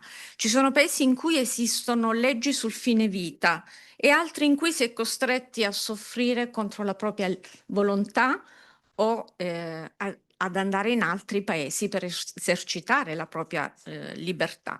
Ci sono cittadini europei che possono realizzare un progetto genitoriale con strumenti medici e legali e altri che per farlo devono verificare le normative del proprio paese, devono varcare un confine con costi enormi e con incertezze importanti. I divieti investono anche il diritto alla cura e il diritto alla scienza. Questo non è soltanto un'ingiustizia, è una violazione del principio stesso di cittadinanza europea. Perché se i diritti dipendono dal paese in cui vivi, diventano un privilegio di chi può permetterseli. E allora come Associazione Luca Coscioni operiamo da anni a livello nazionale e internazionale e le nostre azioni mirano a promuovere i diritti di autodeterminazione, chiedendo agli Stati il pieno rispetto degli obblighi assunti quando sono stati ratificati gli strumenti internazionali in materia di diritti umani. Quando le legislazioni nazionali creano ostacoli ragionevoli alla libertà, a partire da quella che riguarda i nostri corpi, noi utilizziamo tutti gli strumenti democratici e costituzionali disponibili. In oltre 20 anni abbiamo presentato referendum, proposte di legge di iniziativa popolare, petizioni nazionali e internazionali e quando è stato necessario abbiamo praticato disobbedienza civile verso leggi ingiuste che comprimevano diritti fondamentali. E qui posso dirlo apertamente, anche se non è presente la persona di cui parlerò, nessuno meglio di Marco Cappato può essere oggi considerato un riferimento europeo su questo tema, su questo terreno. Grazie a lui e grazie a Fabiano Antoniani, la persona che gli chiese aiuto per la morte volontaria in Svizzera ormai 9 anni fa, quella disobbedienza civile ha prodotto un cambiamento storico. E sottolineo storico, ha portato a una decisione della Corte Costituzionale che ha inciso sul codice penale italiano, depenalizzando l'aiuto alla morte volontaria in determinate condizioni stabilite dalla Corte Costituzionale, verificate dal Servizio Sanitario Nazionale. Fabiano aveva diritto all'autodeterminazione terapeutica. E l'aiuto fornito da Marco Cappato non può essere punito con il carcere fino a 12 anni perché quell'aiuto non è sempre punibile. Non lo è se la persona si trova in determinate condizioni precise, indicate dalla Corte Costituzionale e verificate caso per caso dal Servizio Sanitario Nazionale. Ad oggi in Italia 19 persone hanno ricevuto conferma dei propri requisiti per poter accedere alla morte volontaria assistita. Di queste 12 persone hanno potuto scegliere di porre fine alle proprie sofferenze. Ma mentre il legislatore non riesce a legiferare neppure partendo dal giudicato costituzionale, pensate che la Corte ogni volta che interviene richiama il legislatore ad emanare una norma che sia rispettosa della libertà di scelta di tutti i cittadini. Questo fatto però dimostra una cosa molto importante: i diritti non avanzano solo quando la politica decide di farli avanzare, decide di occuparsene. Avanzano quando la società civile rende inevitabile che se ne occupi il diritto. E allora alle conquiste in Italia che noi abbiamo raggiunto con un'attività specifica, che sono state frutto dell'attivazione delle giurisdizioni, anche quelle sovranazionali, dobbiamo aggiungere altre conquiste come sulla fecondazione medicalmente assistita, al diritto alla cura, all'assistenza, al rispetto delle scelte personali. La Corte europea dei diritti dell'uomo in diversi casi ha avuto un ruolo fondamentale per porre rimedi a divieti arbitrari e a rafforzare libertà, che poi sono diventate un precedente positivo per altri paesi. Uno spazio legale europeo condiviso può bilanciare decisioni dogmatiche nazionali, ma dobbiamo essere realistici, può anche diventare terreno di strumentalizzazione proibizionista. Un grande tema su cui l'Europa è profondamente divisa riguarda le scelte alla fine della vita. In alcuni paesi esistono leggi che riconoscono il diritto all'autodeterminazione, in altri persistono divieti assoluti che costringono le persone a sofferenze inutili e quindi atroci, oppure a lunghi percorsi giudiziari. Il risultato è che il diritto di scegliere come morire diventa una questione di confini e di cittadinanza, non di rispetto della libertà personale. E ogni volta che il potere legislativo entra su queste materie, purtroppo le persone direttamente coinvolte restano fuori dal processo decisionale, mentre i loro corpi e le loro vite diventano terreno di conflitto ideologico, etico e religioso. Troppo spesso sono ignorati i limiti della libertà personale e dei diritti fondamentali sui quali nessuno dovrebbe poter legiferare, e i limiti della coercizione legale quando un divieto è giusto e legittimo.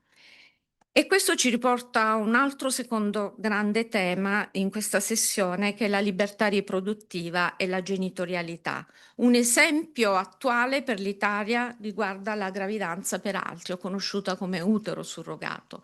Sulla legge che disciplina l'accesso alla fecondazione medicalmente assistita in Italia, nata nel 2004, abbiamo impiegato anni di lavoro davanti ai tribunali, e siamo riusciti a cancellare molti divieti. Il legislatore italiano però non è mai intervenuto per garantire la libertà di scelta e il diritto alla scienza. È intervenuta sempre e solo la Corte Costituzionale. Quando è che ha deciso il legislatore italiano di intervenire? È intervenuto per inasprire un divieto che nessuno aveva contestato, che nel rispetto di quel divieto vedeva cittadini italiani che andavano all'estero, ed è intervenuto per inasprire con questo divieto nel 2024 con la legge Varchi, che estende la punibilità per i cittadini italiani anche quando la gestazione per altri, che è vietata in Italia, viene praticata all'estero, in paesi dove è legale, dove è regolamentato. E pensate che sono oltre 66 paesi che hanno leggi di garanzia o una giurisprudenza consolidata.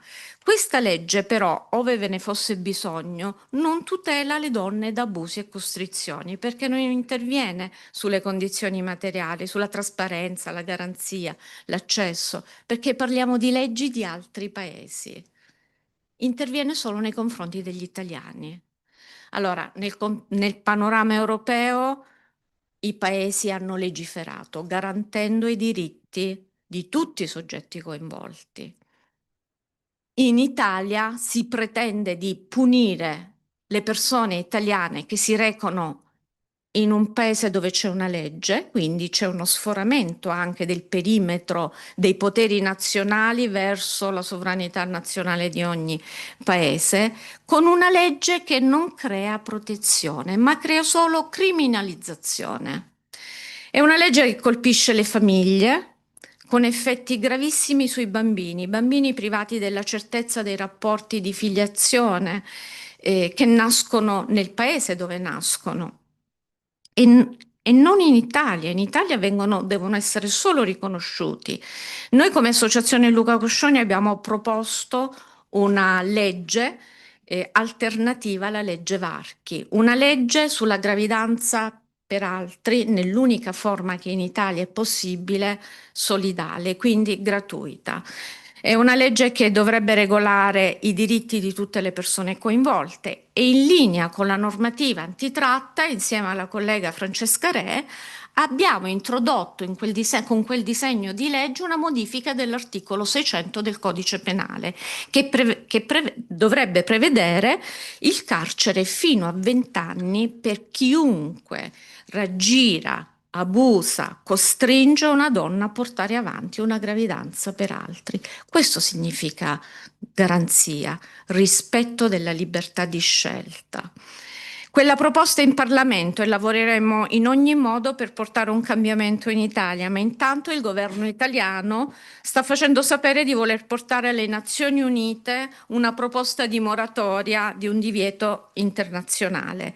Ed ecco il punto, ciò che nasce come divieto nazionale può diventare rapidamente un'offensiva internazionale. Nel frattempo i nemici delle libertà si sono organizzati bene, esistono reti transnazionali coordinate e finanziate che agiscono contro aborto, eutanasia, diritti LGBTQIA+,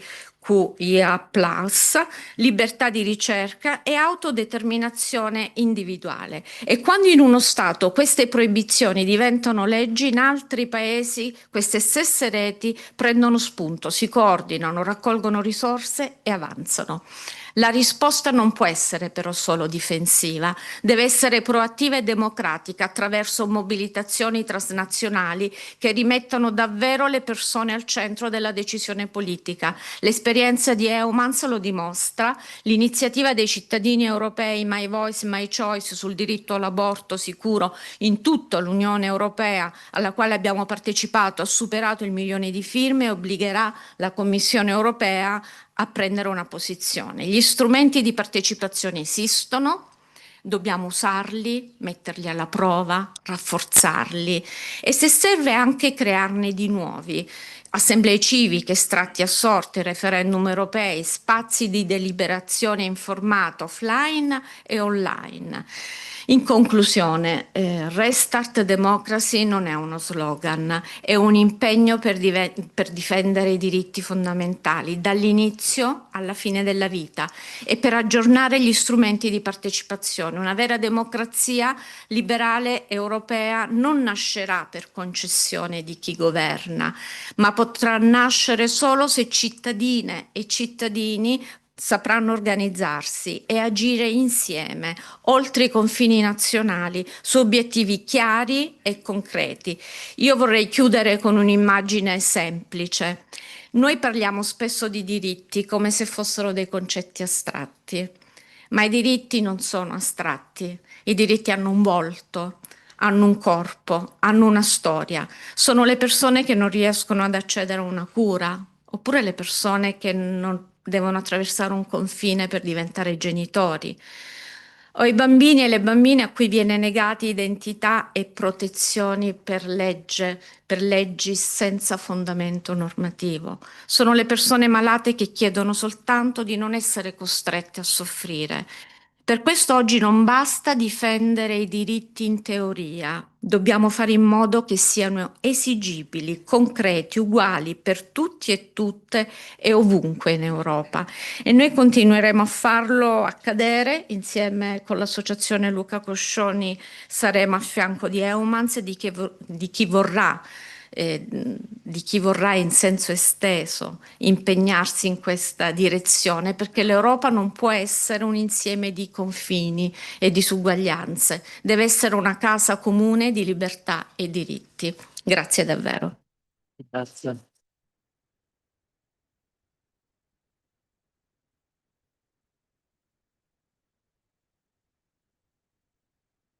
Grazie a Filomena Gallo per tutto quello che fa anche insieme all'Associazione Luca Coscioni per l'affermazione dei diritti delle personnes. On va maintenant s'occuper, comme le dit le nom de cette session, de droit de la France jusqu'à l'Europe, et on va commencer justement de la France. Alors j'appelle avec moi ici Jean-Luc Romero et Marc-Olivier Strauss-Kahn. Et dans ce panel sur les droits, on va commencer sur le thème de la fin de vie. C'est Monsieur Romero qui va justement l'introduire en tant qu'adjoint au maire aux droits chargé des droits humains. Et c'est d'ailleurs déjà le deuxième congrès que vous faites de Eumans. L'année dernière, on était à Bruxelles ensemble. À vous la parole, Jean-Luc Romero. Bonjour à tous. Yes, I'm going to speak in French, but welcome in Paris in the name of the mayor of Paris. I think tomorrow you will have my colleague in charge of international and European topics, but it's a pleasure to have you in Paris. But now it's not the deputy mayor who is going to speak, but more the activists for right to die in dignity. Donc merci beaucoup de nous accueillir et puis bien sûr un mot pour Marco Cappato qui en Italie a fait énormément sur la question du droit de mourir dans la dignité, qui a pris beaucoup de risques et je voulais encore le féliciter, le remercier parce que l'Italie, on sait que sur les questions de société c'est loin d'être simple. Mais parfois, vous nous montrez le chemin et vous êtes peut-être un peu plus en avance que la France aujourd'hui sur cette question-là. Alors, moi, je suis membre de l'Association pour le droit de mourir dans la dignité, dont j'ai été longtemps président. Je suis avec, d'ailleurs, Benjamin Matelli, qui est le trésorier de cette association et que je remercie pour le travail qu'il mène. Une association qui réunit à peu près 90 000 personnes, qui a été créée comme la plupart du mouvement dans le monde entier pour le droit de mourir dans la dignité dans les années 80. Les années 80, cette idée que les personnes avaient le droit de décider quelle était leur fin et d'être des acteurs de santé. Et d'ailleurs, c'était très lié à un des combats que je porte aussi, qui est le combat du sida, puisque au début des années 80, les premières associations de lutte contre le sida, quand elles se sont créées, ont, notamment dans une grande déclaration à Denver en 83, mis comme dernier point, nous voulons avoir le droit de choisir nos fins de vie. C'était une époque où, malheureusement, les gens mouraient extrêmement rapidement dans des conditions difficiles. Alors nous, à la DMD, on défend depuis longtemps, donc depuis 1980, comme beaucoup d'associations dans le monde, le droit à la fois de bénéficier d'un accès universel aux soins palliatifs, et de l'autre côté, le droit de bénéficier de l'euthanasie et du suicide assisté. Alors, je vais utiliser ces mots parce que l'euthanasie, on ne l'utilise quasiment jamais. Hein, c'est un espèce de mot tabou, mais c'est quand même un peu cette réalité. C'est ce qui est compris quand même au niveau international. Et en fait, ce combat, il est porté évidemment depuis longtemps. Et on a vu en France que malheureusement, les législations qu'on avait n'étaient évidemment pas suffisantes parce qu'on ne vit qu'au gré d'affaires qui émeuvent la population. Une des premières grandes affaires de ces 20 dernières années qui a entraîné la première loi Leonetti, c'était l'affaire Vincent Humbert. C'était un jeune pompier qui se retrouvait emprisonné dans son corps, qui ne pouvait communiquer qu'avec un doigt et qui demandait au président de la République le droit de mourir. Ça a fait une émotion terrible dans notre pays. Et puis, les parlementaires se sont obligés à enfin travailler sur la question. Et c'est comme ça qu'on a eu une première loi qui était la loi Leonetti, mais qui ne permettait pas ce droit de mourir dans la dignité, même si elle a apporté évidemment un certain nombre d'avancées et qu'elle donnait un peu cette idée qu'on a dans nos lois sur la démocratie sanitaire que les personnes malades, les personnes en fin de vie, sont d'abord actrices et acteurs de leur propre santé. Alors, je ne vais pas vous évoquer toute l'histoire, parce qu'il y a eu plein d'affaires. Il y en a une qui a aussi beaucoup ému dans les années 2010, qui était l'affaire Chantal Sébir, une femme qui avait un cancer du visage, qui lui déformait le visage, qui a énormément ému, qui était une combattante extrêmement forte, qui a d'ailleurs abouti aussi à une commission parlementaire, à une espèce de proposition de loi en 2010. Et puis, il y a, comment dire, et la dernière loi, qui est évidemment la loi Leonetti-Claes, qui a fêté il y a quelques jours ses 20 années. Malgré toutes ces lois, eh bien, on a vu que les affaires continuaient, les gens n'avaient pas leur ultime liberté. Enfin, les politiques qui ont quand même, on a eu quand même au gré des années des propositions de loi qui ont toujours été rejetées, que ce soit à l'Assemblée nationale et au Sénat. Et au cours de son deuxième mandat, le président de la République s'est engagé à voter une loi sur le droit de mourir dans la dignité. Alors, là, un projet a été lancé. Vous connaissez les vicissitudes en France, on a eu une dissolution au moment où on allait voter enfin un texte qui allait donner, alors c'est pas le texte qu'on aurait souhaité, il était très loin de nos demandes, mais qui quand même permettait l'aide active à mourir, malheureusement dissolution, quelques jours avant que ce texte soit voté. Un nouveau gouvernement arrive qui devait relancer le processus. Ce gouvernement est renversé, donc on repart à la case départ. Et enfin, là, on a, depuis quelques mois, depuis le mois de mars, enfin un premier texte, enfin plutôt un double texte qui a été voté par l'Assemblée nationale. Alors, ce n'est plus une proposition unique qui englobe et les soins palliatifs et l'aide active à mourir, pour des raisons un peu politiciennes, puisque le Premier ministre de l'époque était un opposant fervent. Il s'appelle François Bayrou, un centriste, plus animé par ses convictions religieuses que je pense quand même par l'intérêt général, parce qu'on a le droit d'avoir des convictions religieuses, et surtout en France, la loi permet, on respecte, mais en même temps, c'est pas la religion qui doit s'imposer dans notre pays. Et donc, il a décidé de scinder le texte en deux, avec d'un côté les soins palliatifs, parce que ça, tout le monde est évidemment d'accord. D'ailleurs, c'est d'ailleurs assez amusant, parce que tout le monde est tellement d'accord dans notre propre pays qu'on est quand même très en retard sur la question. Puisqu'il y a encore quelques mois, 21 départements sur 100 départements français n'avaient pas d'unité de soins palliatifs et qu'on a voté plein de lois, mais dans ces lois, il n'y avait jamais les crédits pour permettre d'arriver à l'accès universel aux soins palliatifs, qui est quand même la moindre des choses. Et donc, un texte sur les soins palliatifs avec pour la première fois des crédits prévus, 1,1 milliard prévus sur 10 ans dans le texte. Alors, c'est la seule chose où les sénateurs ont un peu amélioré, mais avaient voulu améliorer parce que c'était la seule chose qui les intéressait, même si c'est évidemment très important, puisqu'on sait que l'immense majorité des personnes en fin de vie malades iront dans des soins palliatifs. Mais la deuxième partie, c'était évidemment sur l'aide active à mourir.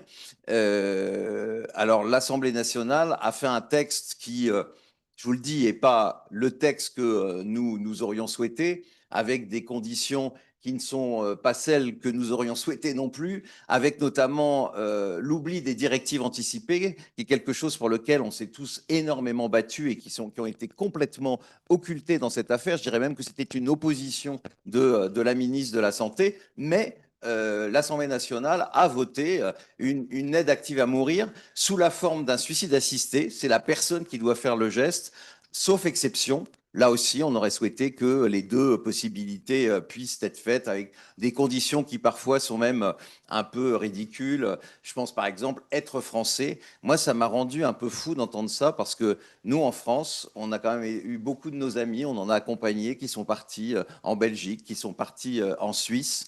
Et c'est plus de 100 personnes qui vont en Suisse tous les ans. Et nous, on fait une loi juste pour nous. On voudrait surtout pas aider un étranger. Ce serait quand même embêtant. Alors évidemment, les étrangers qui vivent ici de manière régulière pourront quand même en bénéficier. Mais enfin, globalement, je trouvais que symboliquement, c'était pas une chose intéressante. Donc, ce droit a quand même été adopté et on se bat évidemment pour avoir cette loi. On a une procédure législative qui est très complexe, je ne vais pas entrer dans les détails, mais le gouvernement n'a pas souhaité avoir l'urgence. Donc ça veut dire que ça a été voté à l'Assemblée nationale, c'est passé au Sénat récemment, le Sénat a tout cassé. Le texte, donc ça revient à l'Assemblée nationale qui va nous refaire le même texte, mais ça va repasser au Sénat, puis après une commission mixte paritaire, et enfin l'Assemblée nationale qui aurait le dernier mot. Alors on espère que cette fois-ci, avant la fin de l'été, on va enfin rejoindre les Pays-Bas, la Belgique, le Luxembourg, l'Espagne, le Portugal, l'Autriche, enfin ces pays qui ont des lois d'ultime liberté. Maintenant, on est dans une situation politique où on ne sait pas si dans 2 mois on aura le même gouvernement, mais ce qui est important, c'est quand même qu'un texte a été voté à l'Assemblée nationale et ça reste pour être repris, ce qui n'était pas le cas la dernière fois. Et pour terminer là-dessus, on a pour une fois un peu d'espoir, c'est quand même le président de la République qui a été un peu mou sur cette question pendant longtemps. Ces derniers temps, c'est quand même rendu compte que dans son bilan, avoir une loi de liberté, parce que c'est quand même une loi d'ultime liberté, vous allez en parler d'autres, c'est des libertés fondamentales, et donc souhaite réellement, on est plusieurs ici qui avons pu avoir l'occasion peut-être d'en parler avec lui, souhaite vraiment que ces textes aboutissent. Et donc, si d'ici le mois de juin, les choses n'arrivent pas, il a promis un référendum. Alors, est-ce que la situation politique le permettra? Je l'espère, si jamais le Parlement ne terminait pas. Mais vous savez qu'on entre dans une période compliquée puisqu'on a des présidentielles l'année prochaine et que ce sera difficile. Mais en tout cas, c'est montré quand même que dans le pays de la laïcité, le pays qui a sur les frontons de ses mairies, de ses écoles, liberté, égalité, fraternité, eh bien, un droit qui paraît aussi élémentaire, un droit qui n'est pas une obligation. Eh bien, il est difficile à obtenir, comme, j'aurai peut-être l'occasion d'en parler tout à l'heure, quand on a obtenu le mariage pour tous en France, qui, pareil, c'est un droit qui était donné aux personnes LGBTQIA+, de pouvoir se marier. Ça a suscité, d'abord, ça a duré 1 an, ça a suscité des manifestations monstres dans le pays, mais on y est arrivé. Là, ce qui est en plus assez incroyable, c'est qu'on a eu, et je pense qu'on va en parler juste après, le président avait nommé une convention citoyenne qui a fait un travail tout à fait remarquable, des citoyens tirés au sort, représentant globalement les Français, qui très majoritairement s'est prononcé en faveur. On a un conseil économique et social environnemental qui est la 3e chambre en France, qui à 2 reprises s'est prononcé en faveur d'une loi comme celle-là. On a le conseil consultatif national d'éthique et puis surtout, on a depuis 20 ans 9 Français sur 10 qui veulent cette loi, non pas parce que, et c'est pareil en Europe, c'est pareil partout, non pas parce qu'ils veulent tous être euthanasiés, ils veulent avoir ce droit si à un moment leurs souffrances sont insupportables. Donc c'est un droit qui est en plus supporté par la majorité de la population et même par celles et ceux qui ont des convictions religieuses, puisque tous les sondages ont été faits. Et ce n'est pas un sondage une fois de temps en temps. Quand on fait un sondage une fois de temps en temps, on pourrait en douter. Mais là, c'est des sondages réguliers qui sont faits depuis des dizaines d'années. Eh bien, la majorité des croyants, et de très loin, est favorable, quelle que soit la religion qu'ils ont, et particulièrement chez les catholiques, se sont favorables à une loi comme celle-ci. Donc on voit que ce blocage, qui est quand même à la fois qui a été un blocage des responsables religieux, qui en France ont toujours une certaine influence, je dirais parfois autant, voire plus qu'en Italie, et puis d'une partie du corps médical, je dis bien une partie, et notamment d'associations qui se disent des associations, médicales, scientifiques, mais qui sont des associations militantes qui ne l'assument pas. Nous, à la DMD, on assume d'être des militantes et des militants qui nous battons pour ce droit, pour cette liberté. Et donc, ils ont réussi jusqu'à aujourd'hui à empêcher cette loi. Aujourd'hui, ils sont tous déchaînés, que ce soit les églises, avec l'Église catholique qui est toujours en fer de lance devant les autres religions, parce qu'ils ont plus important, évidemment, et plus de moyens ici en France. La Société française des soins palliatifs qui nous explique qu'ils sont tout à fait objectifs, mais quand on regarde bon, leur point de vue religieux est quand même, quand on a la présidente des soins palliatifs qui va dans les églises se poser la question « Est-ce que mon corps m'appartient ?»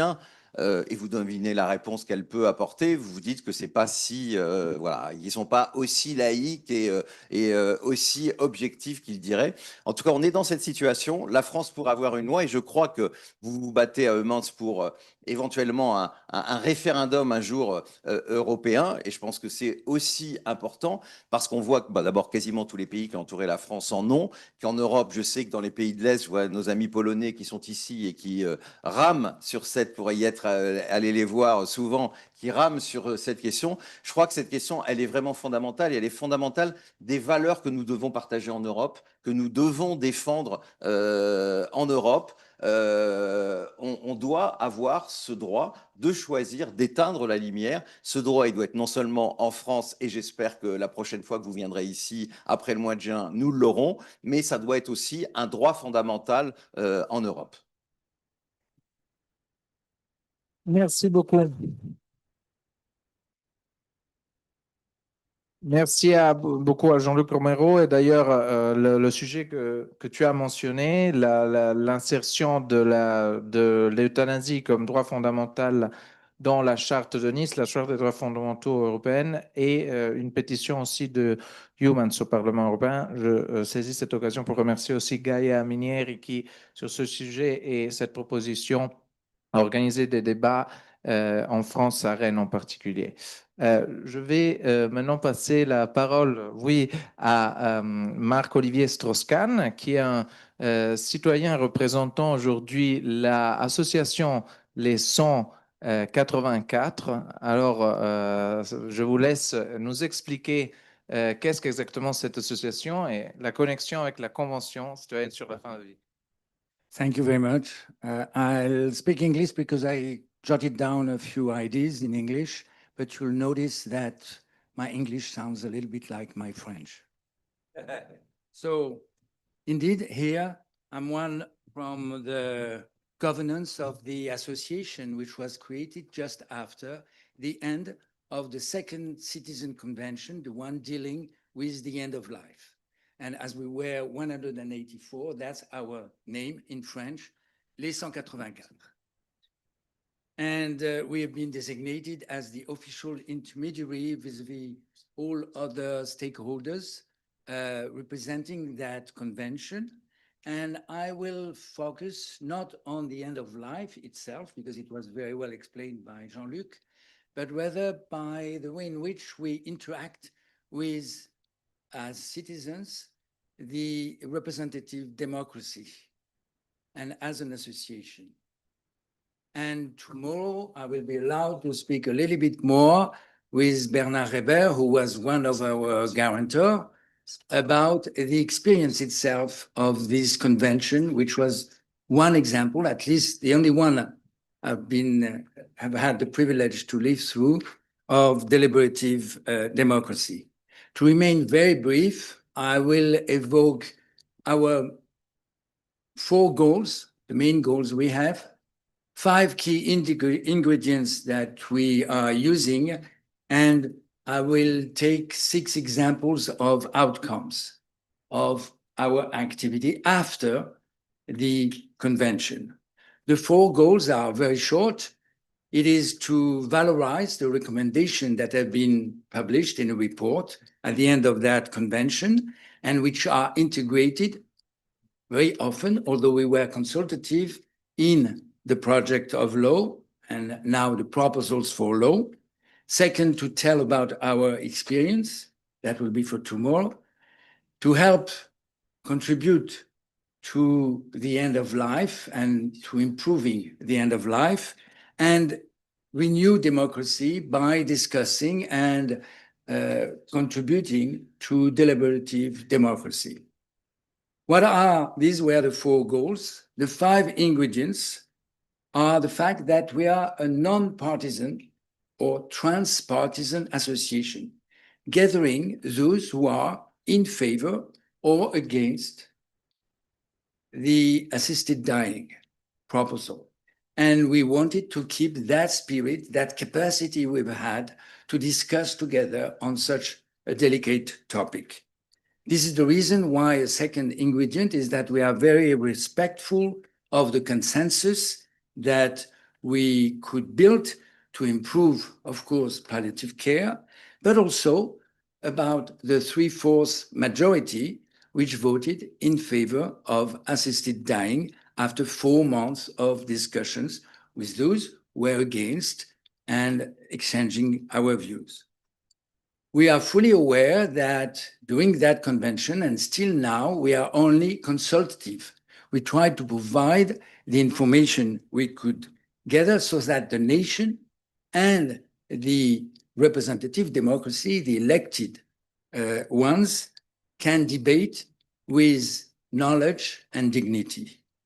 We tried to be collaborative, meaning that we replicate the collective intelligence that we could gather at 184. I don't know whether you realize how complex it was to make so many people work together during 4 months on such an intimate topic, facing nevertheless all of us. And last, we try ourselves in this association to be very democratic by having different circles, a shared governance, which has circles. For instance, I'm in charge of the one dealing with the representative democracy and the elected people, but others are focusing on deliberative democracy, or we have also a board, as in others. And last, I will evoke 6 examples of outcome of what we are still doing and will continue to do. Even if the law will be voted, there will be then the need for implementation for those who are in favor of it.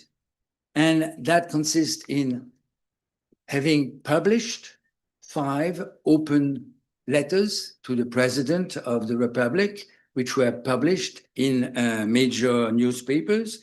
We have been testifying in front of the Parliament or having organized meetings with members of the Parliament. And by the way, if I'm dressed up a little bit today, it's because, not of you, but because just after we will meet with the President of the National Assembly, because there will be this second round of discussion in the Parliament, in the National Assembly next week, at the end of next week. We so broadcasting, organizing and broadcasting interviews with people who know about palliative care and assisted dying, with doctors, with sociologists. We discuss also about deliberative democracy. Giovanna Marsico was one member of our, and is here, of our Committee of Governance, contributed to it. And if I may do a little bit of publicity, it's in French. The name is on the website, les184.com. Last, we are acting locally.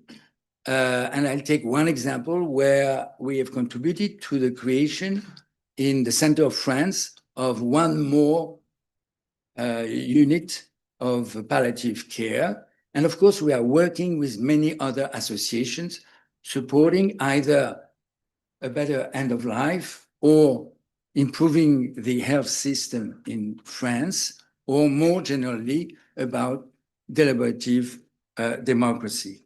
And if many people, as a conclusion, I may say that if many people have praised our convention on the end of life, which was very well organized, tomorrow we may evoke some flaws, but globally it was very well done.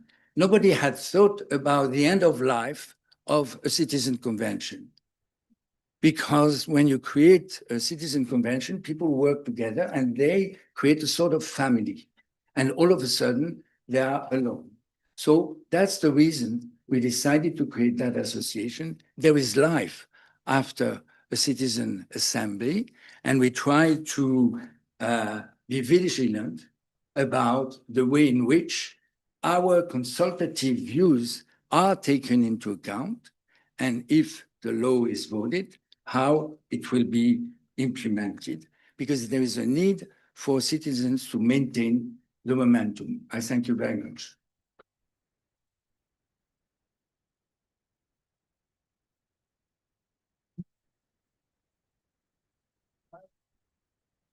Okay. Is that working? Okay.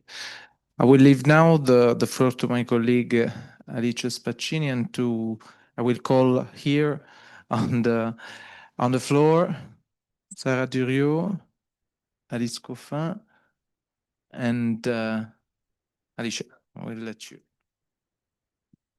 Thank you. Thank you very much. Good evening, everyone. I have a lot of. Yeah. Sarah Duriot and Melody Crossman, because unfortunately, Alice Coffin could not be with us today, but okay, there is Melody, a part of My Voice, My Choice French group. So I'm very happy to be here with you, but I'm also happy because I chaired this session on reproductive rights, and as our National Secretary, Filomena Gallo, already said, it's a topic that deeply affects to our democracy, to the quality of our democracy, and to the ability of Europe to guarantee fundamental rights in a concrete and effective way. I would like also to invite to this panel also Francesca Re and Sylvie Menesson, because we are talking about reproductive rights. So we will start with abortion, and then I will give the floor to Sylvie Menesson and Francesca Re.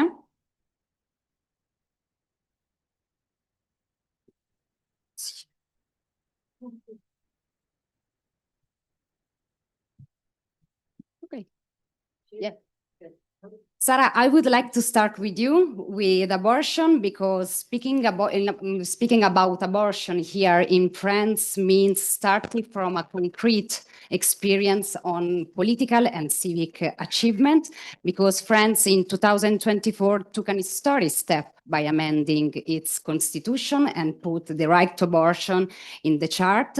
And in this context, also the amazing experience of My Voice, My Choice, also here in France, has a particularly important meaning. So let's introduce yourself, and could you tell us how in 2024 France included the right to abortion in its constitution, and what made this possible?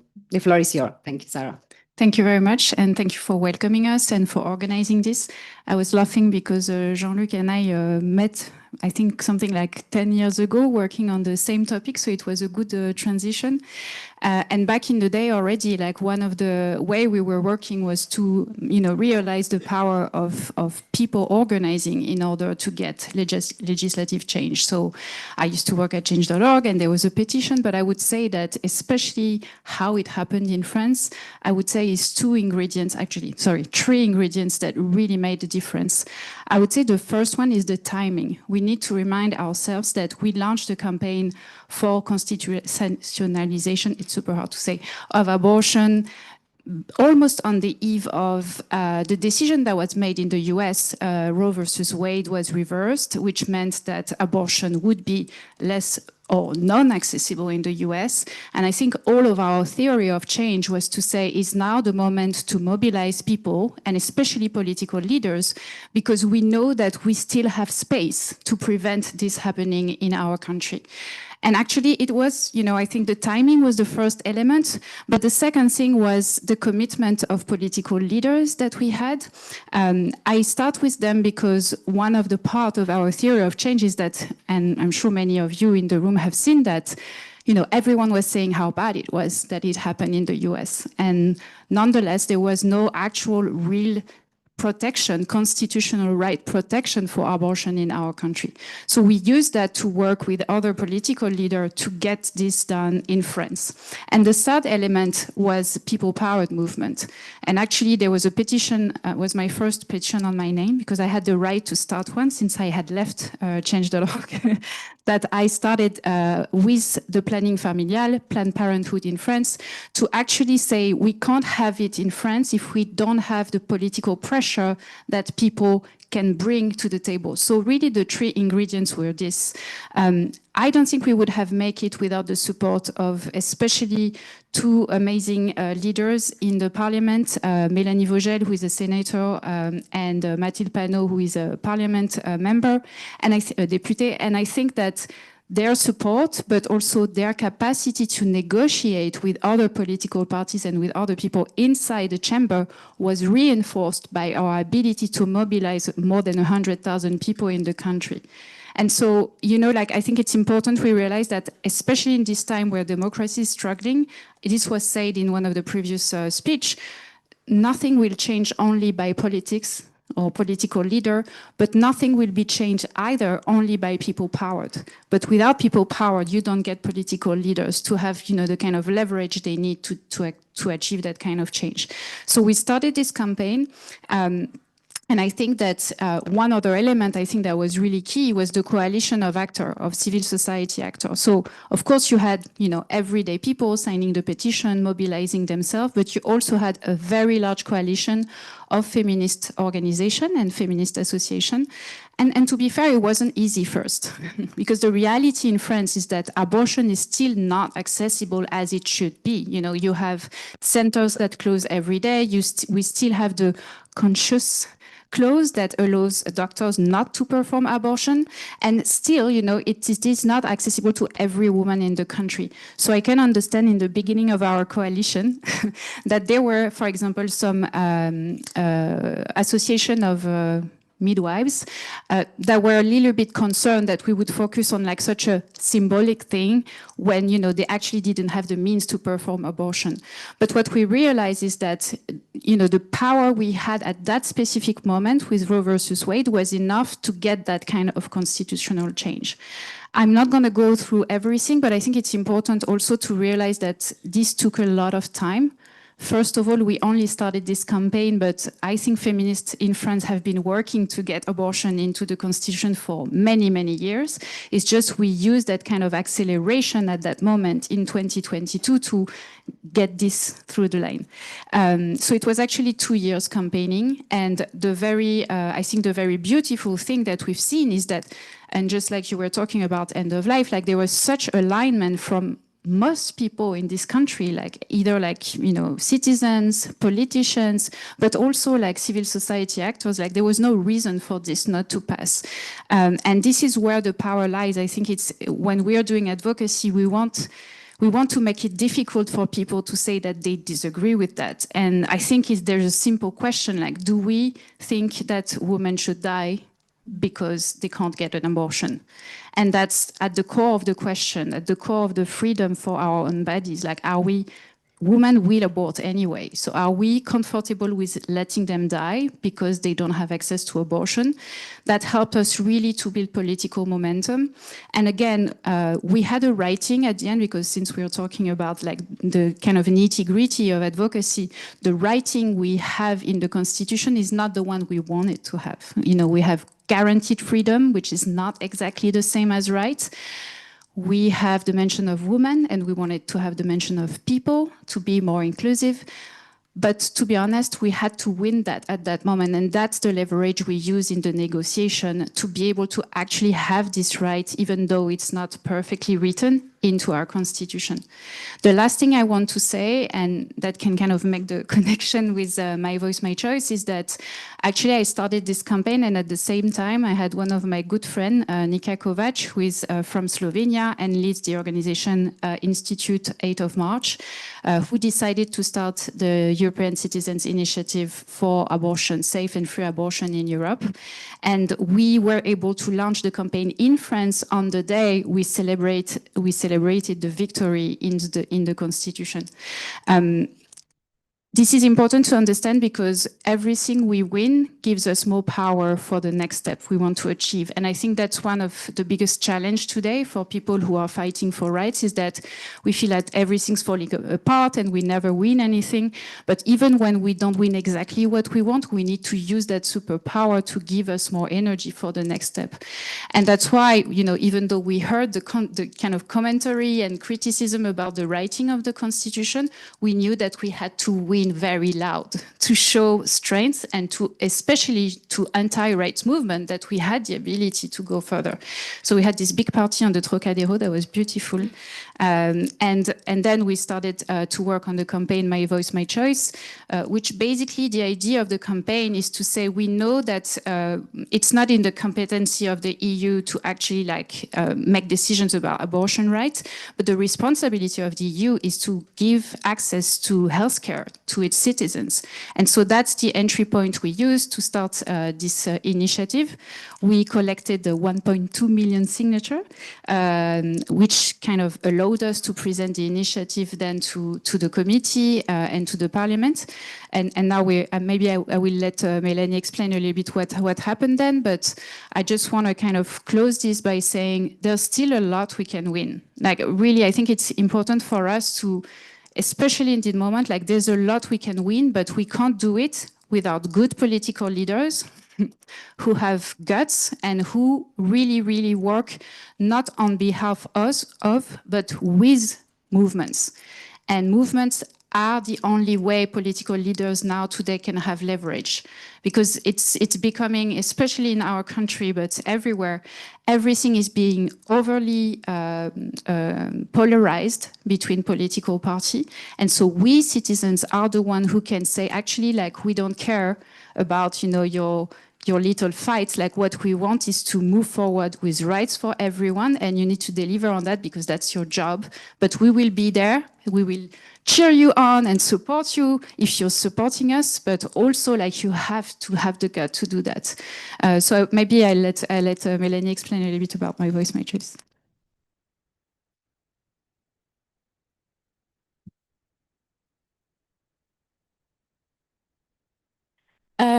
So I'm not Alice Coffin, so I didn't coordinated the French, everything in France, but I coordinated in Strasbourg, where I lived. And so it's what I can share is my experience as an activist there and how we created the movement in this city where it didn't exist because we were only 3 at the beginning. And we started on the streets, we started to collect signatures for My Voice, My Choice, to connect with people in the city. And then we founded people where we could collaborate with and have signatures, help us have signatures. And so we went to drag shows, we went on the streets during protests. We also talked with a lot of activists in the city.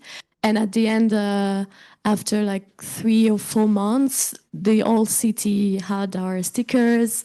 I'm a student, so in the university, everyone also had our stickers on their laptops. And it was very nice to see how with only 3 people, we created a movement in a very little time. And I think that's my experience in Strasbourg. But I think it's also the experience that lots of people had in other cities in France, but also in other places in Europe. And that's probably how My Voice, My Choice was able to create this community and to create this movement, not only in France, but in Europe in general. And as Sarah said, My Voice, My Choice collected 1.2 million signatures, which was the bare minimum for the Commission to accept citizen initiative, which is extremely, it's enormous. It's really hard to get in just 1 year.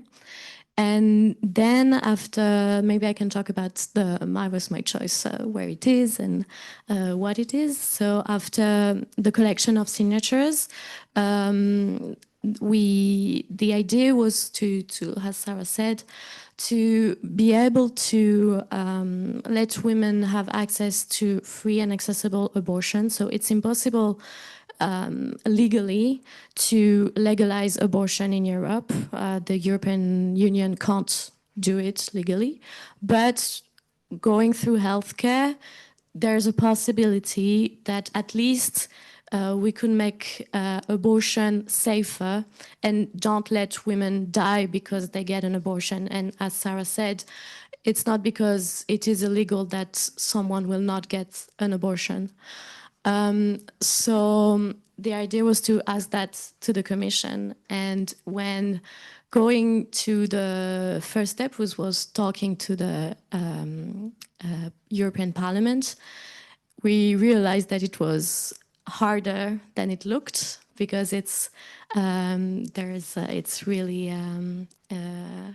institutionalized, and it's really hard to just be there like, hey, I have this initiative, can you help? And they will just pass through us.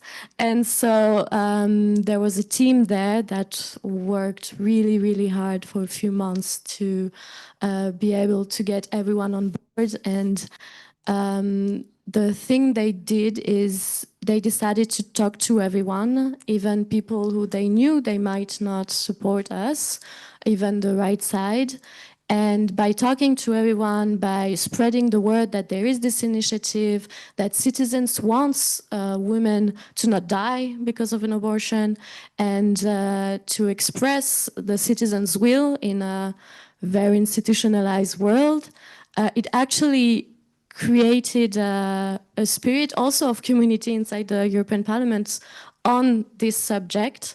And people who at the beginning was very against our initiative, was against My Voice, My Choice, was against our movement and the Institute of 8 March who created it, actually supported us at the end, because the initiative we proposed didn't only mean that it was it meant to support abortion, but it also meant that they support healthcare and that they support the European citizens.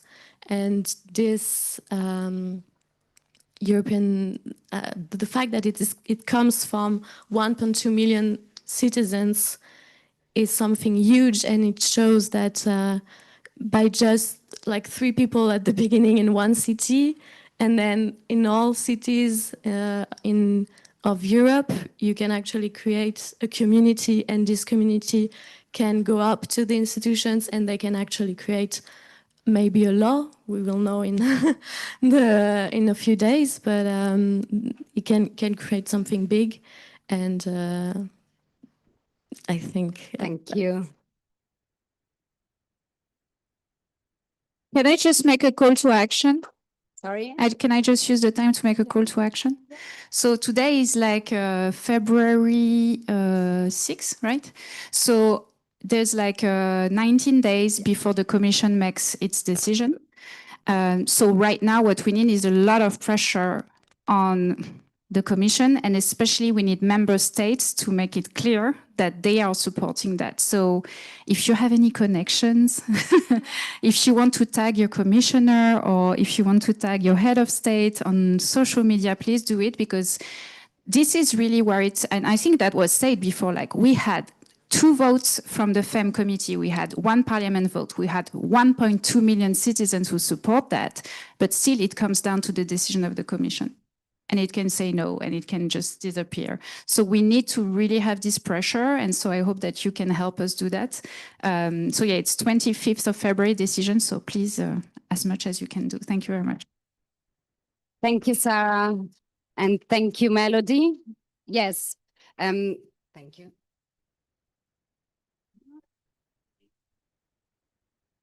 Starting, Sarah, for your reflection, I would like to address to another dimension of reproductive right, surrogacy. And this is a topic where difference between national context and emerge very strongly, and where the debate between ethics, law, and public policies is particularly intense in Europe. So I would like to do this with Sylvie Menesson, president of Clara, and Francesca Re, who coordinates its activity on surrogacy for Associazione Luca Coscioni. So Sylvie Menesson, please, I would like to ask you to briefly present your work. And with Clara Association, I know you have a presentation, so you can come here. Okay, it's before. Okay, no, I don't like. I prefer to stand and to walk and to speak. Oh, by the way, I could have done it in English, but as I am French and in I hope you have the translator. Okay? No, the micro. No, it's for the translation. It's better that you use it. Okay, I use it. So, because I know I speak loud, too loud, certainly. Okay, I first want to thank Eumans to have invited me to come here to speak about surrogacy and my experience. Then I switched to French, don't worry. And I thank, of course, l'Associazione Luca Coscioni.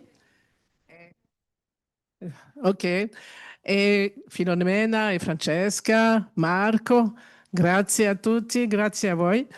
Et maintenant, je parle français. Je vais parler en français, donc vous aurez besoin de la traduction, probablement.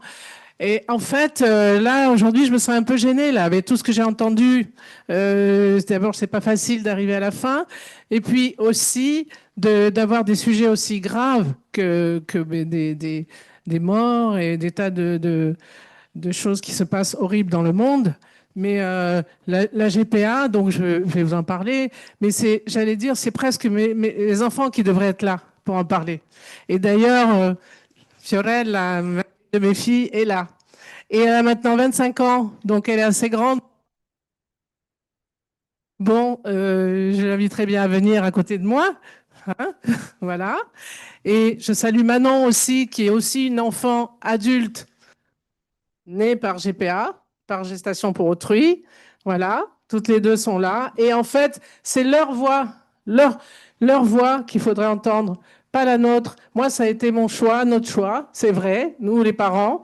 Alors, je ne vais pas raconter mon histoire médicale, ça serait trop long.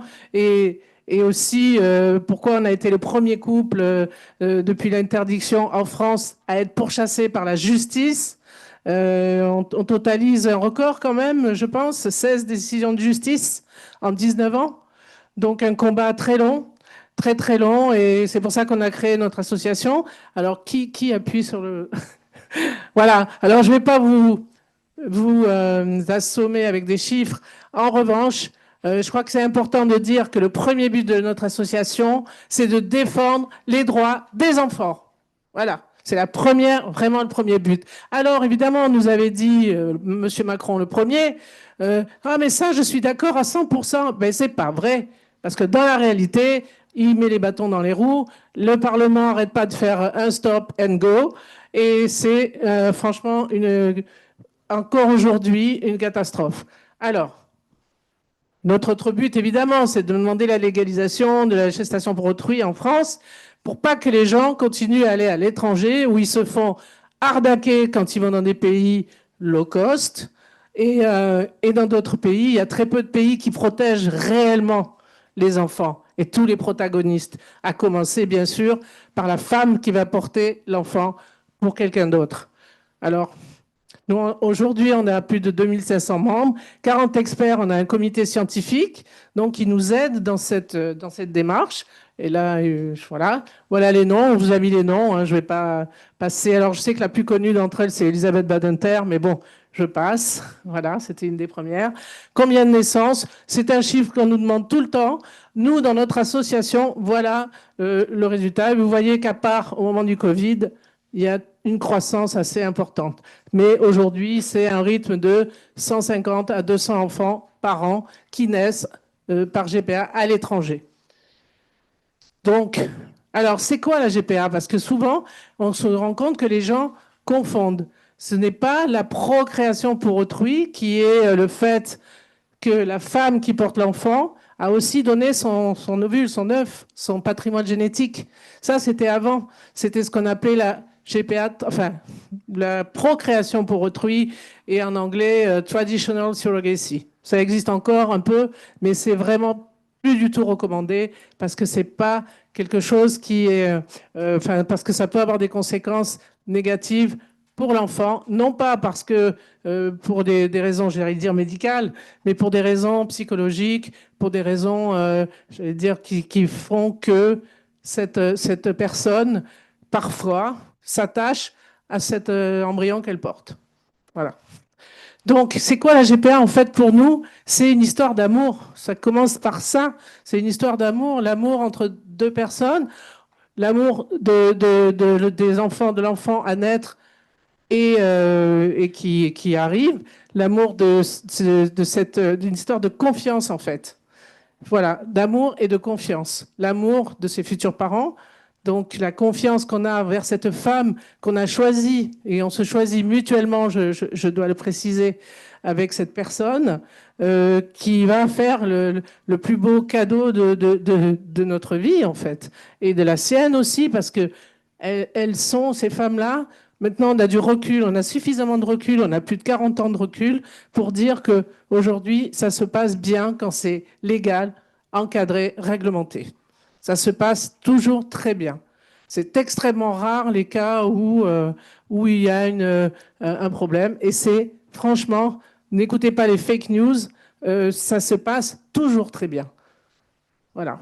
Donc après, je vous ai mis quelques chiffres. Voilà, alors ça, c'est ma fille qui a fait ce dessin. Quand elle avait 18 ans, elle nous a fait ce petit schéma. Elle est graphiste. Bon, je fais sa pub, là. Vous regardez, alors je vais passer dessus, hein, mais je ne sais pas si vous les donnez, les slides après, si vous sont remis ou si vous y avez accès. Mais donc, c'est un petit peu comment ça se passe. Vous voyez, c'est des personnes concernées. Alors, elles signent c'est vrai, elles font beaucoup de, non pas contrats, parce que rien n'est obligatoire, mais des conventions de GPA, c'est-à-dire que c'est un ensemble de moyens et pas du tout des obligations qui pèsent sur la personne, sur les personnes. C'est des moyens mis en commun et ce n'est pas binding, comme on dit en anglais. Donc, c'est de toute façon un ensemble de personnes qui sont volontaires pour faire quelque chose, qui doivent donner leur consentement libre et éclairé et qui donc vont aller dans le processus qui commence évidemment par trouver la personne, évidemment, se rencontrer, concevoir les embryons, ensuite implanter l'embryon ou les embryons dans la personne qui va porter l'enfant, et enfin, dans le meilleur des cas, et souvent, heureusement ça marche, la naissance des enfants.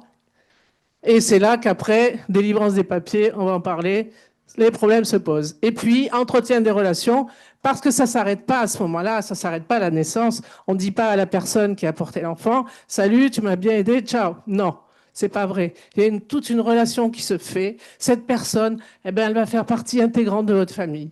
Les familles élargies, aujourd'hui, ça existe, on sait ce que c'est, les familles recomposées, il y a des tas de... C'est des liens qu'on choisit. Ce n'est pas des choses qu'on fait subir à quelqu'un. Donc, la plupart des couples ou des personnes qui ont recours à la GPA vont continuer à entretenir ces liens avec cette personne. Voilà. Donc, alors maintenant, la situation légale en France, je n'ai pas envie de vous ennuyer avec les interdictions successives, mais bon, c'est puni par le code pénal et aussi par le code civil, puisque la personne qui ferait ça en France, et je précise bien en France, ne pourrait pas, son enfant ne serait même pas reconnu, elle ne pourrait pas reconnaître l'enfant. Mais le problème, c'est que même quand on va à l'étranger, dans un pays où c'est légal, où on revient avec des actes de naissance où vous figurez comme les seuls parents, puisque la gestatrice, la personne qui a porté l'enfant, à un moment donné, et avant la naissance en général, elle abandonne ses droits. C'est ce à quoi elle s'était engagée. Et d'ailleurs, je peux vous dire qu'elle n'a surtout pas envie de garder l'enfant. Et moi, je vais donner mon exemple, mais la nôtre, qui a porté donc des jumelles, puisque j'ai eu la joie d'avoir 2 jumelles, nous a dit, au moment de la naissance, elle m'a dit, c'est ton tour maintenant, c'est bon. Voilà, elle avait déjà 4 enfants. Elle avait, d'ailleurs, ça fait partie des conditions pour qu'une femme puisse être candidate à la GPA. Si elle a des problèmes, par exemple, financiers, si on voit qu'elle a des problèmes psychologiques, normalement, elle ne doit pas entrer dans le processus. Elle n'a pas le droit. Donc, il faut que ce soit quelqu'un qui a déjà eu des enfants, avec des grossesses faciles, sans problème, et qui, évidemment, est volontaire, dont le mari, si elle a un conjoint, doit aussi signer son consentement. Les enfants, s'ils sont assez grands, aussi ont le droit de donner leur avis. Donc, ce n'est pas du tout des femmes qu'on force. Et ce n'est pas non plus des pauvres femmes qui ont besoin d'argent, etc. En général, ce sont des femmes d'un niveau social, professionnel et social moyen ou élevé. Donc, finalement, la situation a changé depuis la jurisprudence qui nous a concernés, moi et mes enfants et nous. En 2014 d'abord, dans la Cour européenne des droits de l'homme. Mais ça n'a pas suffi parce que certains disaient non, non, mais il n'y a que le père qui a le droit. Oui, d'accord, la Cour a dit que c'est que le père. Mais non, ce n'était pas vrai.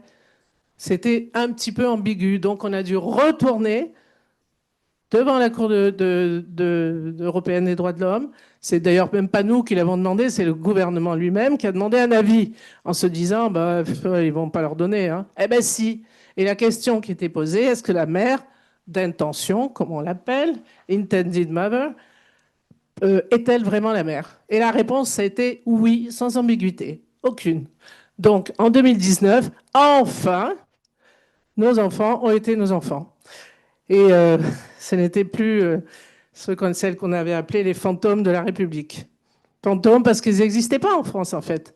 Elles vivaient avec nous, elles allaient à l'école, on était leurs parents, on agissait comme leurs parents, évidemment, mais on était, avec toutes les décisions de justice qui étaient en cours, c'est tout le temps, c'était sans arrêt instable. Et ça, c'est pas normal.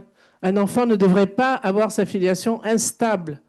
Elle doit être, c'est ce qu'a dit la Cour européenne des droits de l'homme, a dit que la filiation doit être établie de manière efficace et immédiate. Donc, il n'y avait aucune ambiguïté. Alors nous, on était très heureux.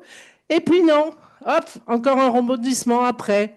La loi de bioéthique de 2021, la dernière révision de la loi de bioéthique, a voulu revenir en arrière, a dit oui, d'accord, ok, bon, mais il faut qu'ils adoptent leur enfant. Ah ben oui, bien, adopter notre propre enfant, nous, on trouve ça, mais absolument scandaleux. On ne peut pas adopter notre propre enfant. Et pourquoi il serait adopté? Donc, il y a eu cette position pendant des mois et des mois et des années de la France qui a continué à empêcher, à bloquer les dossiers et à ne pas donner la filiation aux enfants. Donc, regardez ce que ça fait dans le concret, parce qu'on nous demande souvent, mais qu'est-ce que ça peut vous faire, puisque vous vivez avec eux? Mais regardez, dans le slide d'après, voilà, ça c'est quelqu'un de, j'allais dire qu'il est, même, enfin, normalement, voilà, sans GPA. Bon, il a droit à plein de choses, hein, voilà. Et maintenant, le slide d'après, vous voyez? Ah ben là, c'est un imbroglio administratif et juridique aussi, évidemment, parce que les parents doivent aller en justice pour obtenir leurs droits. Sinon, c'est une cacophonie, c'est un imbroglio, c'est compliqué. Et ça a des incidences sur la vie des enfants. Ça a des incidences parce qu'ils sont sans arrêt dans une situation instable. Et ça, c'est pas, on en a beaucoup parlé, de la stabilité des droits. Et c'est fondamental pour un enfant. Donc après, alors ça c'est juste pour rappeler quand même que la GPA est la seule réponse médicale à une certaine forme d'infertilité, dont 3% chez les femmes, selon l'OMS.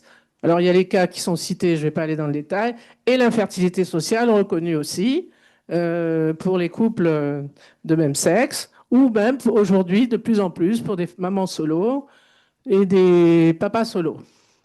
C'est aussi, eux aussi ont le droit de choisir d'avoir des enfants et par ce moyen-là.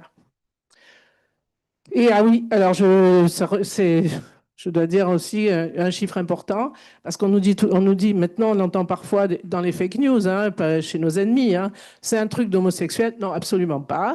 Les couples de même sexe représentent que 25 à 30% des naissances par GPA dans le monde. Donc, c'est... Voilà. Et aujourd'hui, depuis la première gestation pour autrui en 1984 aux États-Unis, en Californie, on compte 250 000 enfants nés par GPA dans le monde. Donc, on ne peut plus nous dire aujourd'hui « Ah, mais il n'y a pas de recul, il n'y a pas d'études. » Oui, il y a des milliers d'études qui ont été faites, cliniques, sur les enfants, sur les parents, sur les gestatrices, sur l'ensemble. Et donc, on sait aujourd'hui... J'aime pas ce terme, mais les meilleures pratiques, les best practices, on connaît. Voilà. Et En France, la situation. Alors, moi aussi, j'aimerais qu'il y ait une consultation citoyenne sur le sujet. Moi aussi, mais pour l'instant, il y a des sondages. Il n'y a que des sondages. Et même quand ils sont faits par nos ennemis, pardon de les appeler ennemis, hein, l'agence de biomédecine, par exemple, ou bon, parfois le ministère de la Santé, 75% des Français sont favorables. Donc, il faut arrêter de nous dire non, mais la France n'est pas prête. Ben si, les gens ils sont prêts. Donc, normalement, on est censé les représenter. Donc, 75% des Français sont favorables à une légalisation de la GPA. Donc, on ne peut plus dire mais non, mais c'est pas bien, c'est pas prêt, c'est faire de la morale. Oui, ça, la morale pour autrui, je crois qu'ils savent très bien faire. Mais la gestation pour autrui, malheureusement, pas encore. Alors, donc ça, vous avez les chiffres, je vais passer. Voilà. Voilà, alors un petit peu un panorama. Tout à l'heure, quelqu'un a dit, je ne sais plus qui, mais il y avait 66 pays où ça se pratique. Alors, c'est plus nuancé que ça. En réalité, des pays qui l'encadrent et qui vraiment donc ont posé toutes les bases éthiques je dirais, d'un fonctionnement qui préserve les droits de tout le monde, il y en a très peu. Mais, vous voyez, c'est cela. C'est les États-Unis, le Canada, l'Australie, le Royaume-Uni, la Grèce, ça fait quelque chose de bien, sauf que ceux qui l'ont pratiqué se sont fait arrêter parce qu'ils ont fait du trafic. Voilà, je passe sur ces dérives possibles. Ben oui, quand on envoie des gens qui veulent avoir des enfants et qu'on les envoie dans n'importe quel pays, évidemment, ça se passe mal. Ça se passe toujours mal, en fait. Et nous, on est malheureusement là pour le voir. Nous, dans l'association, on a au moins un cas par semaine où les gens restent coincés dans le pays d'origine, où ils sont allés, que ce soit au Mexique, en Ukraine à un moment donné, en Géorgie, et en Colombie, en Argentine, parce que ces pays-là n'encadrent pas, ne protègent pas. Ils font juste ne pas interdire, mais ce n'est pas parce que c'est interdit que c'est autorisé ou que ça doit être fait de manière un petit peu n'importe comment. Donc, c'est interdit en Allemagne, en France, en Espagne, en Autriche, mais dans certains cas, d'ailleurs, la prohibition est associée à l'interdiction du don de gamètes, comme un petit peu en Italie, et le seul pays qui la considère comme un délit universel, c'est l'Italie, qui a réussi à faire ça, à faire en sorte que, mais moi, ça me fait... Enfin, je trouve que c'est pas quelque chose de, c'est pas crédible évidemment, parce que vous pouvez pas légiférer pour le reste des pays dans le monde, même si ces gens-là essayent de faire, notamment je dirais les lobbies religieux, essayent de faire un énorme lobbying vis-à-vis de l'ONU où ils ont audience, tant mieux pour eux, hein, puisque nous on a essayé d'être auditionnés, on n'a pas réussi, et donc c'est malheureusement et la directive européenne, à la suite d'un certain ministre de l'Intérieur français, a considéré que c'était une exploitation de la femme dans une directive qui n'avait rien à voir avec ça. C'était une directive pour les protections de la femme qui parlait de l'esclavage, de la lutte contre l'esclavage, la lutte contre la prostitution, la protection des violences des enfants, etc. Ça n'avait rien à voir. Eh bien, quelqu'un a réussi au Parlement européen à faire rentrer ce truc-là. Et la GPA, et nous, tout ce qu'on a réussi on a réagi à temps, l'Italie aussi d'ailleurs, a réagi en disant, uniquement dans le cas où il est reconnu que la femme qui a fait ça, on l'a exploitée. Et moi, je vais vous dire une chose, c'est un danger ça, parce que comment vous prouvez que la femme a été exploitée? Comment vous le prouvez? Nous, on le voit tous les jours en France. Maintenant, en France, ils en sont à demander le consentement de la femme qui a porté. C'est normal, et d'ailleurs, il y a un jugement étranger pour ça, dans les pays qui encadrent, il y a un jugement qui dit que vous êtes les parents. Et donc, qu'elle a abandonné ses droits, etc. Mais dans d'autres pays qui ne protègent pas, ça n'est pas indiqué. Et donc, vous pourrez toujours avoir quelqu'un qui va dire « Ah, mais moi, ils m'ont exploité, hein ». D'ailleurs, malheureusement, on a quelques cas dans l'association de parents à qui la femme qui a porté l'enfant 10 ans après réapparaît et dit « Ah non, mais moi, l'enfant, il est à moi. Hein. Je vous l'enlève. Sinon, alors donnez-moi ça, de l'argent, donnez-moi ci, donnez-moi ça. » Bon, alors qui est exploité là-dedans? hein. Il faut se poser aussi cette question. Cela dit, ce qui compte, c'est les droits des enfants. Donc, voilà. Alors nous, évidemment, on propose que dans l'association, qu'il y ait une légalisation, qu'il y ait d'abord un débat, hein, pour commencer, ça serait déjà pas mal, mais que la GPA soit légalisée en France pour que les gens n'aillent plus dans des pays où justement c'est pas très sûr. Et avec un certain nombre de principes, hein, il faut qu'elle soit humaine, avant tout, altruiste, transparente, gratuite, comme l'a dit tout à l'heure Philomène, je crois. Et donc, et que ça se fasse dans un cadre légal, encadré, avec le consentement libre et éclairé de tout le monde. Voilà. Donc nous, maintenant, nous travaillons de concert. On a bien vu que ça se passait beaucoup aussi au niveau européen, les décisions. Donc on travaille de concert avec des associations européennes, avec d'autres associations européennes, puisqu'il y en a une dans quasiment tous les pays, et on a signé d'ailleurs récemment un manifesto pour une légalisation de la GPA, une légalisation éthique, d'une GPA éthique et solidaire, basée sur l'altruisme et uniquement l'altruisme. Et quand on regarde les sondages en France, parce qu'on nous a dit aussi, ah mais vous trouverez jamais personne en France pour porter des enfants. Aux États-Unis, elles le font parce qu'elles sont payées. Un, c'est pas vrai, parce que si elles travaillaient au McDo, elles seraient mieux payées. Donc, deux, dans les sondages qui ont été faits, alors désolé, ce n'est pas encore des consultations citoyennes, c'est des sondages, mais 40% des femmes ont dit qu'elles seraient prêtes à porter un enfant pour une autre si elles le connaissent, cette personne. Et si elles ne le connaissent pas, parce que évidemment il y avait cette question aussi, à ce moment-là, ce pourcentage tombait à que 20%. Mais c'est énorme, hein. Même si c'est qu'un sondage et qu'on doit minimiser, c'est énorme. Donc il faut arrêter de dire qu'en France, il n'y a pas de femmes suffisamment altruistes pour le faire. Donc, ce qu'on constate aussi, c'est que dans aucun pays qui a légiféré favorablement n'est revenu en arrière. Et ce n'est pas un hasard. Je crois que c'est le dernier slide. Enfin, je crois que j'ai mis une petite photo à la fin. Non? Celui d'après?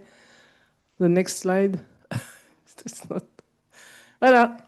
Enfin, c'était pour visualiser un peu les différents procès qu'on a dû traverser pendant ces 19 ans.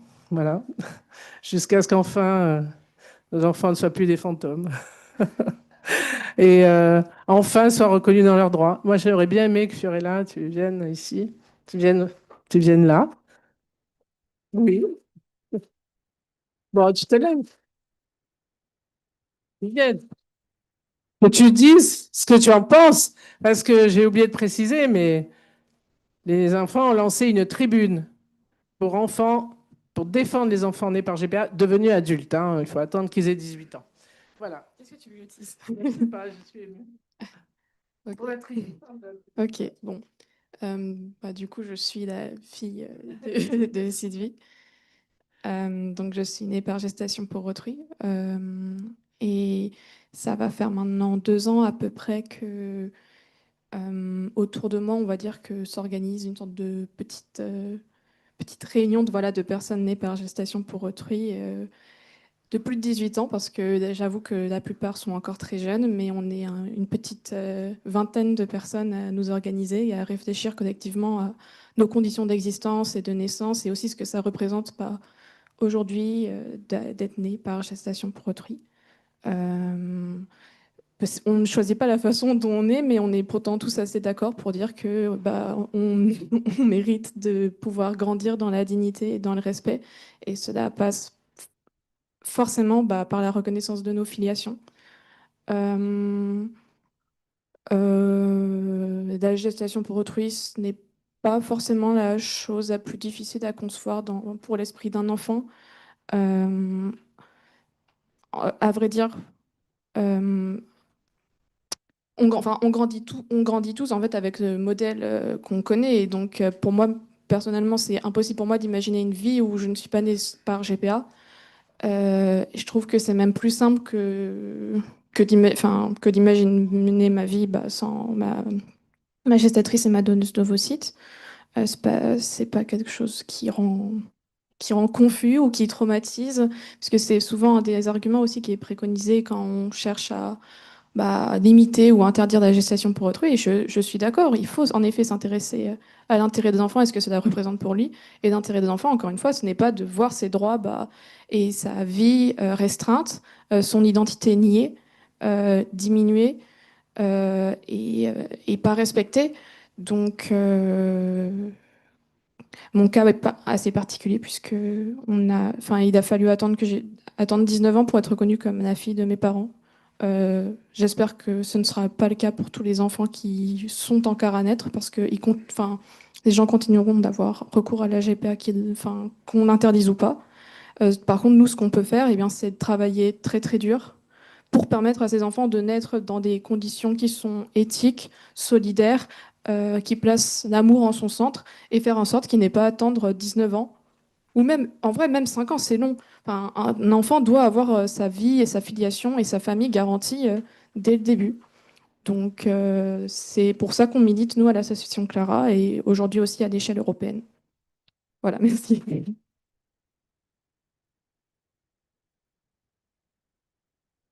Thank you, Varela. Thank you very much. You can stay here with us, please.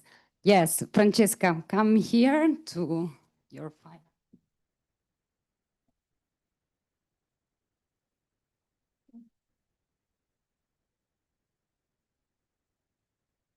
Thank you. Thank you very much, Sylvie and Fiorella, for being here with us. So I'm very glad to be here at the 4th Human Congress to speak about fundamental rights and in particular surrogacy. Surrogacy is not a marginal or technical topic, but a political one. It's emblematic of a broader conflict in Europe. It's a conflict about bodies, about self-determination, about rights, and also about how democratic decisions are made. These dimensions are deeply connected, and surrogacy seeks exactly at their intersection. As many speakers have already highlighted this morning, this debate takes place at a time when representative democracy struggles to deal with complex and cross-border issues. Questions involving fundamental rights, mobility, family life, and new social realities cannot be addressed through purely national responses, and nor through ideological shortcuts. Surrogacy is emblematic of a wider political conflict unfolding across Europe, and it is emblematic in showing how, even in this context, European citizens can unlock European politics, activating a number of participatory instruments. Sylvie explained exactly and perfectly how surrogacy works, and basically it's a form of medical assisted reproduction. It involves a gestational career who carries a pregnancy for intended parents, for a couple or an individual pursuing a parental project. It often takes place across borders. We said it, and it involves different legal systems, and it makes the lack of coordination and regulation especially problematic. The reason why surrogacy is controversial are well known. Before Sylvie explained very well this part, and of course, if it's not properly regulated, it can lead to abuse. It can expose people, often women, to exploitation linked to economic needs or structural inequalities. And these risks are real and must be taken very seriously. But there is a point we should be very clear about. The existence of risks does not in itself justify prohibitions. Almost any human activity can cause harm if left unregulated. And if prohibition were the default response to potential harm, large areas of social life would simply disappear. We talked about this also this morning with AI. It's exactly the same. The real alternative to prohibition is regulation. It's the only alternative. And regulation, when grounded in evidence and human rights, is precisely what allows institutions to prevent abuse and to protect everyone involved, so from gestational careers to intended parents and, above all, children. Regulation is not just a technical legal exercise, it's a democratic choice, and it requires public deliberation, access to reliable information, and a willingness to confront complexity rather than avoid it. This is also why prohibition often becomes politically attractive. In Italy, we know it very well. It is simpler, it is more symbolic, and easier to communicate than a regulatory approach based on facts, rights, and science, because we're talking about science and access to science. This is why 3 years ago, together with Eumans and the Luca Coscioni Association, we organized the first citizens' assembly selected by sortition on social parenthood, including surrogacy. And that experience reflects the core idea behind participatory democracy, bringing citizens back to the center of political decision-making, even and especially on complex matters. And when people are given time, information, and chance to listen to different perspectives, the result is not polarization, as we said before. It is more responsible and balanced positions. That European project involved around 150 people, including 7 people coming from different European countries. And thanks to that assembly, we met Sylvie Menesson, Fiorella, we met Pablo Bilbao from a Spanish association, we met the Irish Senator Mary Celie Kearney, and with them, we later founded an international network.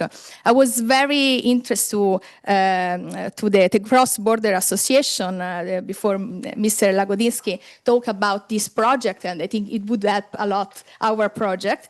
And the aim of this network, so this international alliance, is to provide accurate information on surrogacy, to counter ideological distortion that are a lot, and to promote political initiatives that bring international debate back to the evidence, proportionality, and human rights.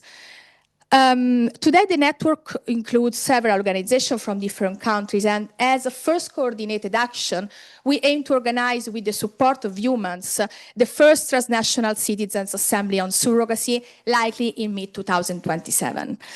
A European approach is urgently needed as on this topic, in the absence of coordination, the consequence of prohibition fell first and foremost on children. But Sylvie gave us a concrete example. So in several European countries, including Italy and Spain, children are born through surrogacy in countries where the practice is legal, of course. And when these children return to their parents' country of origin, they often face serious legal obstacles. In Italy, with Filomena Gallo, we are assisting dozens of couples on these issues, and the problems are bound to increase with the entry into force of the so-called Italian universal crime. We said it before. So where then is the best interest of the child in all this environment? Actually, the European Union has already a proposal on the table. It's the creation of a European certificate of parenthood. The proposal is currently blocked by the resistance of some states, including Italy, of course. And on this point, citizens can create pressure on governments. Delaying or blocking this regulation does not prevent surrogacy. It only perpetuates discrimination and legal uncertainty for children who already exist and have no faults. At the international level, we are unfortunately witnessing a growing tendency to frame surrogacy almost exclusively as a form of violence or exploitation. This was evident in the recent UN debate following the report of Rima Salem. On that occasion, the Italian Minister for Family, Birth Rate and Equal Opportunities, Eugenia Roccella, launched the idea of an international moratorium against surrogacy. And Italy is therefore, after introducing the so-called universal crime, at the forefront to efforts to make this evidence, this offense even more universal. So this is not a very good news. However, such approaches ignore the diversity of regulatory models and lived experiences, and they risk legitimizing punitive policies that harm families and children rather than protecting them. Surrogacy is not an isolated issue. It is part of a broader struggle closely connected to debates on abortion, assisted reproduction, end-of-life choices, and civic participation. In all these areas, when democratic deliberation is replaced by ideological closure, rights are weakened and not reinforced. This is why the work being done with Eumans, with Associazione Luca Coscioni and all the associations involved, also Clara, matters so deeply.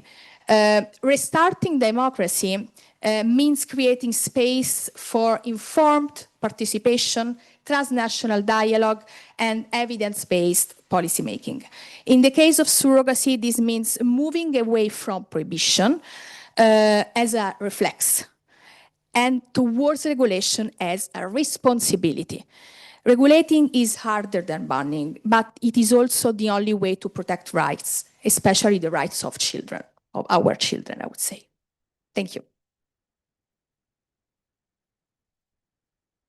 Thank you. Thank you so much, Francesca. Thank you so much, Sylvie, again. Thank you, Fiorella. And now we're going to have a coffee break for 30 minutes. If there are some questions we can do before, after the coffee break, in 30 minutes, we restart our session. So enjoy your coffee break, enjoy your break, and see you later. 30 minutes.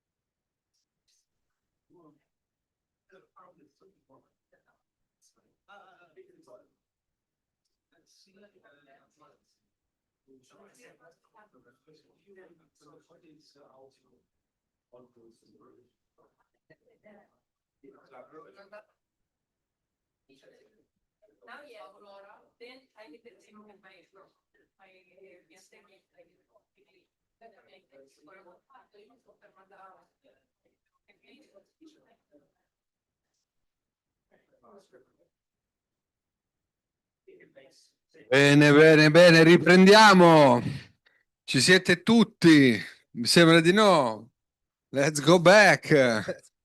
Sono due presentazioni che devono essere fatte. Ok, there are two presentations that need to be loaded. Perché lo dice a me? Che non... Ah, devono essere caricate. Iniziamo, se potete chiamare quelli fuori. On va commencer si vous pouvez convaincre vos amis.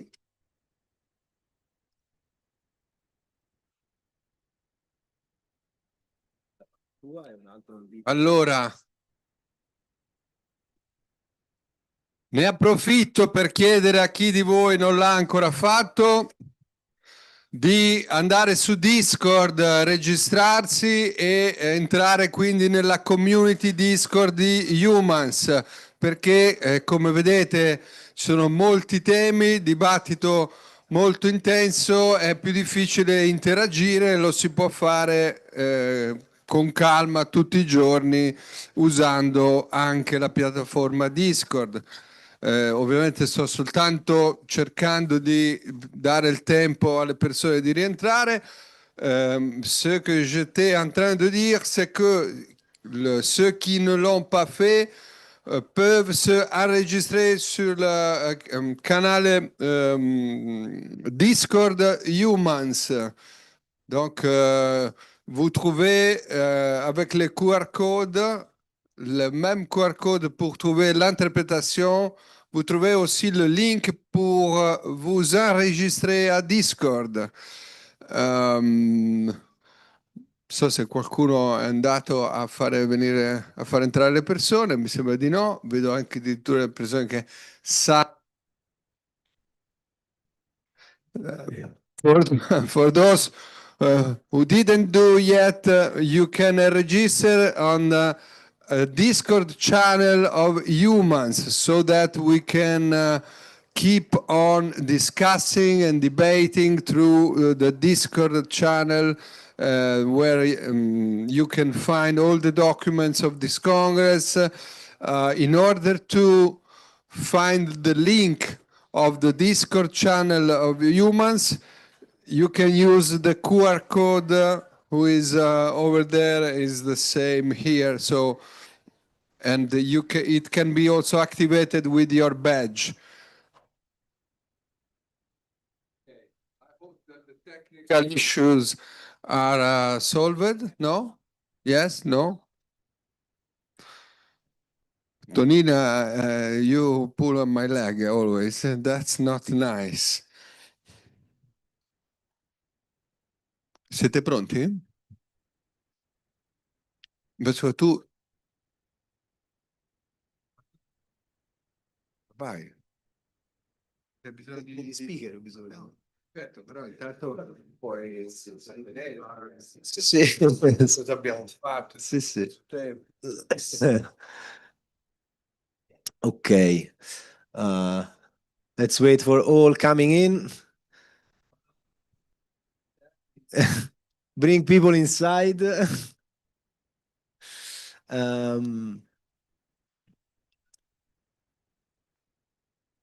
So we are about 1 hour later than the scheduled time for this panel.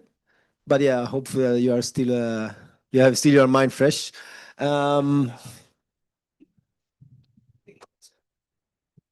Monica, you can come here directly if you want. So yeah, I invite the speakers. English. Yes, English. No French. I'm not a French speaker. Okay, you can speak in French, but it's not say that I can understand you well. So and yeah, we have also a third speaker. It is Isabel Felandro. And yeah, this is we have a long panel on environmental issues, but one of the last. To make it lighter, we divided the panel in two. And this is the first part of the panel, which is focused on a fair carbon pricing system. So fair carbon pricing system means what we have briefly mentioned already this morning. Carbon pricing means pay for the emissions. But to make the carbon pricing fair means how do we reuse the revenues of this new taxation system? So that is the topic. And here with me, I have, yeah, he's coming. The three first speakers, Monica Frassoni, former MEP, with 10 years experience in sustainability stuff that will introduce the topic in particular from a European point of view. And then Patrick Brown, CEO of Equal Right, an NGO which is cooperating with Eumans and which is carrying on a campaign at global scale, and Isabel Felandro from Cool Earth, which is another NGO that is focusing on transferring economic resources, cash, to communities, to indigenous communities. So, not lose time because we lose too much time in the day. So, Monica, the floor is yours. If you want to introduce the issue in Europe and what we are living here, okay. Do it. So it's better English or French? English. Okay. Non ho capito. Okay.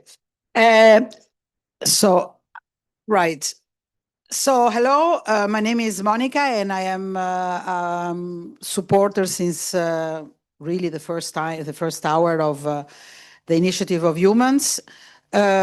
So, I was tasked something like half an hour ago to say something about this system of which the three people that are here with me at the podium know much more than me. So just to know, just to put the whole thing in a context. But I would like to say that the ETS system was considered for a very long time, was introduced, the so-called ETS1 in the European Union in 2005. And it was considered for a very long time the most important, and for some people, the only real effective means to get out of the dependence from fossil fuels. And for a long time, also an instrument that was more important than renewables, more important than energy efficiency. And when I was member of the European Parliament together with Marco, there were also quite some big discussions about the capacity of this instrument, that is a market instrument, as Andrea said, to be basically the only thing we needed to ensure the transition to a green economy. Of course, this is not the reality, so this remains one instrument. It's not the instrument, but it is, of course, it is, of course, a very important one. The idea is relatively simple, and that is that when you pollute, you basically pay, and you can exchange with others who actually do not pollute. I tell it in a very stupid way just to make things clearer. The allowance, the permit to be able to emit tons of CO2. The idea being, if you have to pay to pollute, you are less, let's say, motivated in going on doing it. And above all, if you're a company and a sector that is included in this emission trading, then you may start to do investments and things like that in order to become less dependent from CO2 emissions to actually perform your economic activity. That is why, after endless discussion, conflicts, lobbies, blah, blah, blah, the system was introduced, and certain sectors are interested by this system, and this is the energy intensive companies, which are of course those who are polluting more. Some part of the aviation, but inter-EU aviation, and a little part of the navigation sector and things like that. Of course, this makes about 45%, if I'm not wrong, of the emissions, and you needed the 55% near it. And so over the last legislation, meaning from 2019 to 2024, when Eva Thunberg and all the climate control policies were very much high on the agenda with the so-called Green Deal, the idea came to see whether it was possible to extend the same system to buildings and transport, because these are the two sectors that remain outside the system. The idea being that even if in the meantime there were other policy measures that were introduced, the Energy Efficiency Directive, the Renewables Directive, all sorts of other measures that are non-market, that is to say, that are not based on the price, but are based on the change of technology, then it was basically decided to introduce this system also with buildings and transport. What is the problem? The problem is, of course, that nothing falls from the sky. And if you are changing, and this became very obvious in the ETS1 system, the idea of changing your model of doing business, or your way of heating your house, or your way of driving or going by bike, is actually costing money. And if you oblige citizens and if the price of your heating goes up, or the fuel that you put in your car goes up, it is possible that you do not have the means to actually change the way in which you live or move. And therefore, immediately, differently from what happened to ETS, one that is something that is mostly concentrated on companies, on industry or utilities, the idea of introducing a climate social fund that could compensate the expenses, or that could help the most vulnerable to deal with these new taxes, basically, was introduced. Of course, for countries that depend a lot, Poland, for example, but also Italy, from fossil fuels to heat and move, in any case, the idea of adding a price which is variable, is not always the same. That is the difference with a tax. A tax, more or less, what it is, whereas a carbon pricing system moves with the market. Okay, and the idea of introducing this ETS2 mechanism that was approved in 2023 created a lot of anxiety because of what I said earlier. One thing is a steel company, another thing is a house. And in any case, this issue of the social funding had to be really used, is to be used specifically to mitigate the effects of this measure. This was not exactly the case in ETS1 because we do have revenues from ETS1. In Italy, I don't know in France, but in Italy we are talking about 15 billion euros. Well, in theory, if we were living in a logical system, most of this money should go or should have gone to help the transition of companies and also workers, actually, not only companies. But in Italy, only 16%, it was ECHO think tank that came with this figure, were actually given for this transition.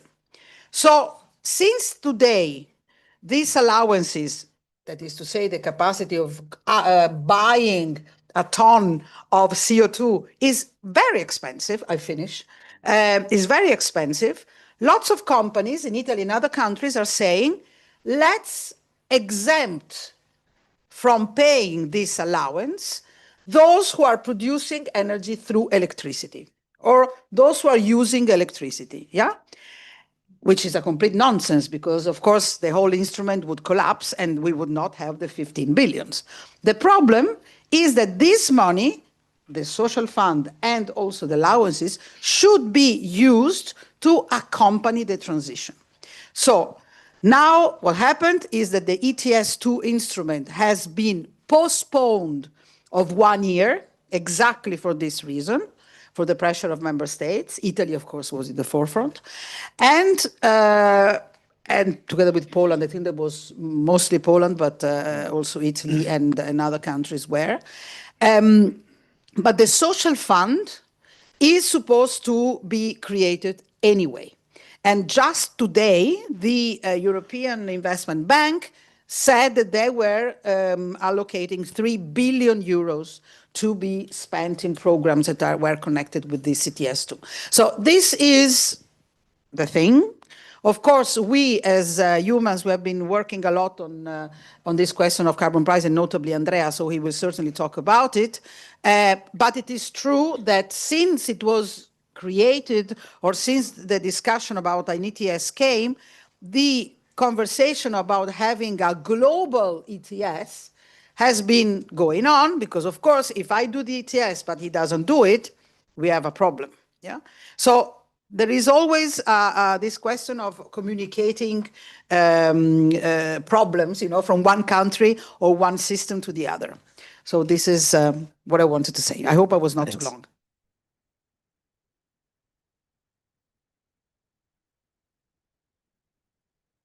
Thanks, Monica, also for staying in 10 minutes exactly. Perfect. Yeah, the point is exactly how to reuse the revenues from the CO2 taxation, if we can call it taxation, because it's a flat taxation that is heavier for the most vulnerables. And the point that is Europe is not enough. I don't think about the amount of emission we cover in Europe compared to the world global emission, but that is, I won't say neglectable, but it's almost like that.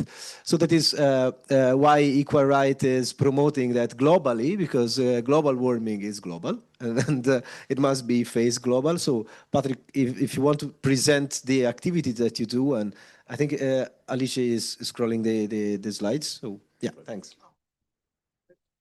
Perfect. Many thanks, Andrea. Can everyone, my head blocking a little bit? Maybe move out a little bit more. That's probably why the chairs were where they were when we came onto the stage and I moved them. So I suppose I'll say at the outset, this is a panel on carbon pricing, and the first thing I said to Andrea when he invited me was, I'm not a carbon pricing expert, and he said, you are, in his classic Italian charm, and I said, well, you must have a very low bar for what an expert actually is. But my organization, Equal Right, we advocate, we campaign for a universal basic income for climate justice, equity, and human rights, and we came to the carbon pricing question from more of a downstream place of we want UBI. We don't just want it on a local trial basis or a national basis. We want a global UBI. And could an international carbon pricing system be one of the ways that we could try and pay for that global UBI? And since then, we've gotten more interested and more involved in conversations around both how that financing system could work and also what the distribution mechanisms and the impacts of actually distributing direct unconditional cash transfers to address climate justice are. So this is where we work. Sorry, if you go back a slide there. So that's what we do. We're working globally to advance a number of projects. So brief snapshot here on the map. So in Brazil, we are working to advance ideas around what is equitable climate finance. In Malawi, we've been working with the government there to design a cap and share policy, something I'm going to talk about a little bit more in a sec. We are providing direct cash transfers to climate activists in Tuvalu in the South Pacific. And we're also designing cash for conservation pilot projects in Colombia and Kenya as well. And my colleague Isabel from Cool Earth, an organization we work very closely with, is going to talk a little bit more about what cash for conservation is specifically. And we're very lucky to have a great working relationship with Andrea and the Eumans, and want to take this opportunity to thank the organizers for having me here. Andrea and I are just back from a jolly to Belém for COP, where we spent 2 weeks campaigning and advocating on these issues. And I think this must be about the 4th or 5th panel you've roped me into over the last few months. So thank you for that. I think just in terms of the moment politically right now, it can sometimes be hard to get up and talk about these big, radical, systems change, structural ideas, given the current political context. It sometimes feels like campaigning for a better future is a bit of a lost cause, and actually probably the best thing we can hope for is to make things a little bit less shit. But I think especially that's true in the climate space. I mean, we saw at COP the elephant that's not in the room, the US not being present, losing that leadership, the orange spectre inhabiting the White House at the moment. And even when COP and climate finance works, allegedly, it's really just climate finance bros from London or New York sitting in a side room in the venue, negotiating with some vulnerable island nation that's about to disappear because of sea level rise, about whether they maybe or might not consider dropping a few interest points off the new loan that they're going to give them to build a sea protection wall. So it's far and away from what we actually need. And I think that putting something as radical as direct unconditional cash transfers on the agenda as a climate response is what we need right now. So why basic income for climate justice? So these are some of the areas that we work on. Cash for inclusive just transition, so recognizing that current just transition mechanisms often don't get to those who need them most. There's a very typical picture of who would receive support, often northern male workers in particular industries affected by just transition, not extended to workers in the global south, not extended to women, to youth, to people with disabilities. And universal basic income, by virtue of being a universal unconditional payment, is a mechanism to reach everyone in a community undergoing just transition processes. Cash for adaptation and resilience. This is where the flexibility and the fungibility of cash is really valuable, because you can give someone a cash payment and they can choose to use it for what is best for them. One man's adaptation is buying an umbrella, another's is installing an air conditioning system or purchasing sandbags to protect their home in a flood. And the beauty of cash is that it can be used for all of those purposes. For loss and damage, and this is a conversation that has really come to the fore in recent years in COP processes and so on, is the idea of how do we properly compensate people after natural disasters, after they've been forced to leave their home because of climate change. And cash can be one of the direct ways to ensure they get the resources they need. And also, and finally, cash for conservation. How can we use cash transfers to catalyze and support existing conservation actions? How can we use it to break reliance on extractive, ecologically harmful activities? And also, how can we, have an alternative to the market-based and conditional mechanisms that exist at the minute that very often, in fact, nearly always, don't get to the communities on the front lines of the climate crisis? Next slide, please. So, Isabella's going to talk a bit about cash for conservation, by the way, so I've skipped over a little bit, but that's a really exciting area of work for us. But I'm going to talk a little bit more about cap and share, this policy framework that we have to pay for some of these ideas. So in a nutshell, cap and share has four main component parts. The first is a cap, which is a limit on fossil fuel use. We talk about it as a cap on extraction. This is a global system, by the way. So in a perfect world, this would be applied globally on all fossil fuel extraction, and countries that don't extract would apply it at the border when they import fossil fuels. But the important aspect of the cap is that it sets a level at which we stay within planetary boundaries. The actual level of the cap would be subject to negotiation by countries, of course, and we would want that to be as ambitious as possible. But the principle is a legally binding cap that you cannot go over. Second, a charge, and this is embedded in the making polluters pay principle, that the cost of climate damage should be passed to those who are most responsible for it. So in this scenario, it would be a charge levied on fossil fuel companies who are extracting or importing fossil fuels. And the revenue from that charge is where the money for the direct climate finance, the basic income, would come from. Third, and this is an innovation to this model that Equal Right has introduced. We didn't invent cap and share, by the way, but we sort of iterated it a little bit, is the idea of a commons fund. So putting the revenues from the charge into a global investment fund, kind of similar to the sovereign wealth funds that they have in Norway, in Alaska, and parts of Brazil. And that would invest the revenues over time in a way that would ensure that the revenues from the carbon charge are sustainable. Because one of the issues you have with being reliant on revenue from carbon pricing is that you have diminishing returns, because you want to reduce the reliance on fossil fuel use, which also means you reduce the future revenues that you gather for whether it's basic income, whatever form of climate finance you want. So the fund is very crucial from a financial viability perspective. And finally, the share, and that is, as I said at the start, where we started from at Equal Right, thinking about the need for universal basic income and how you fund it. And the idea of the share is, it's obviously good from a perspective of helping to alleviate poverty and support living costs, but also specifically within the cap and share and carbon pricing system, it does something that other systems like ETS and ETS2 is making improvements, certainly, but it smooths any equity and inflationary concerns from a carbon pricing system. So basically, you apply a carbon pricing, and fossil fuel companies, when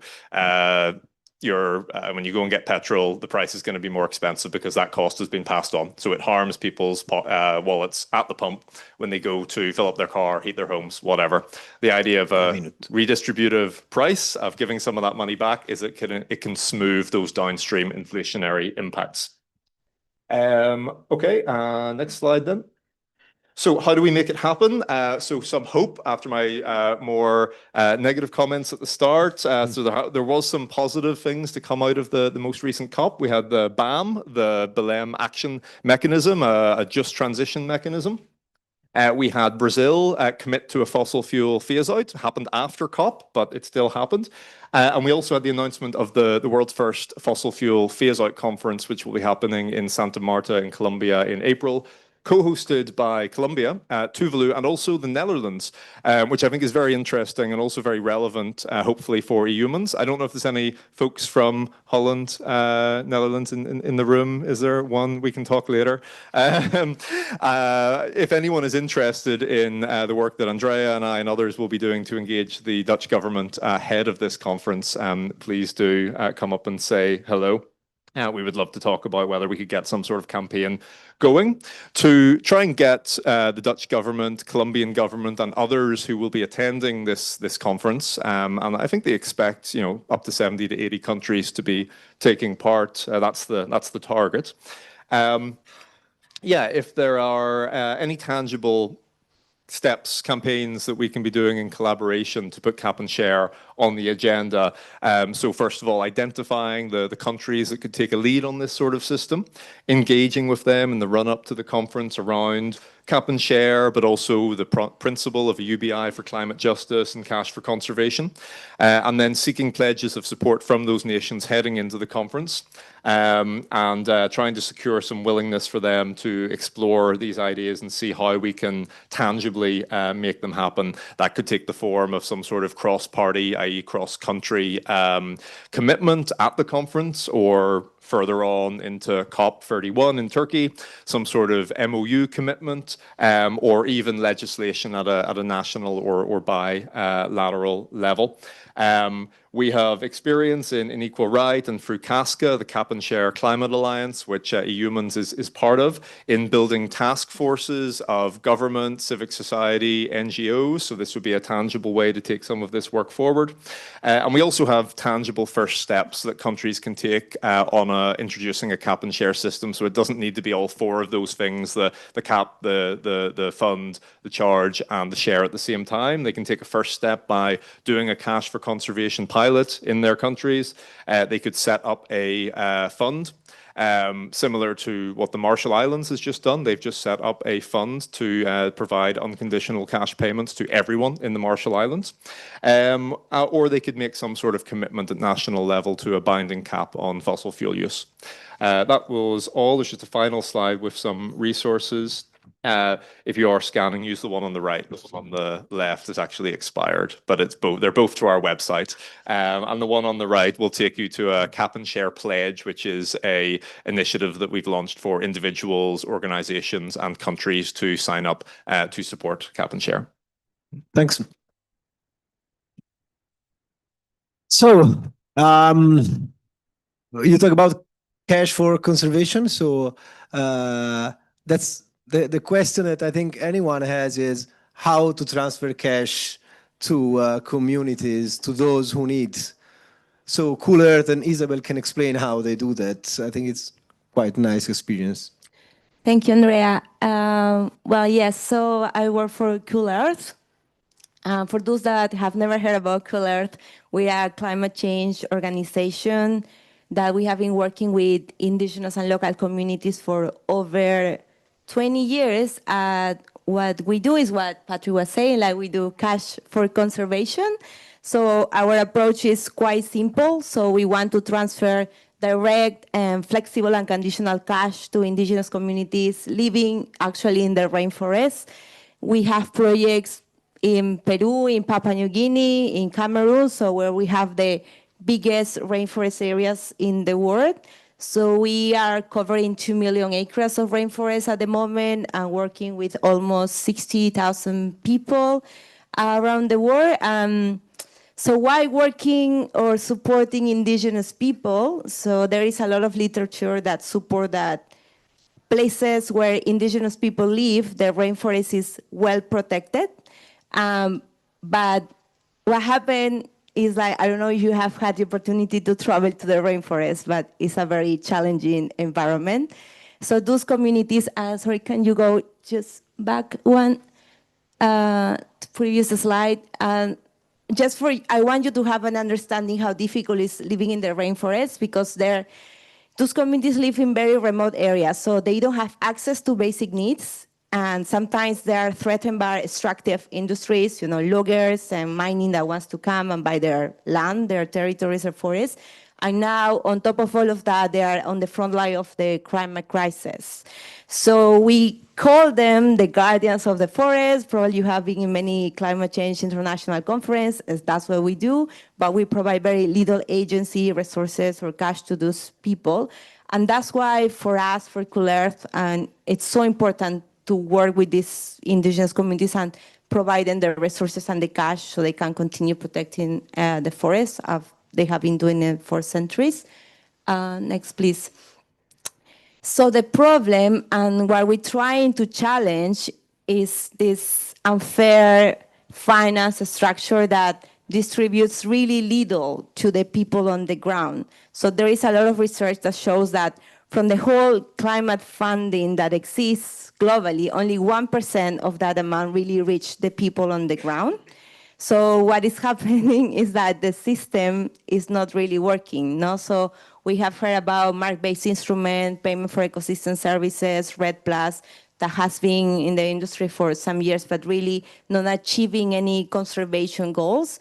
So the proposal and what we're trying to challenge is how we made this finance structure more fair and how this money really reach the people who is in the front lines of deforestation and climate crisis. Yeah, next one.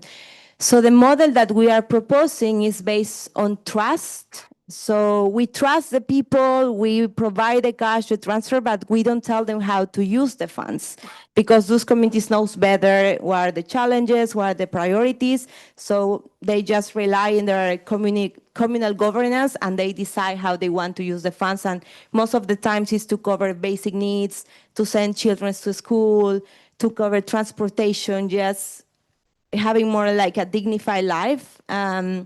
So other thing that we do is we co-design and co-implement projects with them. If the community, for example, wants to develop a cacao fish farming project or even any kind of infrastructure, we kind of design these projects with them, but we don't direct how they should be using the funds. So it's a system that is really based on trust, no? And as I said, it's a very simple model. It's cash, it's no string attached. So it's based on freedom, security. The people decide how they want to use the money. So once they have the resources, they don't have to rely in destructive industries that might fry their territories and their land. And as I said, they invest in education, infrastructure, health support, and all of that means that the rainforest can stay, standing, because sometimes the main driver of deforestation in those remote areas is poverty, actually. So with cash, we just provide economic security for those communities to have a good safe net. So from that safe net, they can build a more dignified life and also keep protecting their territories. So we have been doing this for 20 years, and in most of the cases, it's transferring funds to communities on a communal-based approach. But in 2023, and actually after the whole COVID health emergency happened, we decided to try a model, but on an individual base. So giving the cash directly to every individual in 3 communities in the Peruvian Amazon.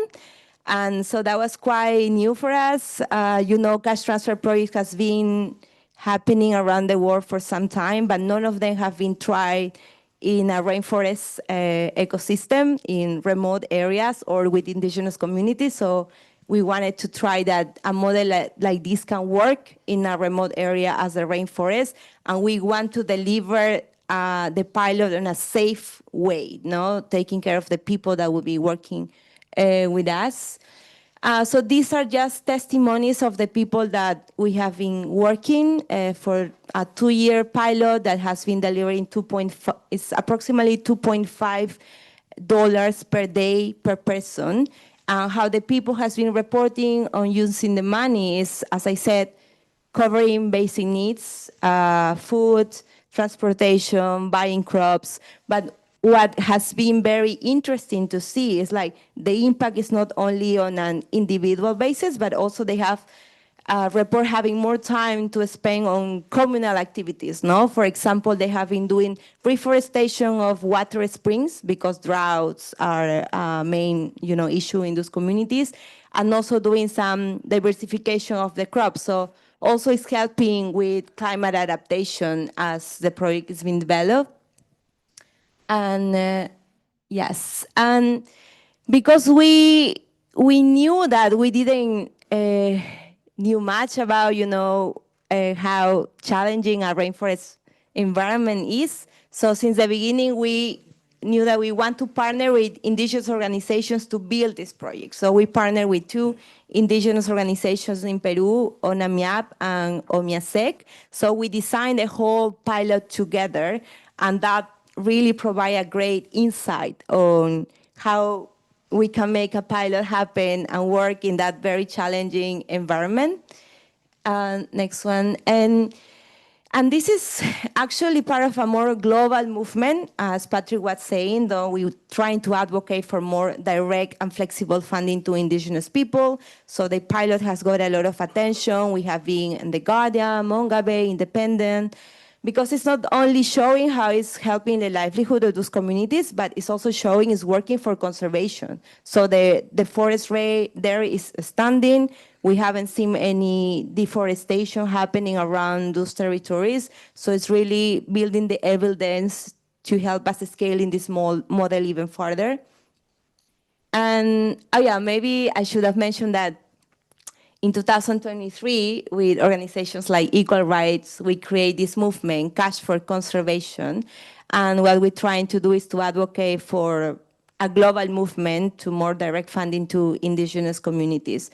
But of course, we are a little organization, and so if we really want this to be scalable, we need public funds. So we need the governments and public institutions to buy, and then, of course, this will unlock more private and philanthropy money, but I think that's the main barrier that we have now when we think about scaling, no? So in terms of climate policy, I think, it's more how we rethink how the money is being distributed, no? So instead of creating so many barriers for the money to get the people, it's just to trust the people and give the funds directly, no? Because in practice, what is happening is like we have the Global Green Fund, and then this money is going to Ministry of Environment, no? In, let's say, Peru, that's my country. And then the Peruvian government decide to create a forest program, and then they hire a lot of consultants. So, and then after creating this whole bureaucracy, very little really reach the people who is doing the work on the ground. So it's just creating more direct and flexible funding and trusting the people, that is going to be using it on the priorities and keep protecting the forest. Okay, thank you. Thanks, Isabel. I think that we do not have that much time for Q&A. Maybe if we have after, we can do one question. One question.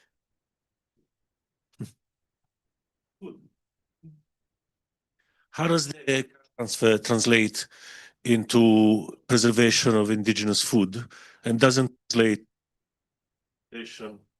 of harmful processed high calorie and low nutritional loss of knowledge, which is represented by, in that production, cheap to buy calories?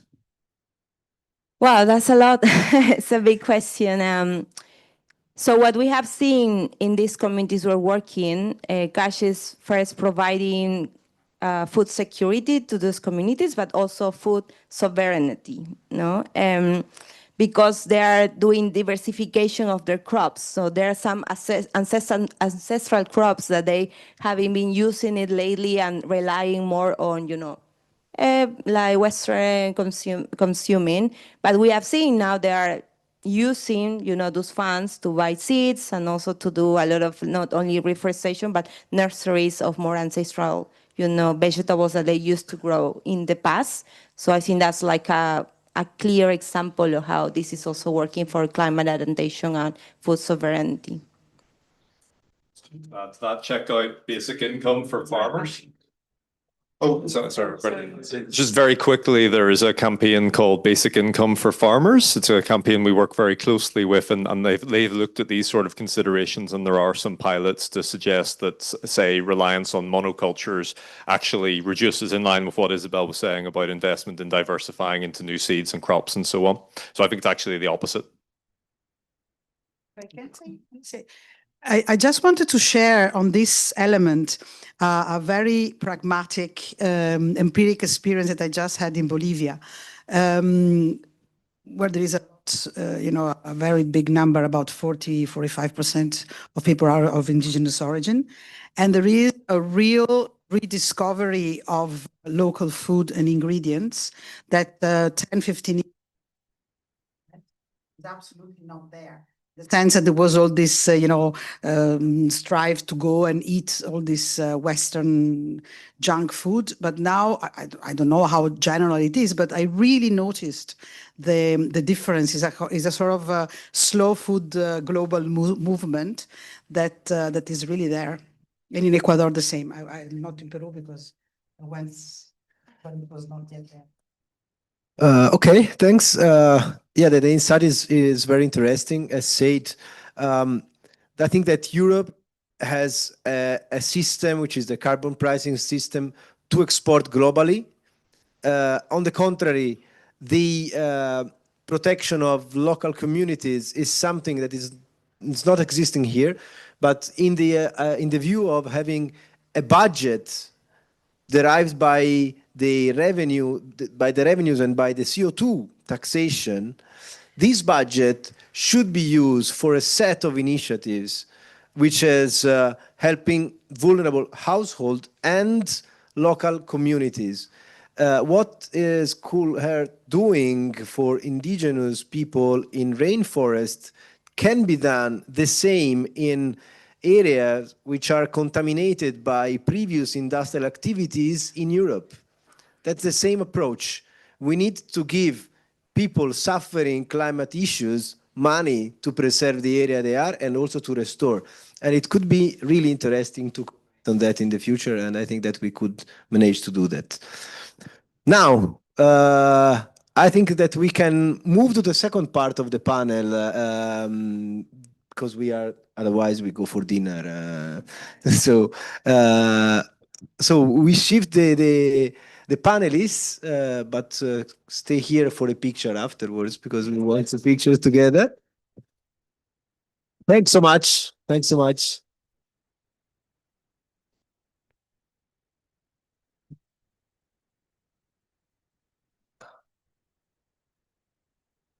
Cosa? Devo scaricare quella di Tom. E basta. Sì, però non vorrei farla vedere in mondovisione. Vuoi staccare qualcosa? Sì.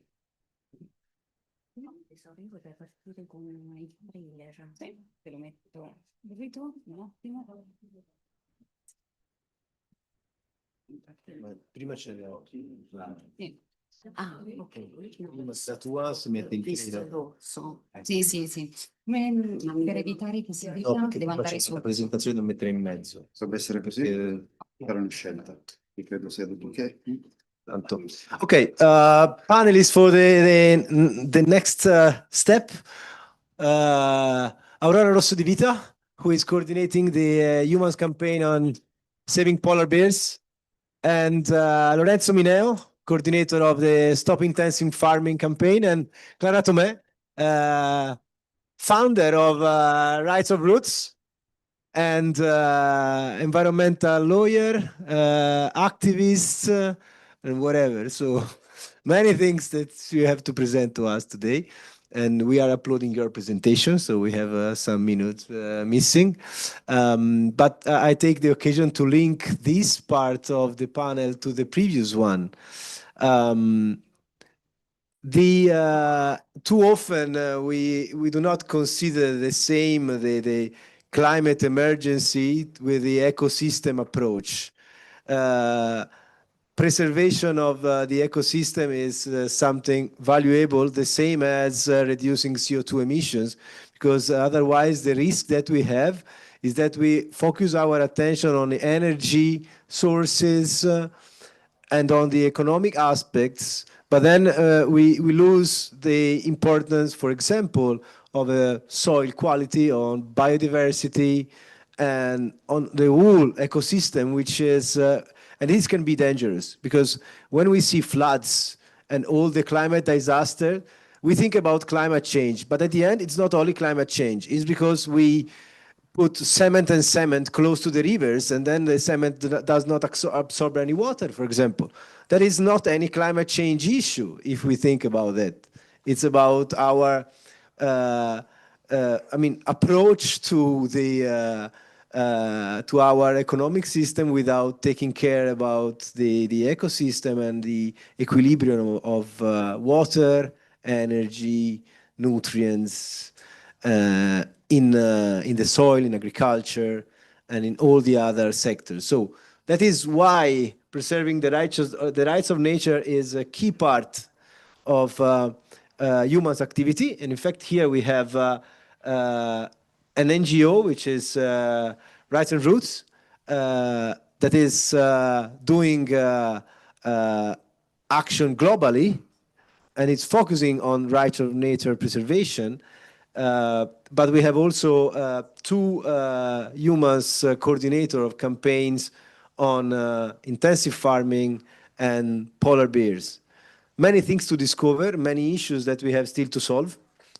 And that is a bit worrying, probably, because if we think about intensive farming and polar bears killed in the Arctic, it's not having good news that we can collect for dinner. But yeah, we have to approach these issues the same. Let's see.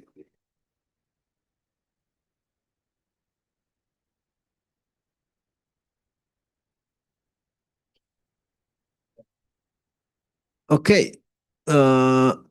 Microphone. Well, thank you so much, Andrea, for having me and Eumans. In general, it's a pleasure to introduce this emerging youth-led NGO, because it's emerging. It has just one month old, to be honest. It's a new project that I have created with my co-founder from Bolivia, and we basically operate within LATAM countries, especially Bolivia and Brazil is where we are focused right now. And well, it comes a little bit to, align with the conversation that my colleagues from Cool Earth and Equal Right were discussing. I had this understanding after so many international conferences, and especially after the last COP30,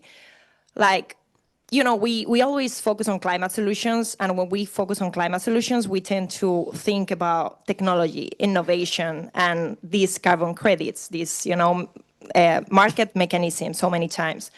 And we forget that we had already those solutions and not in those things at all. They were already in the hands of all these indigenous people that have been, regenerating and conserving and protecting the ecosystems and sequestering that carbon by existing on their lands, right? And it came to my mind, this just simple thought that if we really want to protect nature and animals, we need to protect the people that defend that nature and those animals, right? And that's why we decided to create Rights and Roots. We have this underlying message that is called rights-based climate solutions, and now you will understand why. Next, please. So basically, as a sum up, our mission is to support frontline defenders and community-led projects that are roots in the rights of nature to really advance climate and environmental justice. Next, please. Because as I was saying, we believe that to protect nature, we need to protect the people who is in the front lines, the people who is defending it with their life, with their body, because sometimes we tend to forget about that. Sometimes we really romanticize indigenous peoples, and they really risk their lives on a daily basis to protect, what gives us life. And this is a very important role that we need to take into account, and we need to finance, and we need to protect. And yeah, this means basically that our approach, and that's why you will understand now, is based on rights and not in offsets, not in these carbon markets that are very popular right now and put out there as a climate solution. Next, please. So basically, we focus, when we talk about rights-based approach, we focus on 3 rights that kind of like cover all our understanding of collective justice, right? One thing is human rights, of course. Another thing is the rights of indigenous people, so more like territorial rights. And then we have rights of nature that are like very often out of the conversation, right?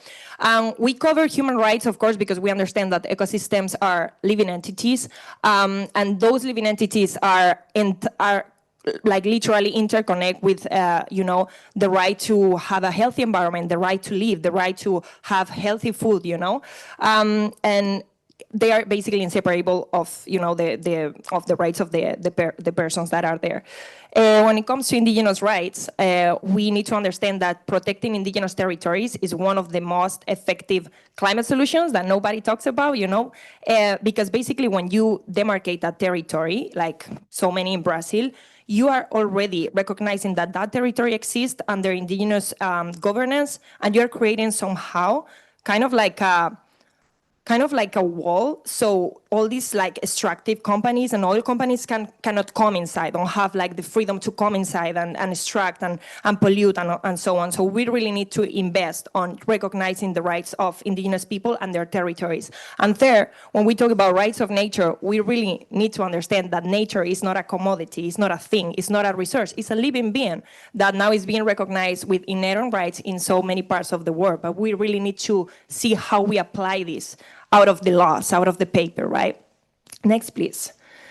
So the good question here is that, yeah, do we really, you know, can we really actually trust on these carbon credits and markets that are kind of like popular nowadays as a climate solution? And our approach is, our response is no. Why? Next. Well, there's so many reasons why. One of the first is that it really can damage, based on the different you know, projects that have been put out there. It really can damage indigenous and human rights, because on so many times these type of carbon markets or red projects have displaced communities from their territories. They don't have consent so many times, you know, from the people to do those projects there. And they have restricted some areas for them, like, for example, to hunt or to fish. So it doesn't really take into account the indigenous territorial rights. On second hand, it also, like, one of the problems is that it commodifies nature. So it really goes against the rights of nature approach, because it's seeing nature as a thing, as a resource, and it's valuing an ecosystem, for example, a forest, from how much CO2, for example, it can sequester. And it's not valuing because of his inherent right, or his cultural or his spiritual right, value that it also have. And it treats basically forests, soils, or rivers as commodity, as tradable units, right? On the other hand, it's not a systemic solution. We cannot talk about this even as a solution from my point of view. It's just a patch, because it's still allowing companies to keep emitting. It's not, you know, stopping them to keep polluting, and it doesn't put a cap on emissions as we should have, right? So at the end, it's not really solving the problem. And then we have the global equivalence logic as well. First of all, we need to understand that not all ecosystems are fungible. You know, you cannot, like, let's put it like into practice. How is ethical or how is fair that, for example, a oil company is destroying some forests in the Peruvian Amazon, for example, because they are deforesting? You know, they want to put their project there and extract the oil from there. So, you know, that deforestation is creating CO2 emissions. How that can be compensated by planting some other trees in a forest in Indonesia? Like, for me, it doesn't really make like sense, right? And then the other problem that we see is the community dependence on the external arm. As we saw with this example that I just put, like, we are making those people in, for example, in Indonesia, to depend on the harm that is happening on the Peruvian Amazon, right? So at the end, we don't see it like really like sustainable in that way, but either like ethical. And when I talk about sustainability in the long term, is that if the demand, for example, of the carbon credits drops, or if the project is no longer useful, you know, what happened with the community, right? So next, please. well, this is not showing for some reason, but it was a table. I can just explain quick. It was a really like visual table where you can see basically the different logics and yeah, the different logics between, for example, like carbon credits, fair carbon credits, because they also exist as the more fair alternative, and then what we call rights-based projects. And the other day I was on a conversation with someone that had this kind of like a fair carbon project ongoing. And even if the difference between the traditional carbon offsetting is better, because at least it has some benefits for the communities, or is like better paid, we still are commodifying nature. We are still seeing nature as a commodity, as a resource, as a tradable unit. And at the same time, we still have the problem that is risky. What if the global demand of offsetting like drops? What about that? Like, and also, who is really putting the price? Because we really need to see this, that when we talk about systemic change, it's not, we are not on a climate, like the climate crisis is not a crisis of emissions. That's what so many people think. Oh, the climate crisis is a crisis of CO2. No, it's not. It's a crisis of values. It's a crisis of justice. So if there's the same people like the World Bank and all these like big, companies putting the price and getting the benefits from these kind of like projects, what happened with the communities? So at the end, like as my colleague was saying, like very little like goes into them. They say like between 5 to 20% from all these projects. And there's so many like organizations and so many communities that already have, protects against this type of projects because they don't get benefit from. Next. So what we propose, because of course, if we critique something, although I'm not a carbon offsetting expert, but I have to come, if I want to defend the solutions that we bring, what we are trying like to make, because we are emerging, so we were not able to put this into practice, but it's our idea, is kind of to find an alternative for communities to not be dependent of these really attractive offsetting mechanisms that, of course, if you are in necessity, you will need that money, even if it's, causing harm in another ecosystem, even if it's not sustainable in the long term, but you will need it because you are in survival mode, so you will take it. So we are trying to provide an alternative that is very close to what my colleagues were speaking about of, cash for conservation type of thing. So, for example, the project that we are trying to develop in Brazil with the Tapajós communities. The Tapajós is one of the most important rivers in the Amazon. And how this rice-based approach project would look like, for example. 1 minute. Okay. Is an ecotourism and territorial guardianship. This is the last thing. So basically, imagine an ecotourism project where the community opens their space to bring some tourists into the boat. Of course, it would be limited because remember, we need to respect the rights of nature too. So we need to understand that a lot of pressure from tourists and maybe like very busy seasons into the area that would damage the rights of nature to exist, to regenerate. So we need always to take nature into the table of decisions. Okay, this is very important that most of the projects don't think, And it would also serve not just as ecotourism or a tourism project for the people to, know the land and know the indigenous culture of that place, but also to monitor, because this is very important. This would serve as a political infrastructure. What I mean is that this project is starting with a boat that costs literally 900 euro. That's all. With that boat, these people can start making an income from the ecotourism project, but also they can take this boat to monitor the area, to see what injustices are happening and be able to document those things to get their territorial recognitions because they don't have it. So with one boat, so many things, can develop and all these rights can be respected. That's all. Thank you so much. Thanks so much. And yeah, this is a QR code to our website. You can donate for this project so we can start it. So yeah, thank you. You can keep it there. Okay. You have the screen. No, yes, but we don't see that on the right, so I don't know. So apologies, but. You can come after me. I can give you a QR code. Don't worry. Okay.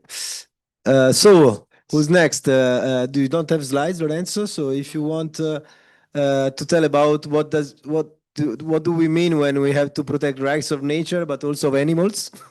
Because sometimes animals are Yes. forgotten. Actually, I don't think intensive farming is only a matter of animal rights. So actually, just to frame you a little bit, I was involved in a documentary called Food for Profit with the director Giulia Innocenzi and Paolo D'Ambrosi. The documentary was about the scandal of the amount of public money that we give through public subsidies within the Common Agricultural Policy to intensive farming. So this documentary went out in Italy initially in 2024, and last year it went out also in many other European cities. And this is also a trailer for a next Eumans event in Paris. We want to plan to do a screening with the help of Jamila Boulasha. We want to be in Paris again in the next months for the screening of this documentary. So keep note on that so that we will meet again in a few months. So the reason why the documentary was so powerful and successful in Italy, we managed to become in the list of the 19 movies that could have represented Italy at the Oscar. Funny thing. The reason why it was so powerful, I think it was because it was not only speaking to people who already have made their choice about their alimentation and maybe they are vegetarian or vegan, but the film was speaking also to those who are concerned by the fact that as citizens and taxpayers, they give their money to a system which is polluting the ecosystem, which is also damaging our health, because the WHO has been very clear clarifying the impact of also meat, red meat particularly, regarding cancer. And also, of course, as Andrea was saying, of course, damaging the animals because of the condition. Well, the thing is, after the documentary went out in the cinemas, we decided to connect these, let's say, this investigative documentary to something political, to a political initiative that we built as Eumans, a petition that was asking to stop public subsidies to intensive farming. We know that within the Common Agricultural Policy, which is the second biggest chapter of expenditure for the European funding, well, 80% of that funding, according to one of the last studies of Greenpeace, is going to intensive farming. And so, of course, when we as European citizens discover that, we as taxpayers discovered that, we want to do something. And so that petition was the tool to ask to the European Union to find a legal definition of intensive farming, which is what nowadays is missing. And starting by that, you can then stop subsidizing this sector. So this petition was asking for the very simple thing, the legal definition of intensive farming and to cut subsidies to that sector. Actually, both direct subsidies through the Common Agricultural Policy and indirect subsidies, because intensive farming are exempted by the emission trading system also. So there are different forms of subsidies. Well, we managed to present a petition, but we must say that petition is not a very powerful tool within the European Union. There's no obligation for the Parliament, for the Committee on Petition to discuss it. And that's why it wasn't discussed, and we thought that we had to do something else, and we had to speak directly with our MEPs, members of the European Parliament, who could support this request. So in October, we had this People Assembly, which is a method that also as humans we are trying to promote, to discuss with our supporters and members to formulate political proposal. And with the help of Tilly Metz, it's a pity that she cannot be there today, but she's supporting us in that attempt.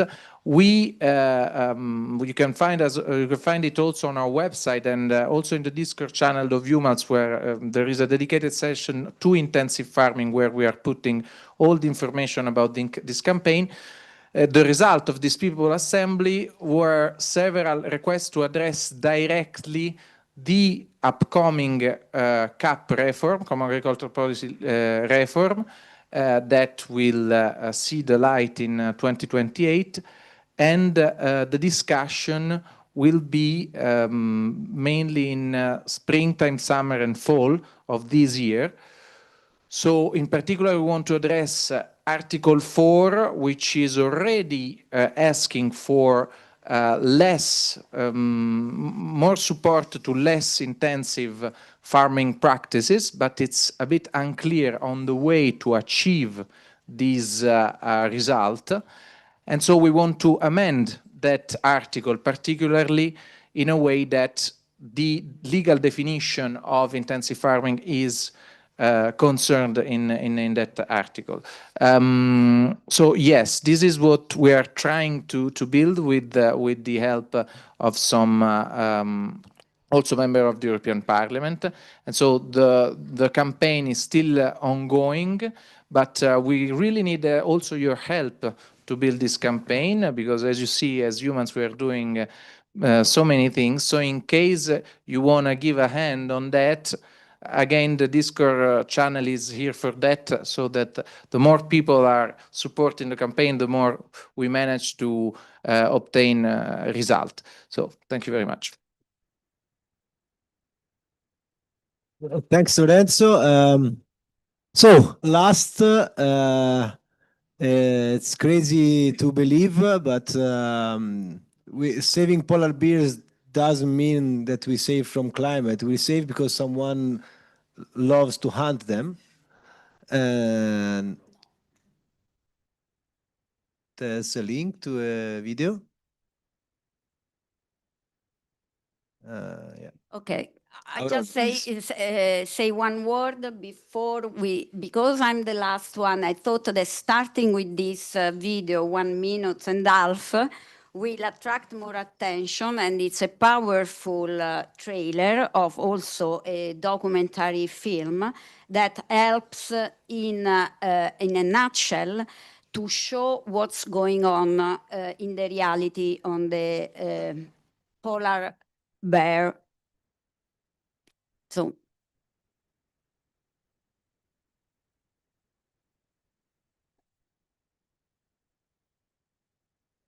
one second.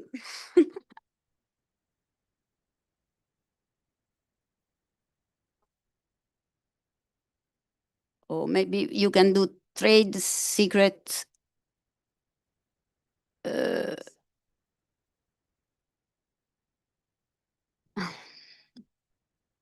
Voila.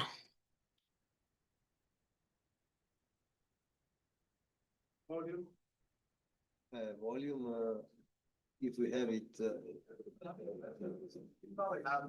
There is no volume? I think not in the projector, I don't know. Okay, there are subtitles.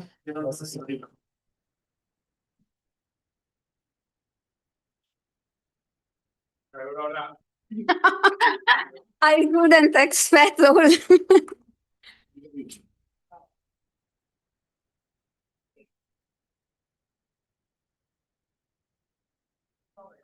There is the audio, but it's slow. Okay, you can read, I think. Yeah. It's quite low, but it's okay. You see, we talk about IA and then I said.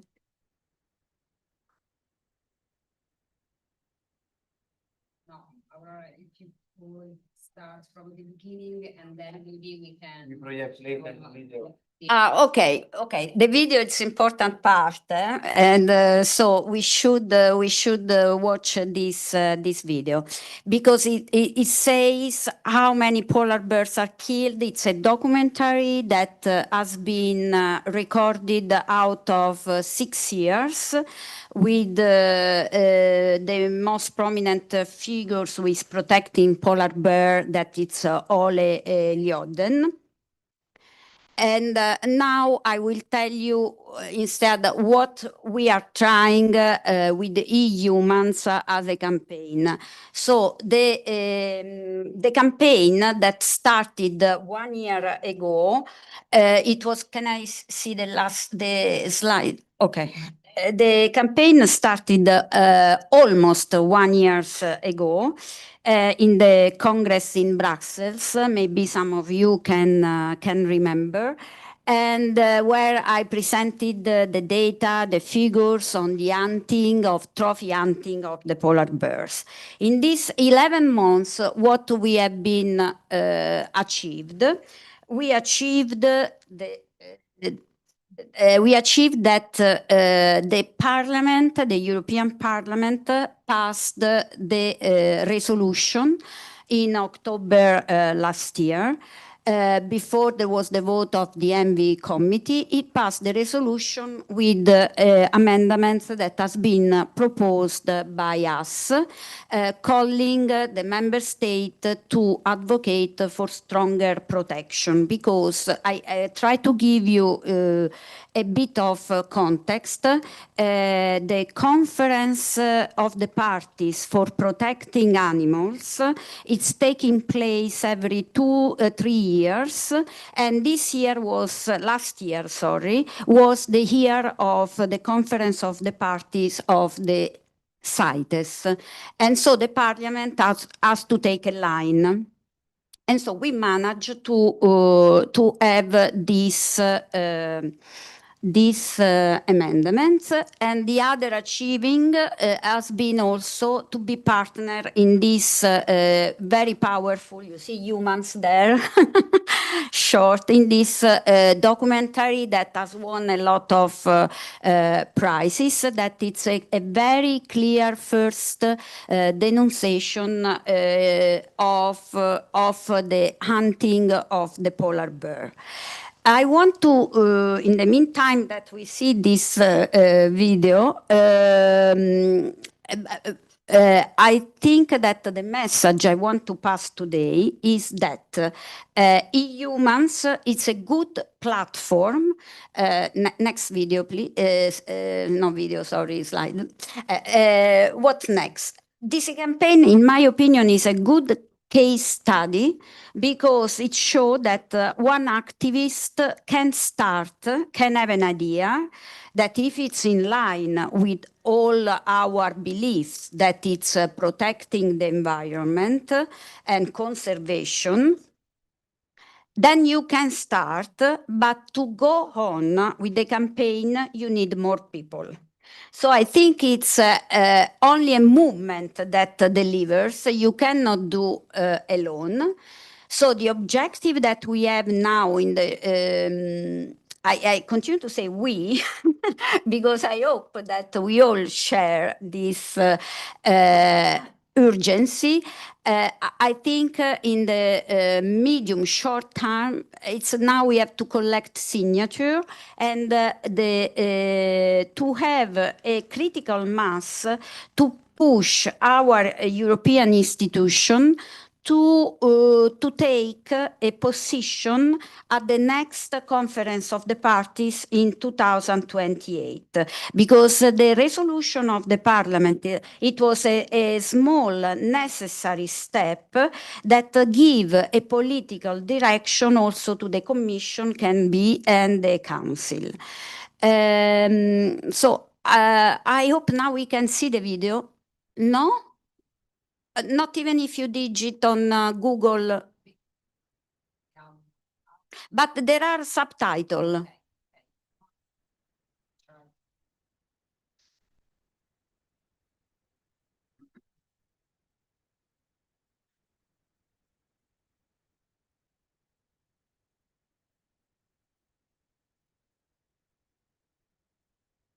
Because we have the translations all connected with Zoom with the translation.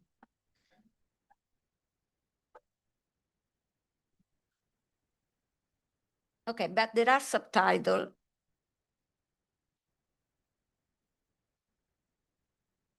Just one moment, please. In the meantime, if you have questions.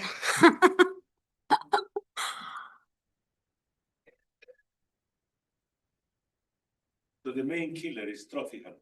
Yes, it's one of the main killer that has been hidden for years because we always, that's why I think we should also change the name of the campaign in Stop Trophy Hunting instead of Save Polar Bear, because this documentary show the complicity of WWF, where you say that you want to save the polar bear and the only killer, the only threat is the climate change, the melting of the ice. That's not the only thing. It's also this, of course. It's not, I mean, I'm exaggerating, but at the moment, the real number is that almost 1,000 polar bear are killed every year by the trophy hunters. Out of a population of 25,000 of polar bear, and the reproductive time of a bear it's 3 years, you don't need to be a scientist. And today I have to say I had some exchange of opinion with other activists, and they were saying, oh, but it's necessary for the indigenous people to survive because there is a very sophisticated hunting quota system, tags. The country where the bear is more killed, it's Canada. They are giving this quota to the Inuit. And why they are doing this? In exchange of past discrimination. No? You know that also in Greenland, Inuit women were sterilized without knowing there were these campaigns. So instead now to give a kind of compensation, they give the compensation with the polar bear. And also I was told, oh, you have not to do like the campaign for the seal. You remember the Le Phoque, okay.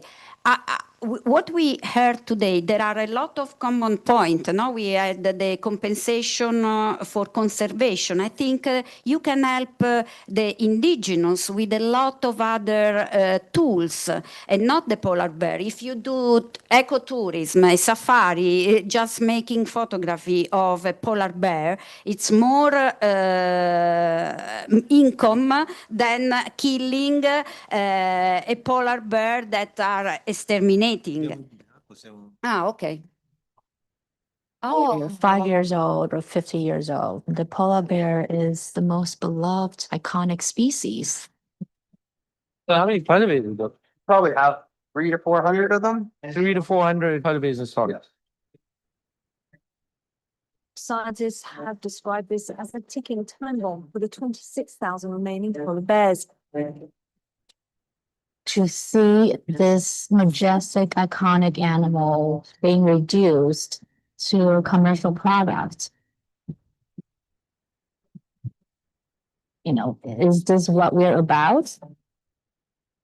In the last 50 years, we have lost 70% of the world's wildlife. And yet, with this catastrophic decline, nobody really knows what's going on in terms of the commercialization of these species. These are the biggest polar bears you ever find. Nobody knows that we're doing this. The results are in. This story needs to be told. Norway has this dark secret. That's illegal trafficking right there. Let's rather speculate in trading gold or diamonds, not endangered species. There's a dark secret in the conservation world that needs to be exposed. We haven't told the full story.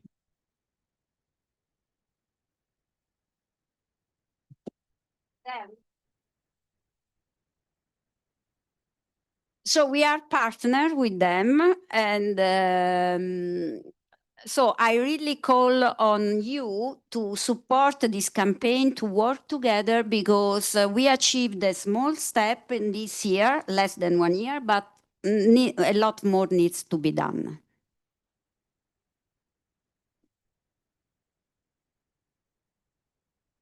Okay, I think that with these last bed images, we concluded the panel of environment. I think that we have shown so many different ways to go to the same direction, which is protecting the ecosystem.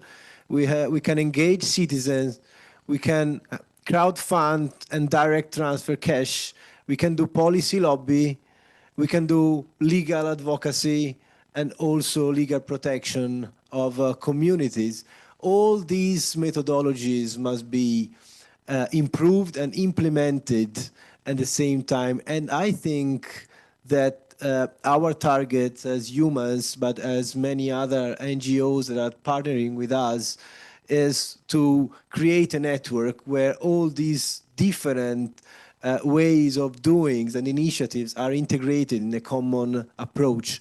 And I think that we will fight for this in the next year, hopefully, as Aurora said, with support of more citizens and more members that can engage and carry on new campaign or existing campaigns. Thanks so much.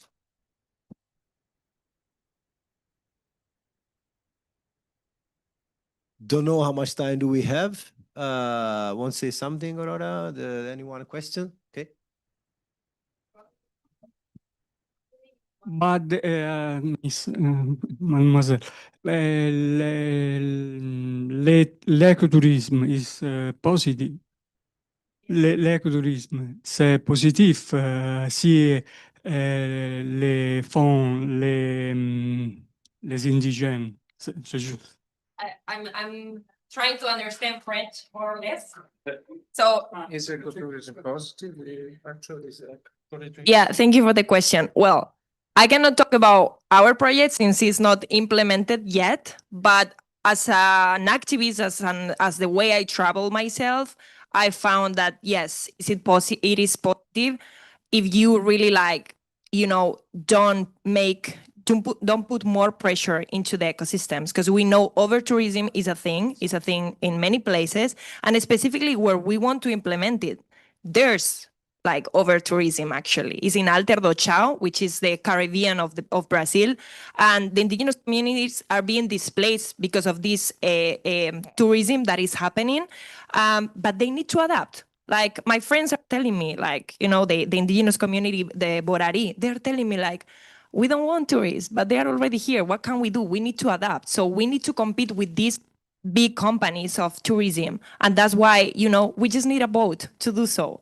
And the way they want to do tourism is a very different way, because you can just, pay, go there and book the best hotel, and just give money to the elites or to the big companies.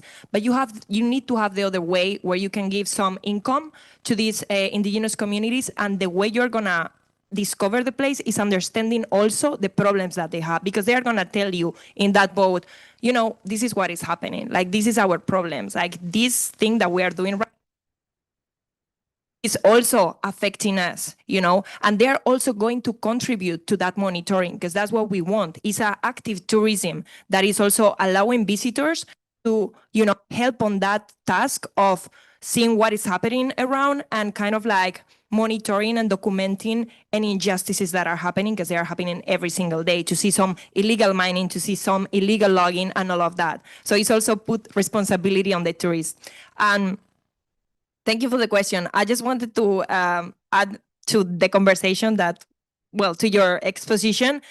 I love the documentary. I didn't know you were going to be in this panel, but I love that documentary. All my activism started as a vegan, so I'm a vegan myself, and I didn't know I was going to be in this panel because it's so funny. Today I didn't talk about animals, but all my activism started about animals. And that's why I created Rights and Roots. Even if I'm not conserving animals on the root, I'm trying to protect the people because I understand that they protect the rights of the animals and the rights of nature. The same with polar bears. I did many campaigns with polar bears as well, with Polar Bears International. So it's amazing to have this documentary too. Congratulations. And yeah, just I wanted to say that because I didn't know this was focused on animals. And I mean, I started my organization not because I like people. It's more because I like animals, but I understand that to protect animals, you need to work with people. You know, you just can't take them out of the equation. That is the reality, and that's also something very important that we need to understand in the Occidental mindset or colonial mindset that we have. So many times we think in conservation, and we think, oh, the place needs to be wild, untouched, no humans there. That's very colonial, to be honest. Like if you really look at the data, most of the most biodiverse places on Earth is where indigenous communities have, rights, and they can protect those ecosystems. Like you just can look about it, So it's very interesting. It's not those empty spaces that are like pristine. Those are not. And if they are like that, it's because they have this place, like the communities that were there before. That has happened, for example, with the Masai Mara in Africa. All these reserves that are so pristine, full of animals. Well, the Masai Mara were there before, and they were better conserved than now. So just I'm pointing that out. But thank you so much for your work. Okay. First of all, thank you so much to showing us this video. Personally, I wasn't aware, and in some way I can participate to advocate this your initiative. I will be happy to be involved. Another thing, just this not connect exactly with the bird, but I think there is also the occupation in some point in this territory, because, for example, Donald Trump denied the climate change, but in one hand deny, in the other hand the fact that the pole is disappeared, that the ice is melting, and so on, facilitate the exploitation of the territories for the mineral resources, so on. So just to say that these territories are under threat fully at the bird is just one way to occupy and at some point destroy the territory just to exploit the territory, the mineral resources. Thank you. Thanks so much. Further questions? Yeah. Can you bring the microphone there?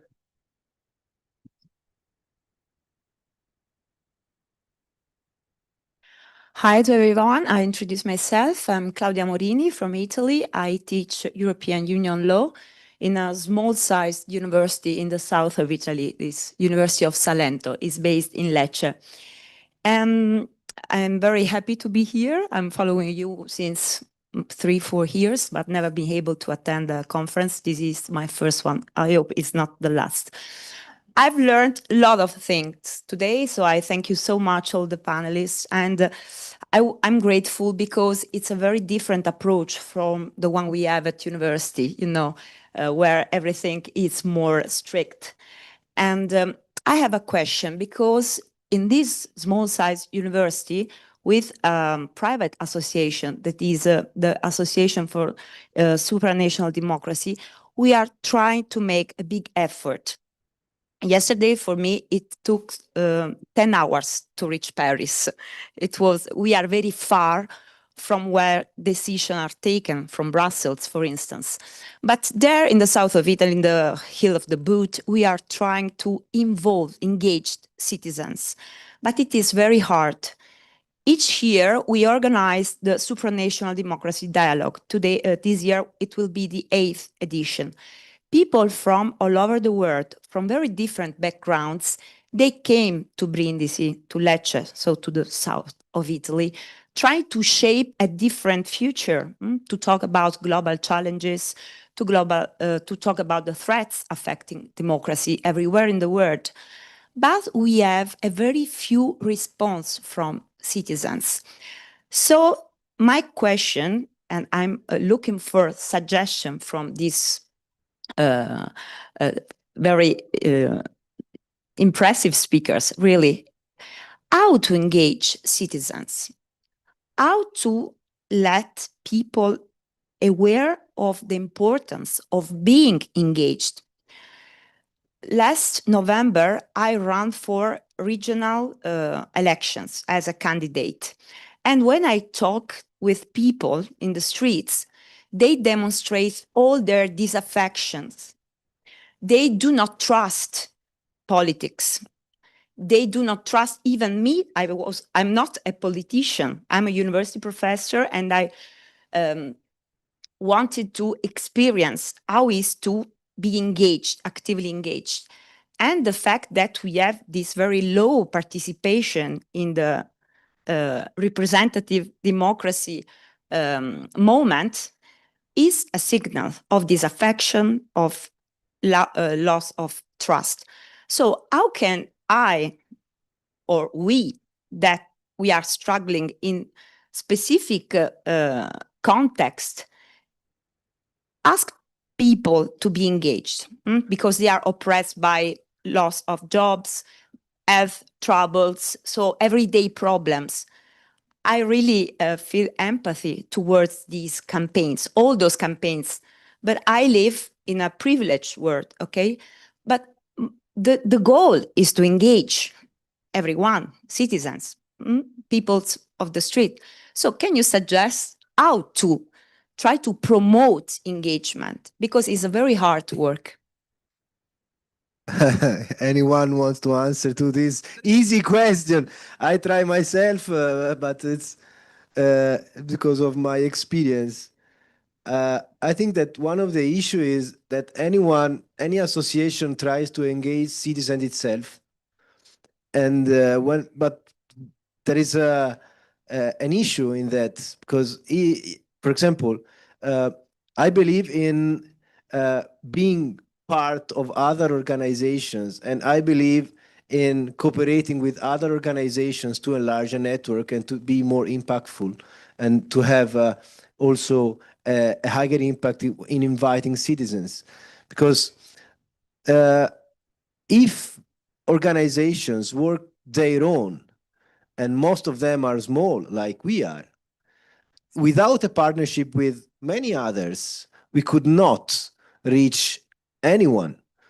The point is, it's normal that citizens are not easy to engage because they have their own issues, their own problems, their own life, and most of the time they can be really partially affected by the topic that we propose to discuss. So for me, the only way that we have is to create a much larger network of organizations and doing things together. Because if all the organizations and associations in Italy and in Europe would organize the same event, probably it would be the biggest event ever. But it's not easy because anyone wants to organize its own. So let's start to do a network of associations, and then maybe we can be more efficient when we involve and engage citizens because our network is larger. That's only my opinion.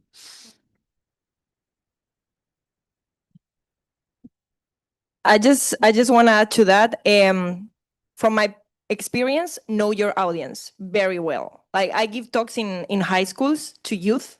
It's very hard to engage, people from that are in their 80s, like all this Alpha, Zeta, or X, whatever they are. I don't know where we are right now, but it's very hard because they are just teenagers. They have their own hormonal processes. So it's very hard. And the way I do it is on a very informal way. I'm in social media as well, so I know the things they like. I know which language to use, no technicalities, no jargon, very like easy, and to understand what they care about, what they care about. It's not the same, like if we are here is because we have like some commonalities of the things that we care about. They don't care about these things. They don't care about climate change, of course, because also they are in a privileged position and it's not affecting them. You need to connect the dots, like how their interest of, oh, you want to become a football player. You know, that's your dream. That's all you are thinking about right now with 18 years old. You know what? You're not going to be able to become a football player. I'm sorry to break your dreams, but you know, you're not going to be able because your future is, you know what I mean? You know, like the climate crisis is going to affect you on a way that maybe, hopefully not, but maybe in 30 years, you cannot even breathe the air. So how you're going to become a football player, you know, and trying to connect those things, like why you should care about the Amazon that is on the other side of, you know, the planet. Well, that is allowing you to breathe right now. You know, I'm trying to understand those connections towards their interests. The same way if you talk with businessmen, for example, like with business, it's a completely different conversation. You're not going to move them by, oh, they should care about the polar bear. Maybe they don't. Maybe you need to put, I hate to do this, but you need to put, you know, economic value into things and talk more like business way. So know your audience is my best advice for sure.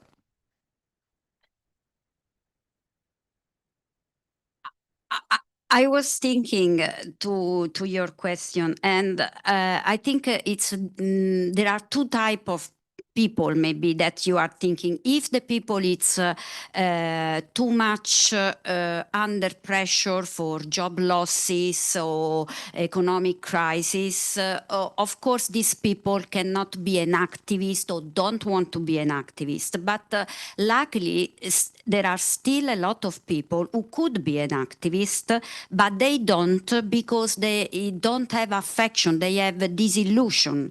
So what I wanted to pass as a message is that if you are involved in something and you see that there is an impact, you are incentivized to be active. So in my case, I see that we can do something with the European Parliament, that you can connect, and let's hope Eumans, it's like a menu. You have so many campaigns that you can choose, and there you can see easily what we are doing and have this kind of incentive to be active, because your words and your action count as an impact. And this is a lot of us that could do, have a spare time instead just watch Sirius or Spotify, I don't know what, but they don't be an activist because they are have lost their belief that they can have an impact. I think this, when you identify the objective, like I said, and you see that you have an impact, people will continue. And that's the value of this movement, like Eumans.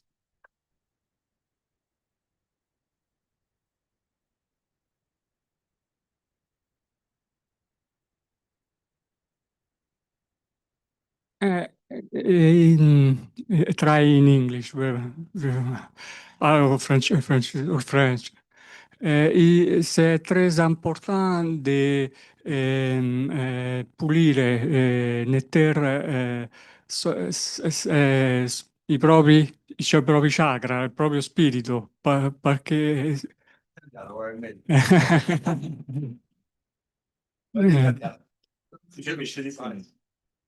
no, questo perché sembra lavorare su se stessi, la pulizia dei chakra, secondo me, e attiri appunto le persone giuste, certo, come dico,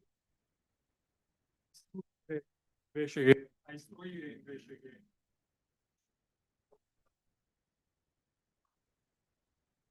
I think it can be summarized in, if you are good with yourself, you can be even useful for others. Otherwise, it's hard to engage for other topics if you are not good with yourself. Correct?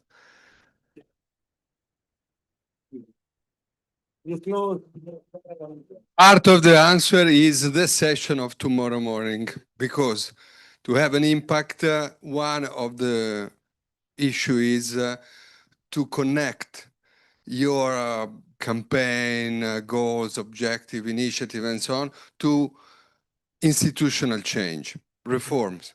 So the very reason has been to activate citizens through, not just through demonstration or protest, which is very important, non-violent actions, of course, but also to have institutional link using the existing participatory tools, but also reforming them, reinforcing them. So the idea that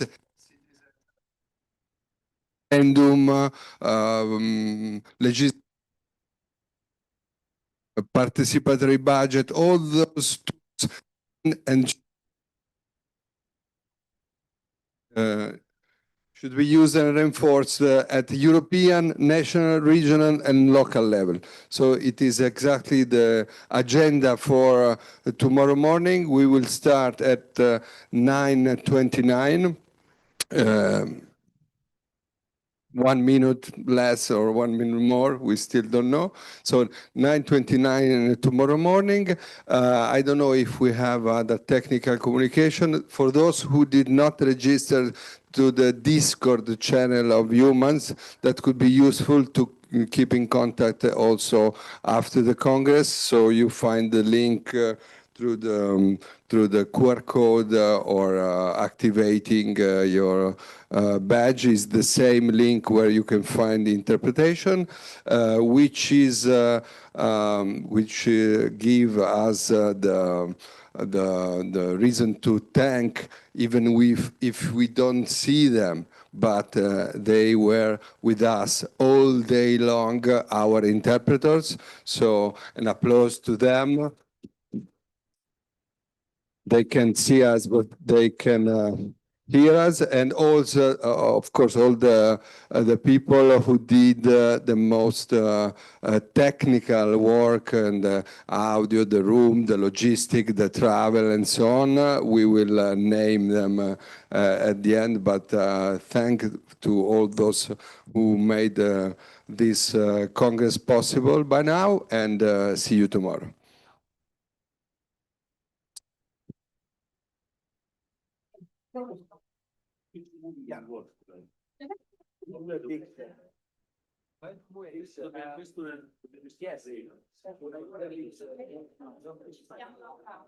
But